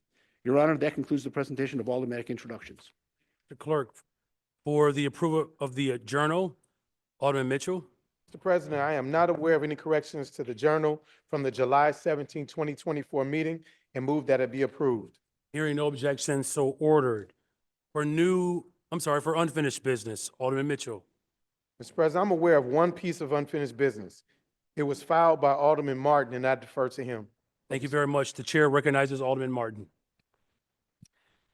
Thank you very much, Mr. President. I filed a Rule 41 notice with the clerk of my intent to call for a vote on substitute ordinance 2024-0009664 regarding amendment of Municipal Code Section 2-156-445, prohibiting lobbyists from making direct or in-kind contributions to mayoral, political committees, mayor, which was deferred and published on June 12, 2024. I first moved to substitute this ordinance with a version that includes the same content as the underlying ordinance and adds content from a second ordinance, 2024-00106161, to amend Municipal Code Chapter 2-156 by modifying Section 2-156-160 concerning financial disclosure requirements for city officials, candidates, and employees involving entities which perform business with City of Chicago in previous calendar year. I move that this amended substitute ordinance be accepted. There is a motion, thank you. There is a motion to accept an amended substitute ordinance that includes all of the content from the substitute ordinance that was deferred and published on June 12th, as well as the content of 02024-001061. All those in favor signify by saying aye. All those opposed say no. This motion passes. Alderman Martin. I move for passage of the amended substitute ordinance by voice vote. All right, are there any alders wish to speak to this? All right, seeing no hands, there's a motion to approve this ordinance by voice vote. All those in favor signify by saying aye. Any opposed, say no. This motion passes. On the motion to reconsider, Alderman Mitchell. Reconsider the vote. All those in favor to reconsider this vote signify by saying aye. All those opposed say no. This motion fails. Alderman Mitchell. Mr. President, I am not aware of any further pieces of unfinished business. Very well, thank you very much. For miscellaneous business, Alderman Mitchell. All right, there are 3 Rule 41 notices filed by Alderman Moore, Alderman LaSpada, and Alderman Gutierrez, asking to discharge the Committee on Committees and Rules and the Committee on Police and Fire for consideration of various ordinances. For the items noticed by Alderman LaSpada and Alderman Gutierrez, the relevant committees have met and considered the notice items and have reported on them today. Therefore, only one notice filed by Alderman Moore must be heard today. Alderman Moore filed a Rule 41 notice of an intent to discharge on September 10th, 2024, and I defer to him for details. Very well, thank you. The chair recognizes Alderman Moore. Thank you so much, Mr. President. At the Rules Committee meeting on 9/16/2024, item number 02024-0011-032 was laid on the table.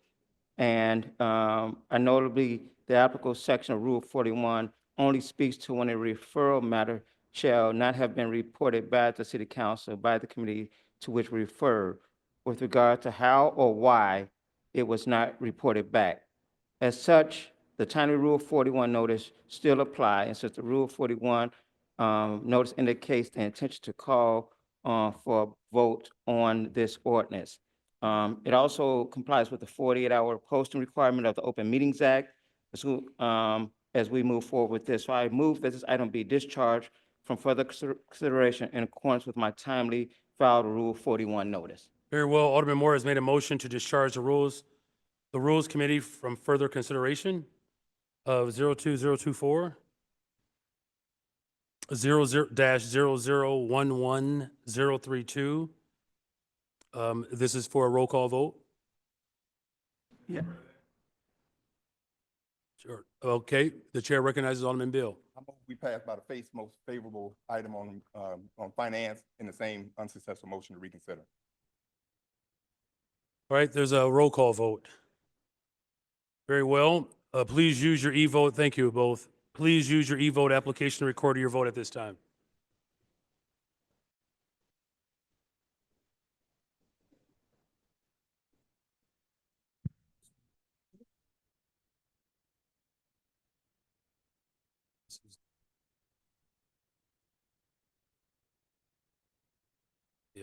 Remember, this is just a vote to discharge it. This is not an actual vote on the item. This is a vote to discharge it from rules. It's coming. It's coming. We were just making sure we put up the right vote.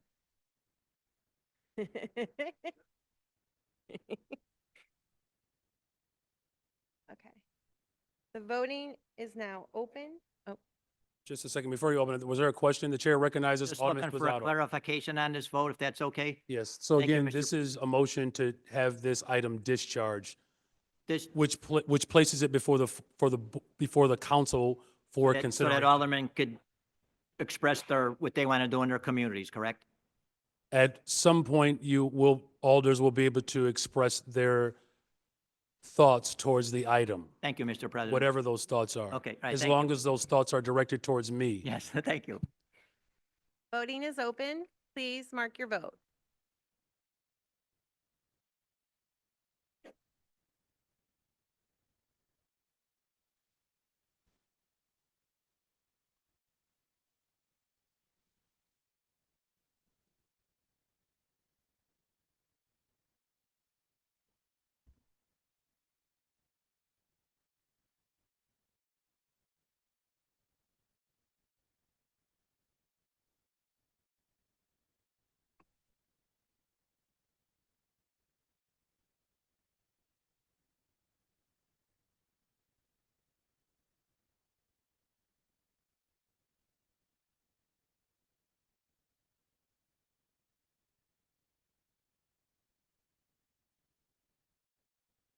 Okay, I will now call on those who have not yet cast their vote.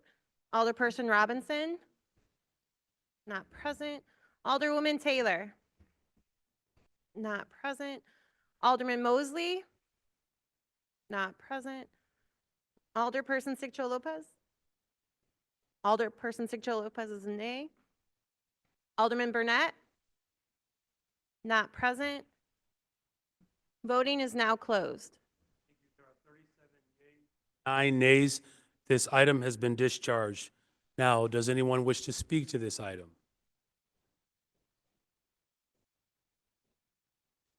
Very well. So before we actually speak, my apologies, before we speak to the item, the chair recognizes Alderman Moore of your, I'll go last, Mr. President, if you don't mind, and other people can speak to it if need be. all right, very well. So the debate is now officially open. Alderman Moore wishes to go last, to speak last. The chair recognizes I understand. I move for the adoption, of this ordinance, by roll call vote, but if anyone wants to speak on the matter, they can. Very well. We would have accepted that motion eventually, but thank you. Does anyone wish to speak to this item? In the meantime, we know that Alderman Moore wishes to be recorded as the final voice on this item. Chair recognizes Alderman Lopez. Thank you, Mr. President.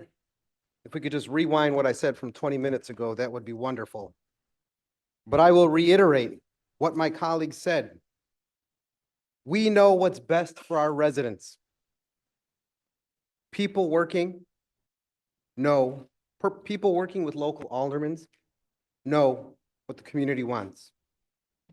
This is an intrusion on aldermanic matters that have been discussed for years. We have talked with the experts. We have talked with community. This is for the best interests of the city of Chicago, because we want to protect communities like mine. Mr. President, as you are undoubtedly aware, this technology is for some reason a hot political issue. A technology that alerts us when shootings happen in our communities, that brings first responders to a situation when oftentimes 911 calls aren't made, where 1,976 individuals have been saved by this technology since the beginning of 2023, 14 months of your tenure. We have seen lives saved. 53 million has been spent, along with SDSCs and other things that we know in our districts that have this technology to help us strategize with the subject matter experts on the gun violence plaguing our streets, the police, our commanders, our superintendents. All of them know the value of this technology. We, those of us who have this technology, know the value of this technology. We have seen firsthand what is possible, and we know what is going to happen when it is gone. Now, I understand that it's always prudent to look for what's our best options out there. And I think it's great. Mr. President, if you want to put this out to bid, this technology again, to make sure that we're getting the best deal, to make sure that we're using the most up-to-date technology. And we should be having those conversations. But to go dark in 4 days, to leave our communities in a lurch, to tell families that we were not willing to pay to keep their loved ones safe, that their lives didn't matter enough for us to continue, especially when our service provider has dropped the price of this product 48% so that we can keep this in existence until the end of 2025. That deal has been presented to all of you in this room, so you can see that I'm not just speaking out of turn. Our service provider has given the administration a letter of intent that if we were to continue with gunshot technology today, they will not go dark in 4 days. They will offer us a price that is cheaper for the same service, just so that we can power down, so to speak, in a way that does not threaten people's lives, that does not put people in harm's way. That is responsible leadership, Mr. President. That is what is in the best interest of the city of Chicago. Right now, there's fear in the communities. I hear folks talk black and brown all the time. Well, African American and Latino communities are very concerned that we are playing a game of chicken with their lives right now. That we are using them as pawns to make a political point, to maintain a political message, to live up to a political promise that is unobtainable. And they are not wrong. They see through this subterfuge of what this is all about.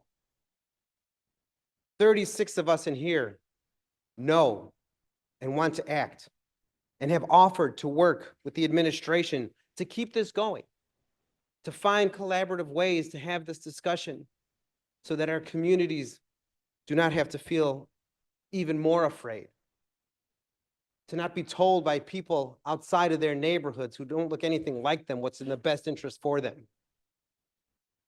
As somebody who gladly represents diverse communities on the south and southwest side, I can tell you for sure that my residents know that the police need this tool.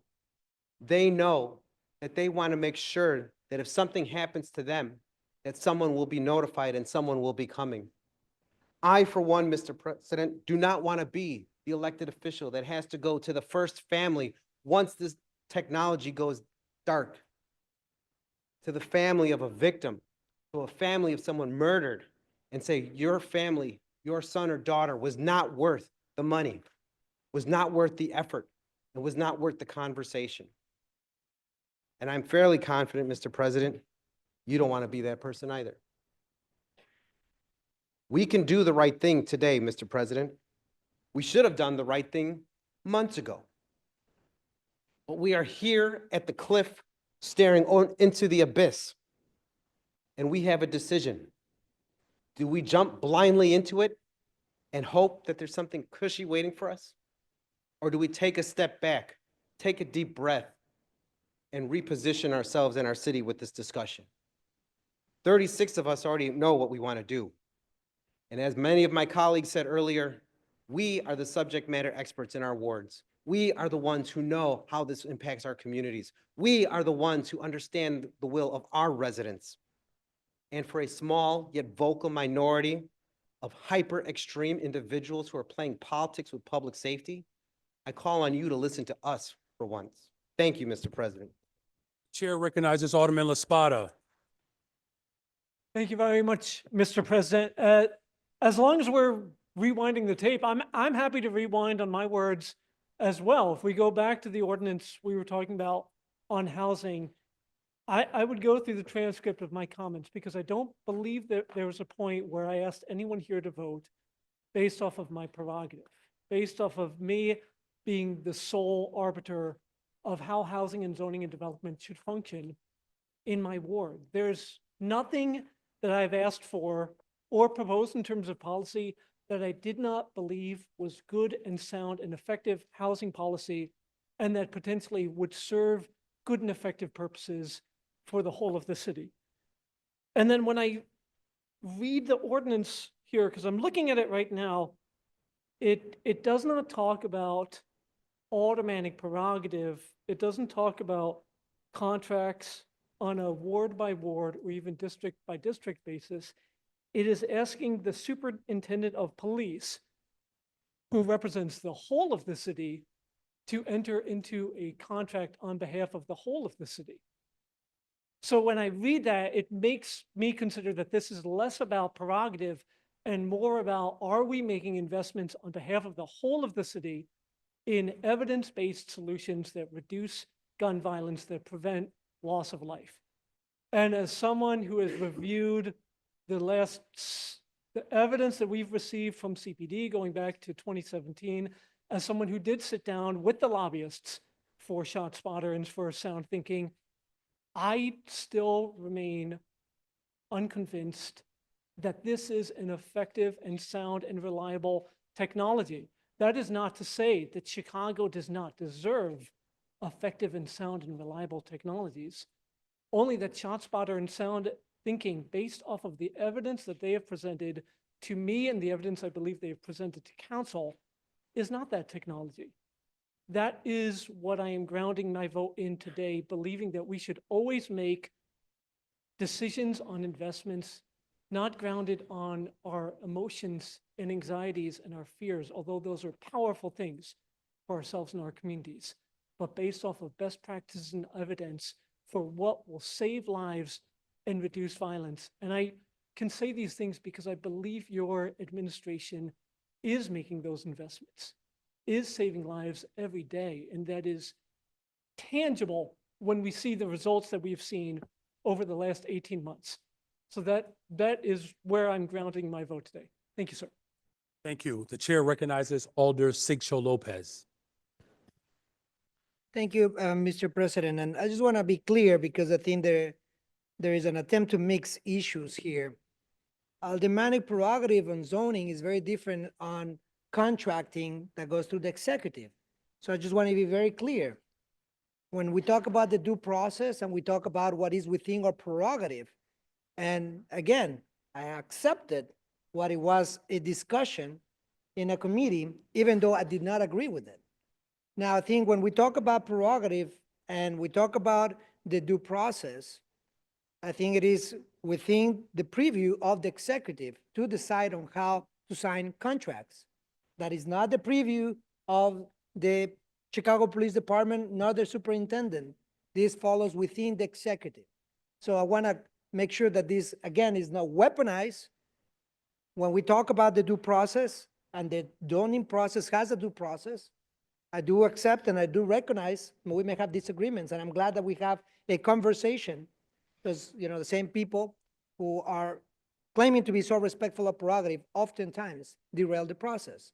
But in terms of this particular issue, I want to be clear. My position is respecting the due process that I elected a mayor who made a campaign commitment. And I think it's within the process and within the city process to respect that in terms of contracting. And we're not going to set a bad precedent trying to break a process to benefit a software company trying to sell a software that the Inspector General has already deemed it is faulty. And further, I will say it, in the committee, we have discussed to try to reconcile the data that was provided by the software company with the data provided by the Inspector General. I again agree in this case with the executive, but the analysis that was also a commitment made to the people in the city of Chicago. Thank you. Chair recognizes Alderman Bill. Thank you, Mr. President. Mr. President, I appreciate the dialogue. But I also want to bring back to the fact that what my colleague said, that we have a contract that has been sent to the law department that is 48% less than the previous contract in order to keep ShotSpotter alive and well in our community.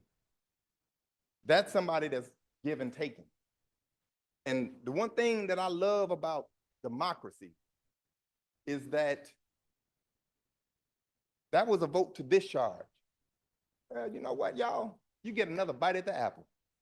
You can see the light at the end of the tunnel and come on over to the side and show this city that we're united and moving forward for the best interest of everyone and vote in favor of this ordinance. That's the beauty of democracy. Another bite at the apple. So I think I'm not going to prolong this because we've been here a long time, but I will make a commitment to everybody here today that if this ordinance passes or when it passes, I will stand up and I will cancel the next meeting so we can go home and be with our families. Thank you so much, Mr. President. Chair recognizes Alder Vasquez. Thank you, Mr. President. I'll be honest, I was pretty conflicted as things have been moving forward about this conversation.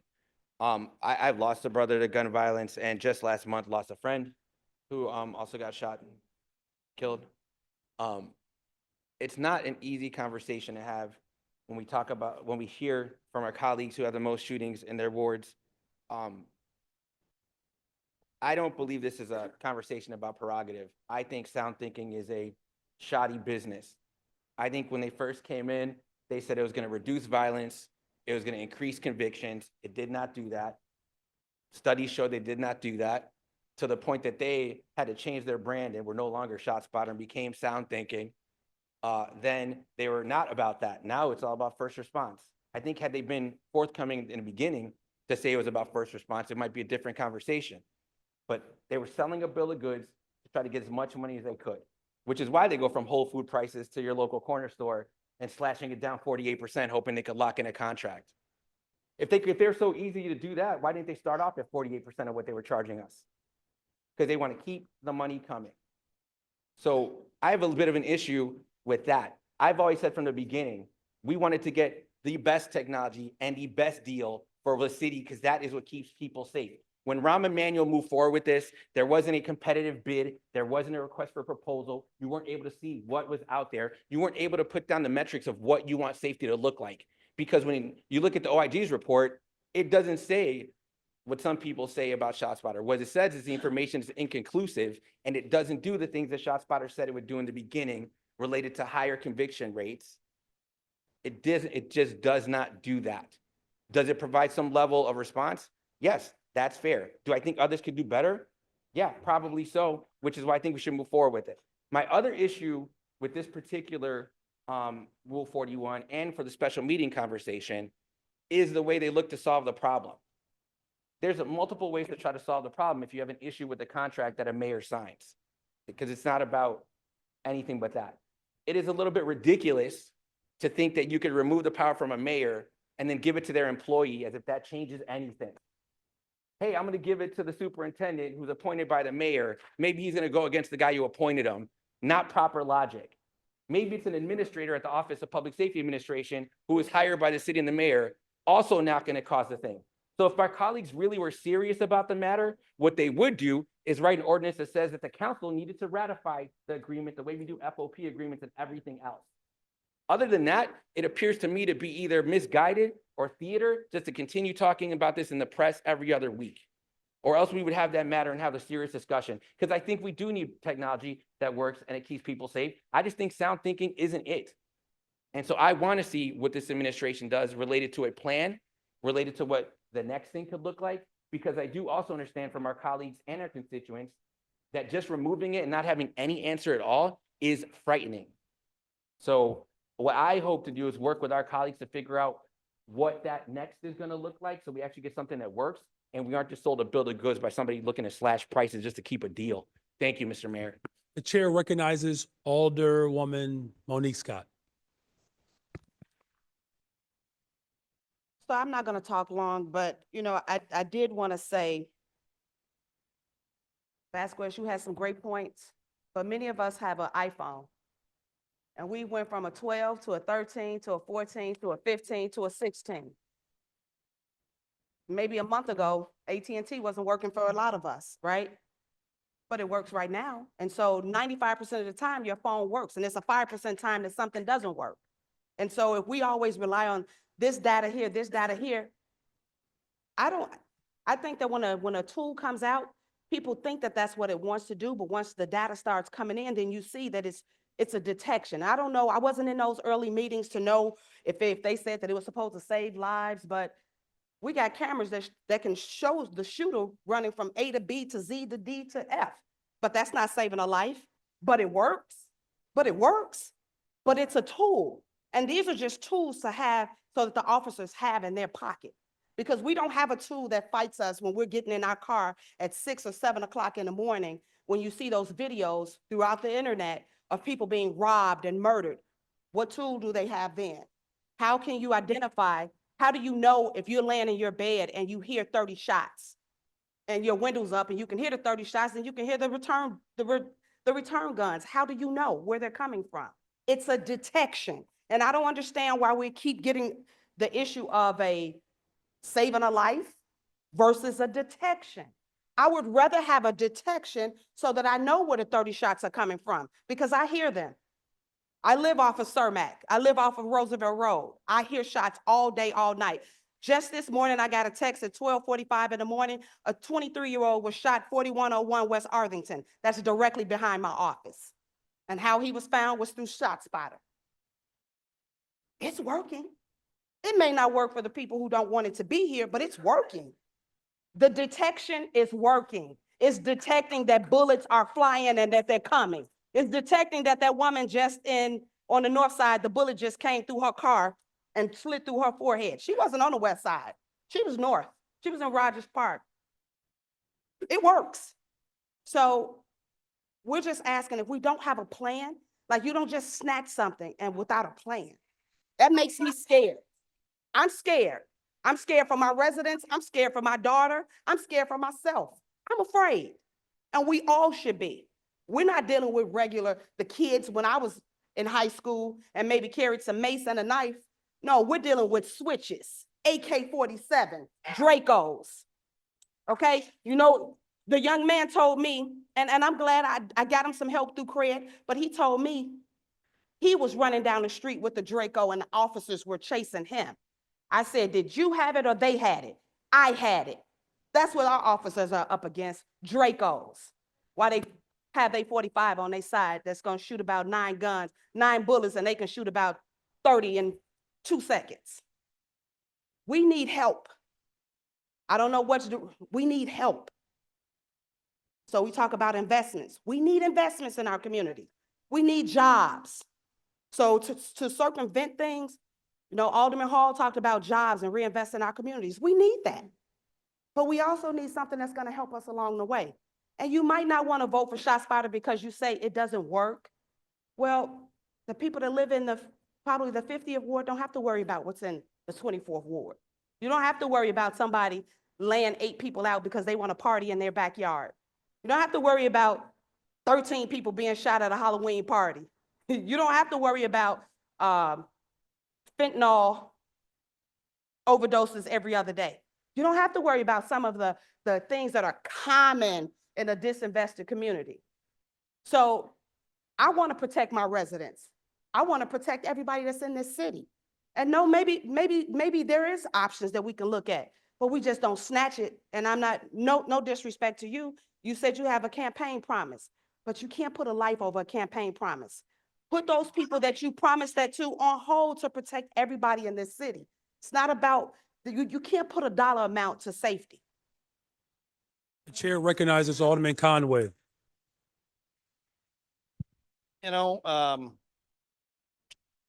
I know a lot about finance. I know a lot about the law. I don't know a heck of a lot about acoustic gunshot recognition technology.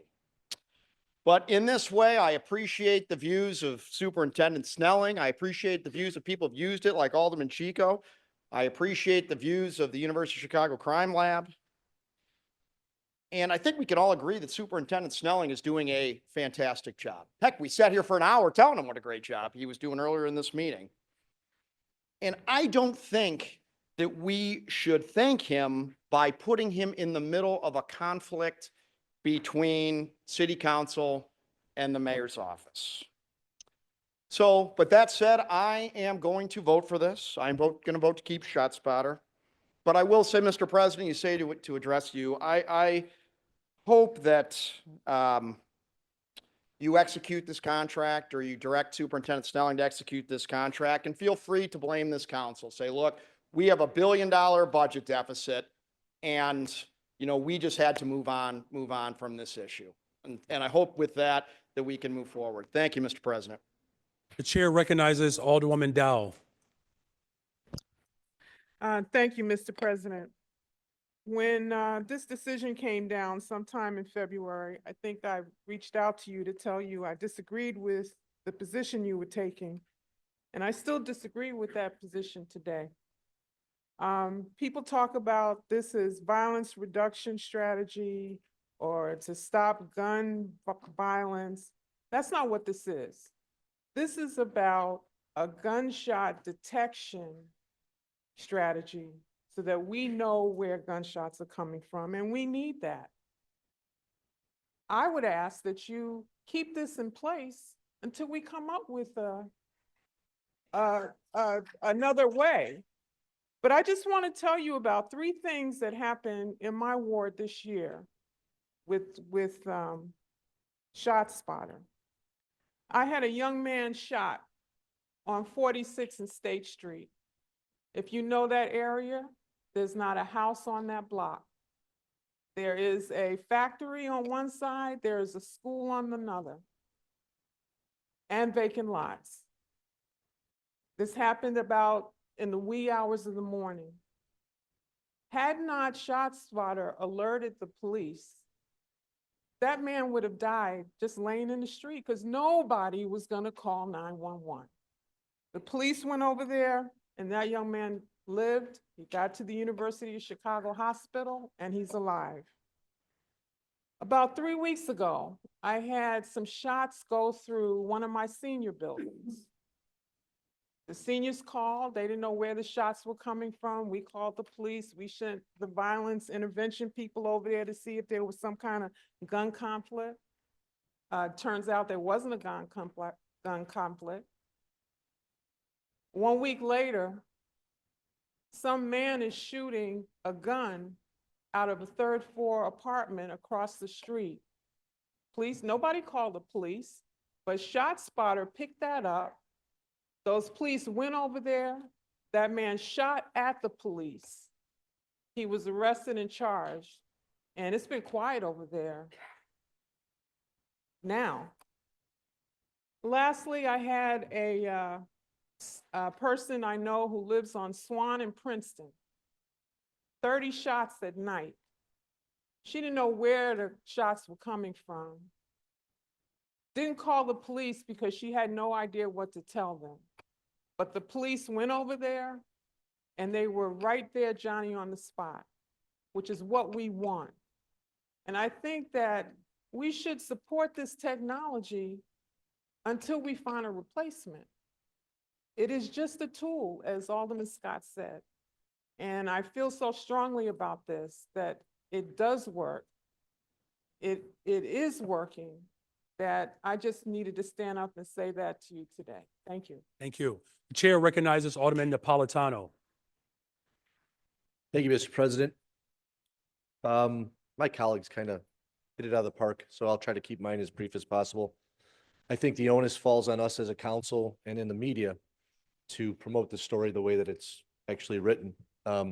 Said this before when we had this conversation. This tool originally came out under the name of Shot Spotter, not Shot Predictor. So we have to understand that it's after the fact. It's after the fact that the incident happened. It's a tool that helps the entire city of Chicago. And what I mean by that is I don't even have it in my ward. But once again, I'm going to support my colleagues that need it. A lot of us aldermen on the Northwest side don't have this in our wards, but we're going to support it. And how this happens or how this helps in the effect of like a trickle down effect is when there's more technology, when we have less police officers, that's the less reallocation of our officers to other parts of the city because we have tools out there that can help neighborhoods. So I think we need to look at that this is a tool, hopefully for more tools to come, that we shouldn't be eliminating. It's a tool based on the unfortunate fact that our city sees more shots fired probably anywhere else in the world. And I'm talking in war-torn countries, we might see more violence and more shots fired. I always bring up the same terms, and I know you're tired of hearing it. In the last 8 years, we have over 25,000 people shot in the city of Chicago. I would assume we need Shot Spotter. I would assume the logical thing is when they do create Shot Predictor that we get that one as well. If there is a 48% cut in this, that means that they're willing to work with the city of Chicago. It shouldn't be scoffed at or laughed at. It should be looked at as, hey, this is a tool that they're willing to work with us until maybe we find another one or until they come out with a different version of it. But to eliminate it, while the city, unfortunately, we're eliminating lives, to put your name behind that vote tonight, you're going to have to wear that because crime's not going down anytime soon, unfortunately. But together we can make decisions here to come up with tools that can help bring that crime down. We could do it as a city council. I'm telling you, I've told you before, I've been out there. I've seen it. I know many of you have as well. I've been shot at. I've been on the scene where I'm dealing with, unfortunately, children that have been shot. I know a couple of my colleagues have done that as well. If we're scoffing or we're denying tools when we're missing enforcement, we're making the wrong decision down here. We really need to think about what we're doing before you vote no up there and you vote to get rid of Shot Spotter or Shot Thinker or Shot Predictor, whatever we want to call it. Let's side on the favor of technology right now. Thank you, Mr. President. You're welcome. And just for clarification, just so that everybody knows what we're voting on, this is not an ordinance to keep Shot Spotter, because if that was in the ordinance, that would be considered a no-bid contract. So this is not about, I just want to make sure everybody's clear about what we're voting on. This is not an ordinance to keep Shot Spotter, okay? Just for the record. Chair recognizes Alderman O'Shea. Thank you, Mr. President. I've heard a lot of what's been said so far this afternoon, and a couple things I want to point out. It's been concerning to me these last few days that there appears to be an effort to pit the police department against the fifth floor. And following up on what my colleague pointed out, we spent an hour and 15 minutes heaping praise on the leadership of the police department, someone who I entrust implicitly, like just about everybody in this room agreed. But I also think it's important that we look at, over these past 5 years, we have nearly 2,000 less police officers patrolling our neighborhoods. Think about that for a minute. Less than 2,000 police officers.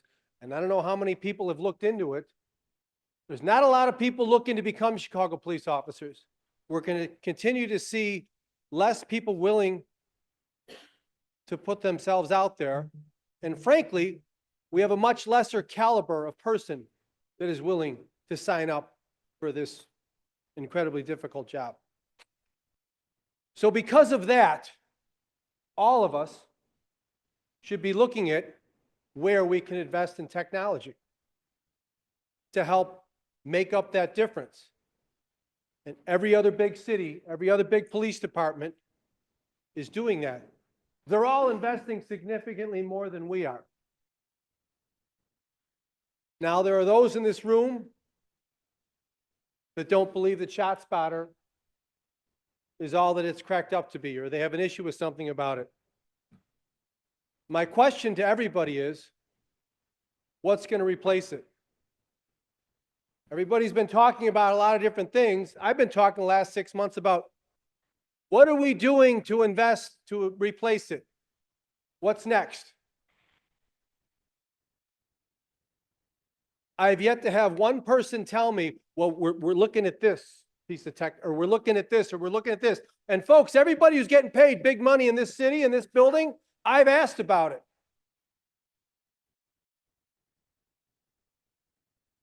So what's the plan? What's the plan? What are we looking to do in neighborhoods like South Shore, or Garfield Park, or Roseland?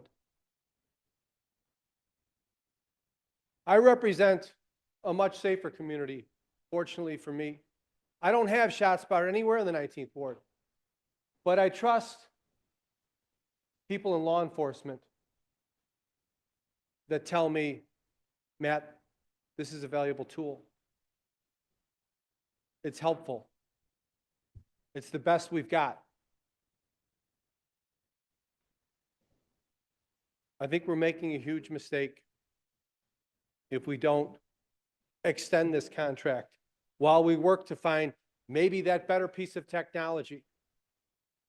I think we're doing a tremendous disservice to the people that all of us were elected to represent. Thank you. Thank you. The chair recognizes Alderman Chico. Thank you, Mr. President. Once again, as the only council member who has used ShotSpotter, once again, I affirm my belief that it works, that it saves lives. And as becoming the alderman of the 10th Ward, I think about the families I've seen it affect. Like the little girl in Vets Park who had a bullet go through her window, wasn't doing nothing wrong, wasn't outside causing any problems, but was shot. Or the senior citizen in South Chicago who was walking from the store and happened to be the target of gun violence. The response time that ShotSpotter provided was invaluable. And many times I go to those scenes where people have been shot, and I talk to the families. And those families, they're very happy that ShotSpotter was in place because they don't know what the outcome could have been if we waited another 1 minute, 2 minutes, or 3 minutes. It could have been very different. I believe investing in people, just as the rest of my colleagues do. We want to invest in people each and every day. But what better way to invest in somebody than to save their life, providing a technology that saves their life? That's the investment I'm talking about, and we need to look into. Thank you. Thank you. The chair recognizes Alderman Yancey. Thank you, Mr. President. Most folks' comments, they were pretty confident and cut and clear about where they stand on this. But for me, I'm conflicted, just to be honest. ShotSpotter might be an imperfect solution to preventing gun violence, but 72% of Fifth Ward residents support ShotSpotter or some similar technology. It's not lost on me that the data tells two different stories, though, right? One tells the story of a system that is an investigative tool that saves lives, and another that paints ShotSpotter as expensive, inefficient, and ineffective. The real question at hand, though, is do Chicagoans feel safe? And for many, that answer is no. And for many, ending the use of this technology will make them feel less safe. So just to be clear, my support for this ordinance is in response to community feedback from community surveys sent to residents via our ward newsletter, emails, calls from constituents in communities that have been plagued by gun violence, violence intervention groups working in South Shore and Greater Grand Crossing, and feedback from residents that have attended community, ward, and public safety meetings since February this year. From those interactions, there's overwhelming support for the technology. But I want to add that, gunshot detection technology isn't the be-all, end-all to preventing gun violence. It's an arrow in our public safety quiver. And it's an investigative tool that, according to CPD, triggers other tools like pod cameras and license plate readers, which assist police in their investigations. The police use this technology along with community policing and violence intervention organizations as other tools as part of an ecosystem to help keep communities safe. But while ShotSpotter is imperfect, many would say the same thing about community violence intervention programs. So is there a suggestion that we end those two? So I'm conflicted on this ordinance, as I personally believe that the mayor has the right to determine what tools we as a city use to keep us safe. And me as an alderman have the right to disagree with your position, to discontinue the use of ShotSpotter without the consideration of aldermen and their constituents who live with the consequences of gun violence every day. Like, this is a complex issue that needed probably a different type of forum or different timing to have this conversation. But, here we are.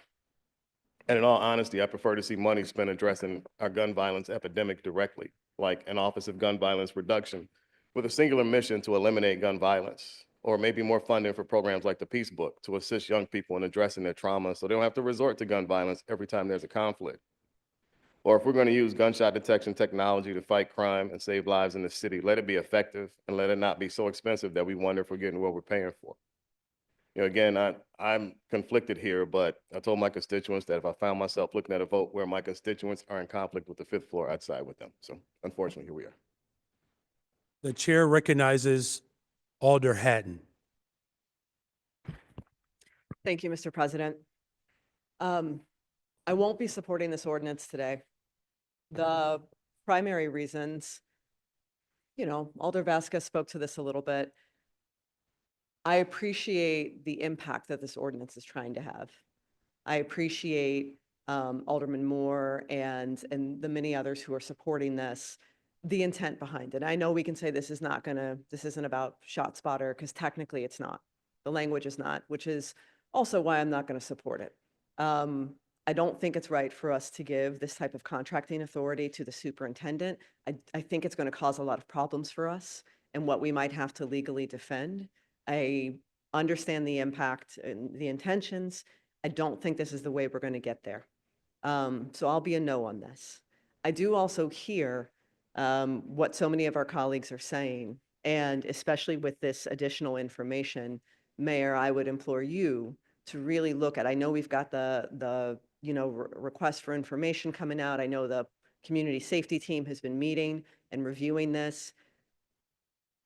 I hope that you can meet with some of my colleagues and talk to them about what's going to be the stopgap solution, right? Should you consider with this new offer an extension while this other work is happening? I don't have the answers to that. You have the power to do that, which is why I'm not voting for this ordinance, because this is the contracting authority that you've got. You represent the entire city. You've got the 50 of us here representing all the very diverse needs of our wards and our constituencies. And, Alder Conway mentioned this too. The superintendent reports to you. The public safety administrator reports to you. So again, this ordinance doesn't make a lot of sense. And also, I think that we need a solution. We need some path forward. I know that in the 49th Ward, we don't support ShotSpotter for the most part. We've seen the data. We have similar concerns. I share concerns about this particular technology. I also understand and hear from my colleagues that they prefer to have some technology over none. And so this is, again, we keep coming back here, and I don't think this forum is the space where we're going to solve this problem. And I'm really hoping that whatever the outcome of this vote, because again, if this passes, it's really not going to change anything, in my opinion. It's not going to change anything. It's going to come down to a decision that you have to make either in directing your superintendent or a public safety administrator. And we're still going to have to figure out what is the solution for the gap and for the future. So I look forward to working with you and your office in a continued way to do that. Won't be supporting the ordinance, but really implore you to see how we can bring our alders to the table to make sure that they're part of the conversation so that we can find a path and a solution forward that is good for all Chicagoans and that makes sense for what we need to do with technology for public safety. Thank you. Thank you. The chair recognizes Alder Sam Nugent. Thank you, Mr. President. So here's what I know. The Chicago Tribune editorial board recently wrote a piece saying, Chicago, we need to keep this technology. The Chicago Sun-Times recently wrote an editorial piece saying, City of Chicago, you need to hold on to this technology. Representatives from the University of Chicago Crime Lab recently wrote a piece saying, Chicago, you need to hold on to this technology. And our superintendent of our police department, who we've all mentioned, we gave accolades to all morning, said, this is good technology. And some of my colleagues on the Northwest Side said earlier today, we don't have it on the Northwest Side. I don't have it in the 39th Ward. But that doesn't mean that it's not critically important. I support this technology because I care about the city and I care about our first responders. And I support technology that gives our officers out there situational awareness so that they have an idea when shots are fired.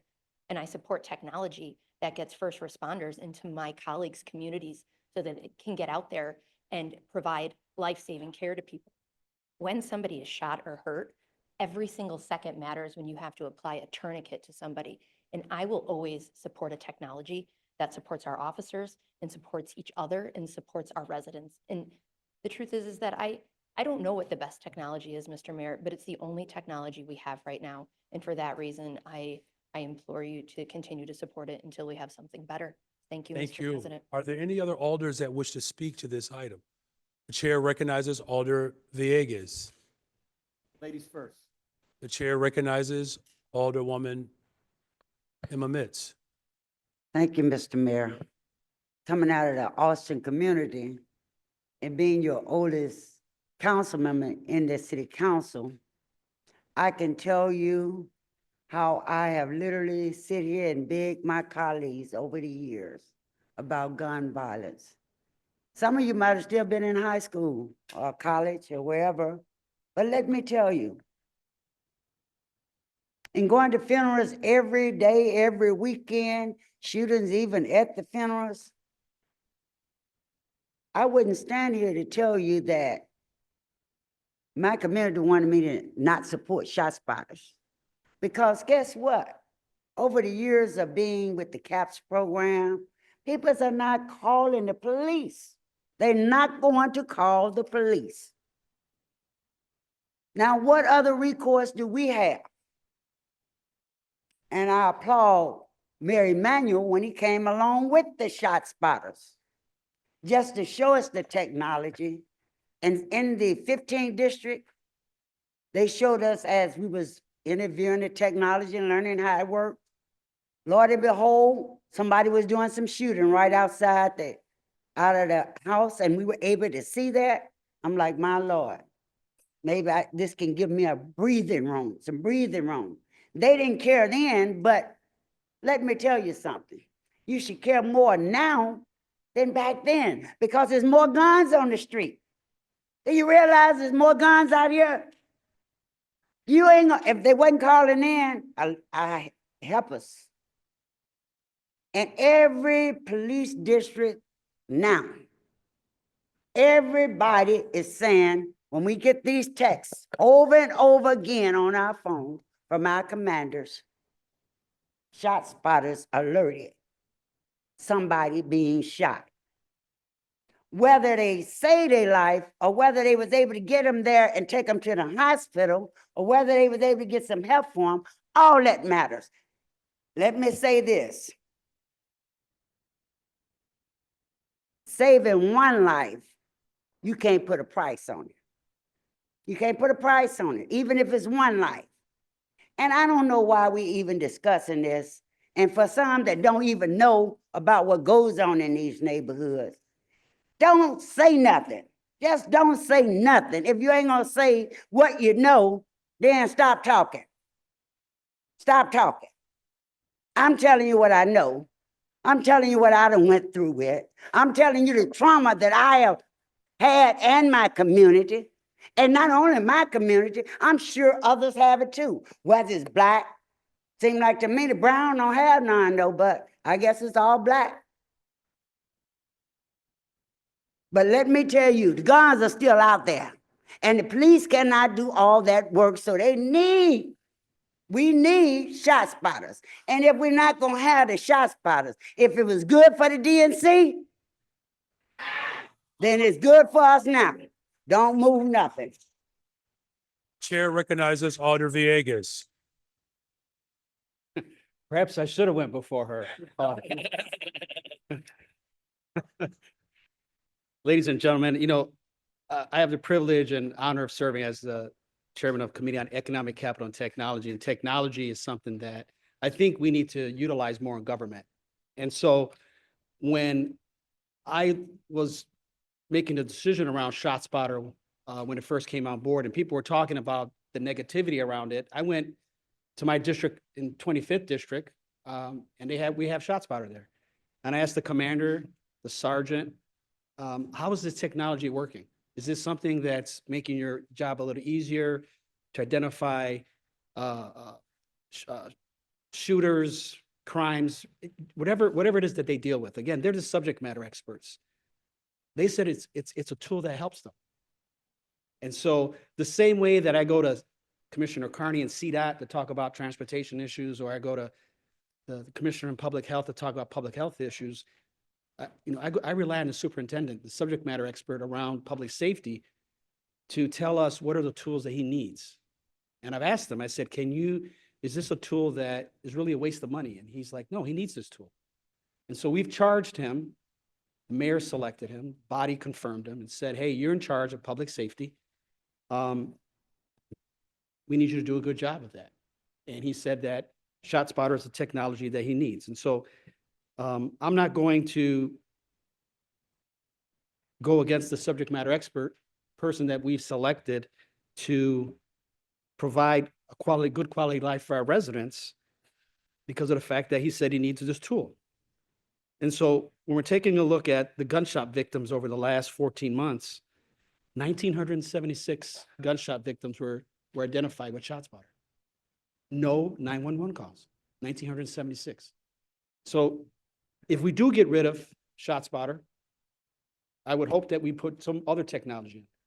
And technology is going to be the way moving forward around public safety, whether it's drones, whether it's license plate readers, whether it's additional helicopters. We need to have technology in the toolbox in order to make sure that we're dealing with public safety on a daily basis. So, the mayor has made a decision.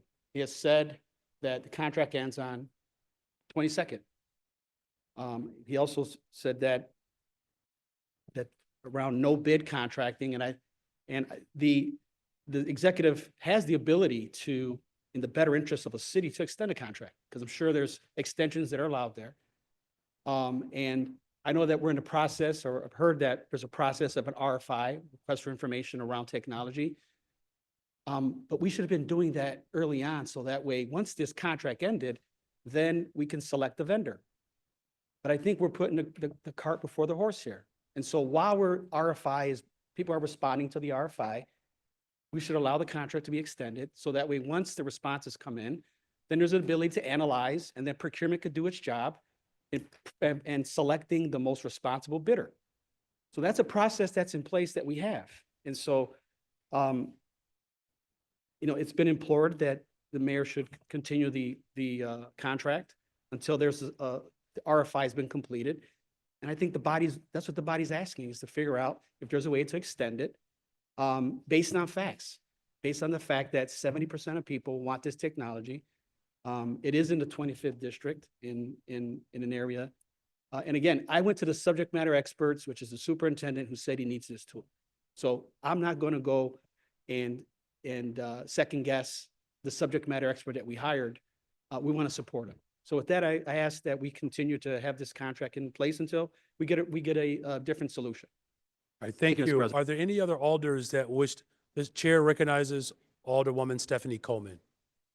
Thanks, Mr. President. August 8th, 2022. Woodridge man arrested for randomly firing shots into an Inglewood park. Police said they arrested 29-year-old Alexander Pargany of Woodridge, Illinois, last Thursday after a shot spotter alerted them to a single round being fired near Moran Park. According to a police report, it was a city pod camera that captured a man to what appeared to be a shotgun into the park.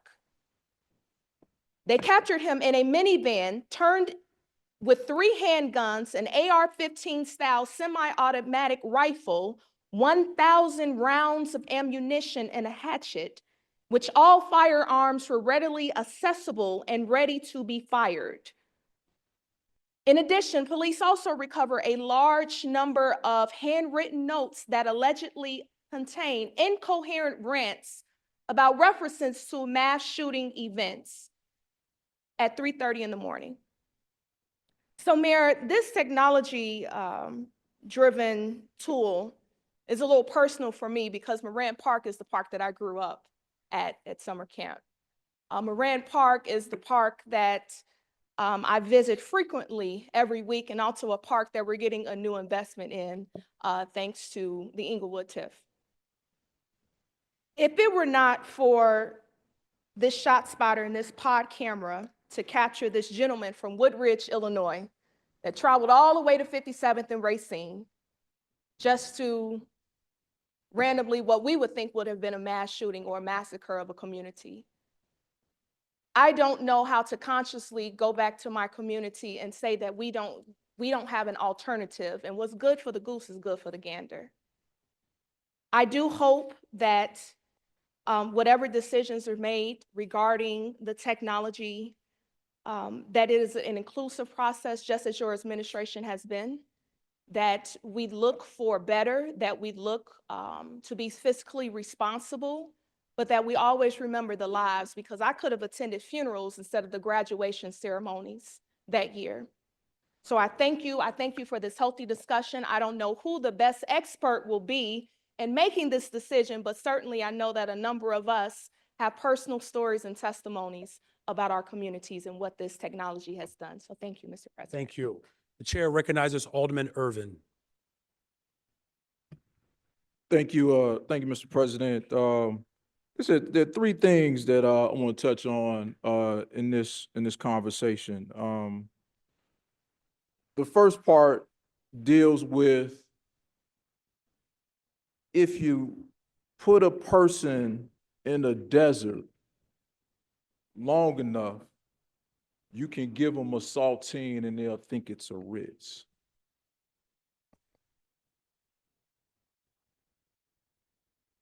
Gunshot detection technology sits in West Side, South Side communities. A phrase that Alderman Mitchell always talks about, and it kind of rings true here, is that we need to stop playing checkers when other folks are playing chess. What I've seen in this technology, and I'm glad that Alderman Mitch brought this up, was that in the 15th district, what I saw Commander Parham or Sergeant Ryroba and their DIOs and the SDSC team do in that district has been amazing. The question that I raised, though, is why wasn't that done in the 11th district, in the 4th district, in the 3rd district, in the 2nd district, and all the other districts with the technology? The question that I ask is, the crime drop that we saw in Austin, we didn't see anywhere else. So it kind of got me to thinking. I think the police department needs to understand what the tool is. If you ask them, do I need the tool? Of course they're going to tell you that they need the tool. The question is, how is the tool being used? And quite frankly, the tool is not being used properly, which is why the Inspector General, which is why the State's Attorney, which is why everybody that looks at the data of the tool is not supportive of the tool, because the department did not use the tool properly. Again, Had they done in the other districts what happened in the 15th districts, I don't even think we'd be having this conversation. The other part of this is that this work, disincentivizes community participation. If you ask superintendent today, would he rather have ShotSpotter or well-engaged and informed people in his district? I guarantee you he would say he would want a well-informed and engaged constituency in these districts. And again, if you leave folks in a desert long enough, you can give them a saltine and they will think that it is a Ritz. And again, yes, are there anecdotal stories about, hey, it did this, it did this? Yes, there are. But the challenge here is that the department has ultimately brought this on itself by not using the tool the way it was purported to be given to us back in 2016 to 2017. Again, one district did it. Why the rest of them didn't do it, I don't know. But what I do know is that we have now had more people stop calling 911 when we need them to participate. We've had less people come to CAPS meetings when we need them to participate. And guess where it's happening at? On the south and west sides of Chicago. Again, we got to start playing chess and not checkers, because this type of technology continues to drive community away from what needs to happen, and that is engagement with the police department. And again, we can argue, guy dropped the price, 48% or whatever he did. Of course, I've been talking to folks all week. Hey, we need to keep this. Lobbyists, yeah, need to. But again, what is this going to do to benefit the relationship between the police department and our communities? And as I said before, where is this happening? It's not happening in Saguenash. It's not happening in Mount Greenwood. Where is this happening at, folks? It's on the south and west sides of Chicago. So again, I think we got to think a little deeper beyond just this point and understand what is it that we really want. Ultimately, we want safe communities. Is this the one tool that can deliver it? It could have if it was used right and drove crime down like they told us that it was going to do. And again, I've had conversations with the mayor about this as well, just many of us have done. But again, what we find is that the tool was not used properly. Goes back to, and I don't want to take this step back, but remember when police used to just roll up on the corner and lock everybody up? Remember that? Remember that? When they just rolled up on you and hey, just jump on in, just get on in. So again, we talk about if you give tools, everybody wants, if you ask them, I want to keep that tool too.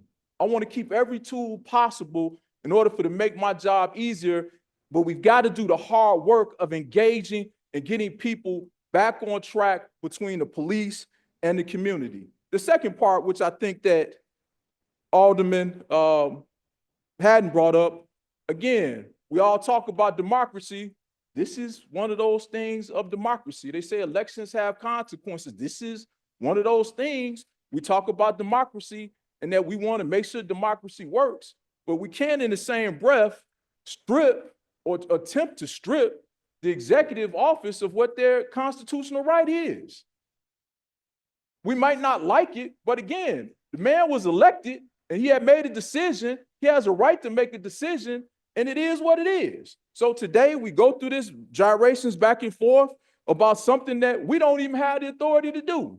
But yet we want to continue the chaos, continue the foolishness, continue going around in circles. And again, still playing checkers, not truly understanding what's going on, not truly understanding what we're talking about from investments, not truly understanding what the overall decision of this is. Ladies and gentlemen, we've been elected to lead, not react. We've been elected to lead, not react. And what we've witnessed from the police department over the last 6 or 7 years with this technology has not been leading. It has been reacting. It has not been leading. It has been reacting. Yeah, they've been running out. They drive down Jackson where I live flying, run into a gunshot detection. But why not take that technology to kind of infer what might happen and be there and deal with it? They did in the 15th district. Why can't that be replicated? So again, I understand that this is one of those issues, of course. We're in challenging times I'm not concerned about the budgetary impact of this. It's a number, we can deal with it. But I think that we have to think a little deeper here. And I think that our constituents would want us to try to figure out something better than just trying to lay this problem and say that it's just a gunshot detection issue when we've got a deeper, more challenging concern that we must work to deal with. And that is the relationship between the Chicago Police Department and the citizens on the south and west sides of Chicago. That is probably the best gunshot detection technology we could ever have to get people and police back together on the same page. And again, let's stop playing checkers, y'all. Thank you. Thank you. And our final speaker, thank you very much. The chair recognizes Alderman David Moore. Thank you so much, Mr. President.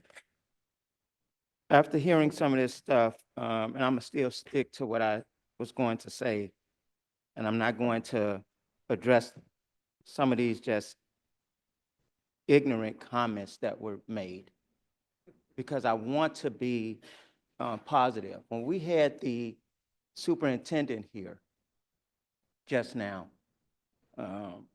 boy, it was a feel-good moment. It was like togetherness. And Mr. Mayor, that's what I appreciated. As I'm sitting here, I'm thinking about it, I'm going back to 2014, 2015, when we first even met on the Dr. Clarice Mason show, the person that I fell in love with, that energy and all those things. And it's still there, because what other people may not know is I know your heart is right. What nobody else say, I know your heart is right. But when we get to a point, when we're talking about the Inspector General's data and all that stuff and what the Inspector General said, it's so strange that people are not looking at the University of Chicago. I didn't like who I respect, our Inspector General. They're doing a great job. I'd take her over almost anybody, any day of the week. But at the end of the day, she's making determination on some data that wasn't properly reported. If you put junk in, you get junk out. You put junk in, you get junk out. And so that's all she was reporting. But when we look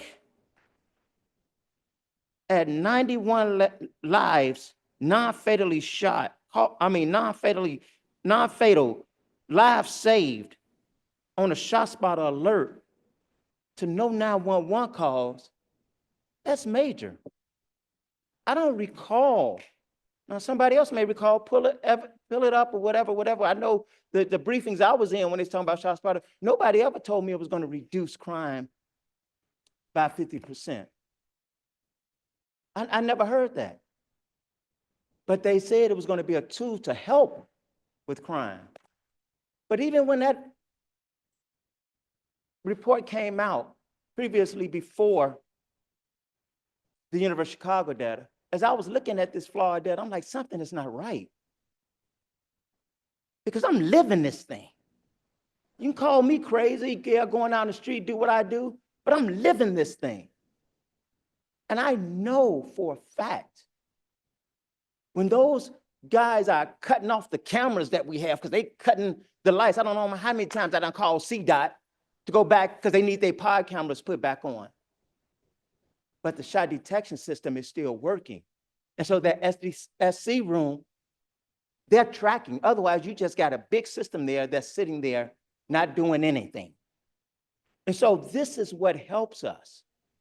I want us to get to the point of when we're talking about democracy. When we brought this up initially, everybody know I'm just an up and down guy. I can take a loss on any vote. When people's vote, that's democracy.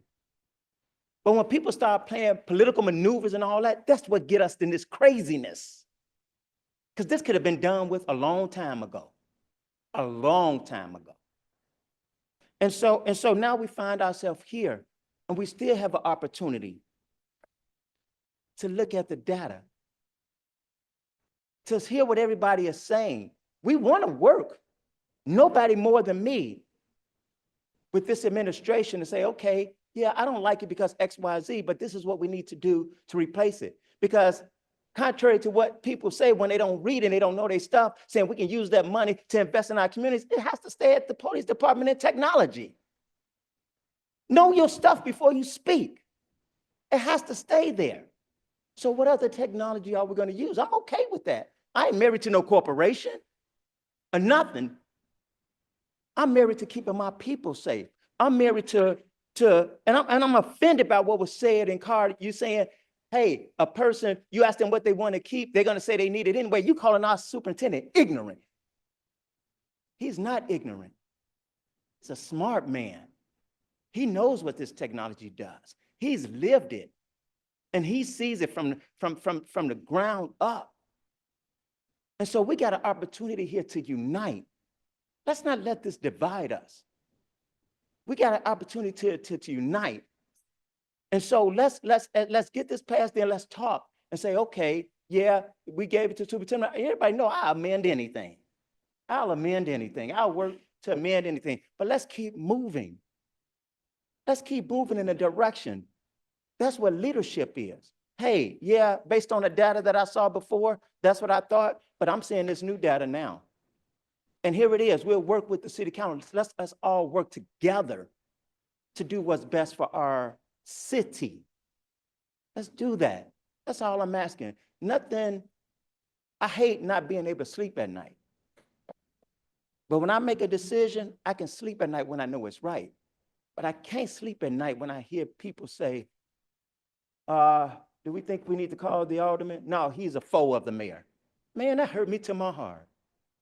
There's not a lot of people, there are not many people in this council that if you got in trouble, that I wouldn't stand up and box for you. Some people, I just call the police and wait, and if they get their butt kicked until the police get there, that's fine.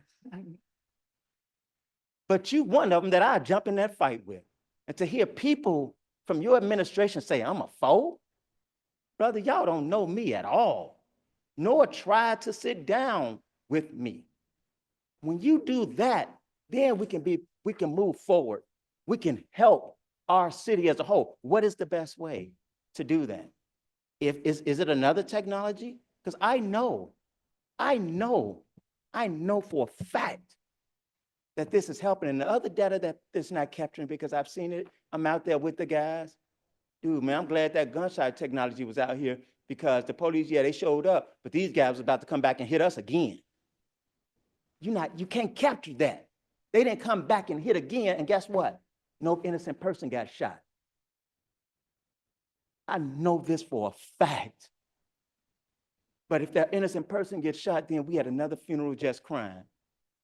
Yeah, dog, this is not checkers, this is real chess, because it saves lives. It saves lives.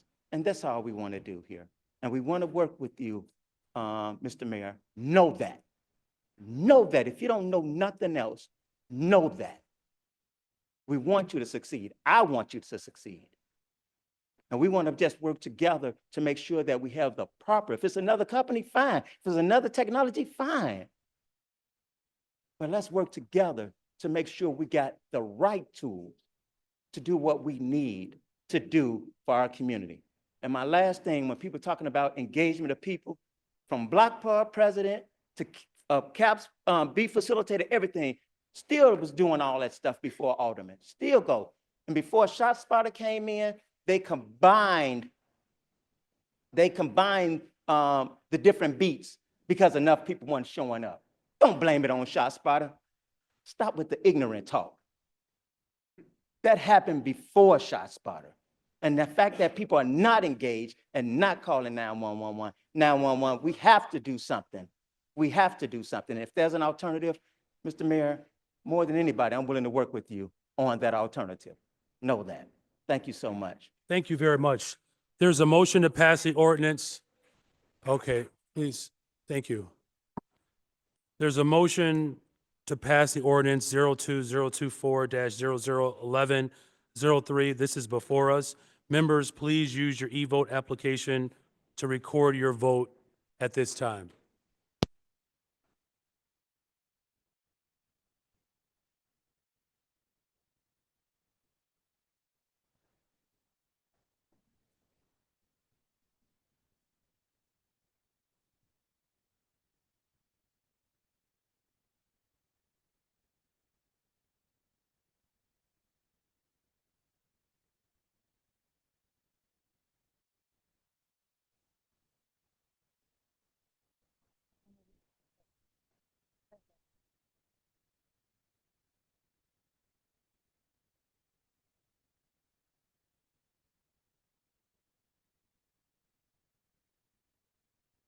All right, voting is open. Voting is open.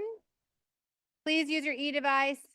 The voting is now open. Please raise your hand if you need help.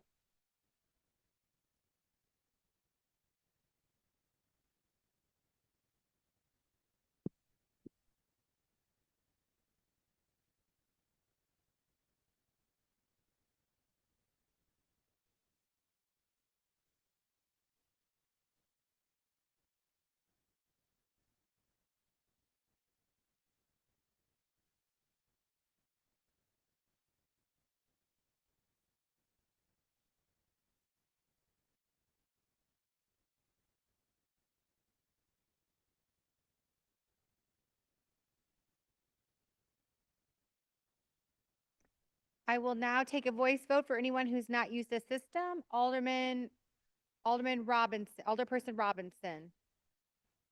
Not in chambers. Okay, that's it.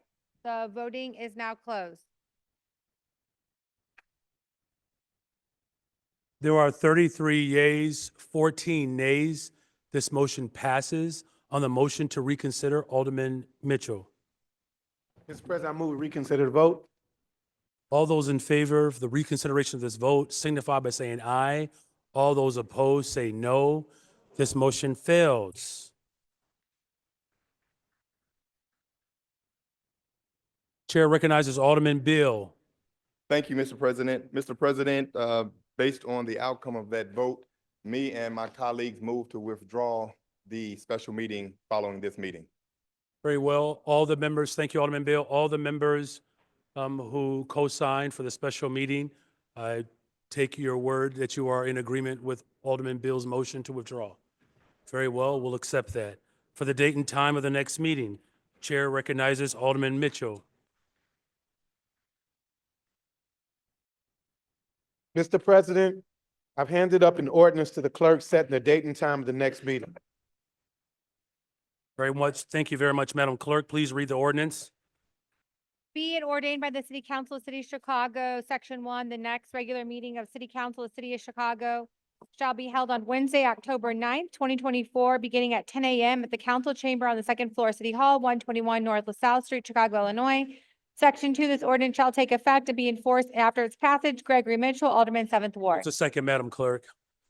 Just hold on. The meeting is not adjourned, you all, please. We're just about there. Keep your voices down, please. Thank you, Madam Clerk. The next regular meeting of the City Council of the City of Chicago shall be held on Wednesday, October 9th, 2024, beginning at 10 a.m. in the council chamber on the second floor, 121 North Excuse me, LaSalle, Madam Chicago, Clerk. Illinois. Could you all please, we are literally trying to end the meeting. Could you just quiet, please? Last time, the next regular meeting of the City Council of the City of Chicago shall be held on Wednesday, October 9th, 2024, beginning at 10 a.m. in council chambers on the second floor, City Hall, 121 North LaSalle Street, Chicago, Illinois. Gregory Mitchell, Alderman, 7th Ward. Alderman Mitchell, President, I move passage in the omnibus. hearing no objection, so ordered.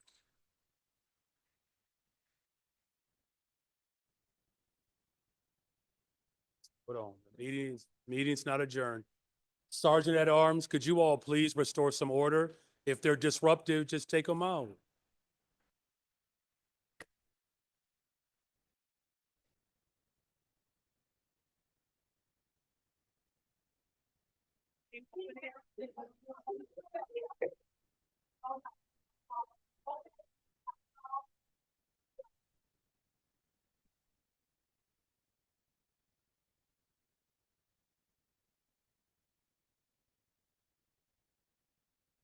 I'm with you.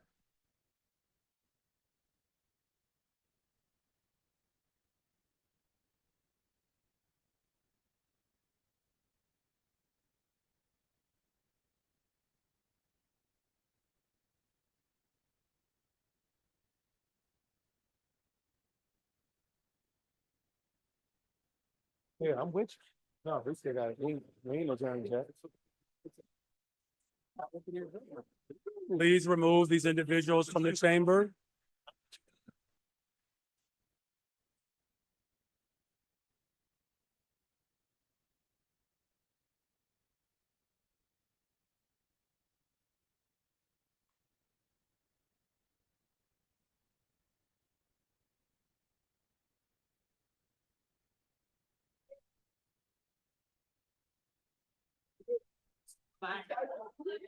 Oh, thank you.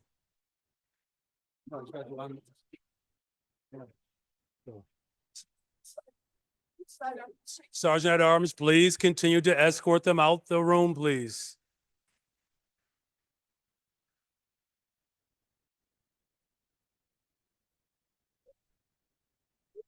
Okay, thank you. City council members, could you all just please respect the process so that we can complete this meeting with some dignity and some order, please?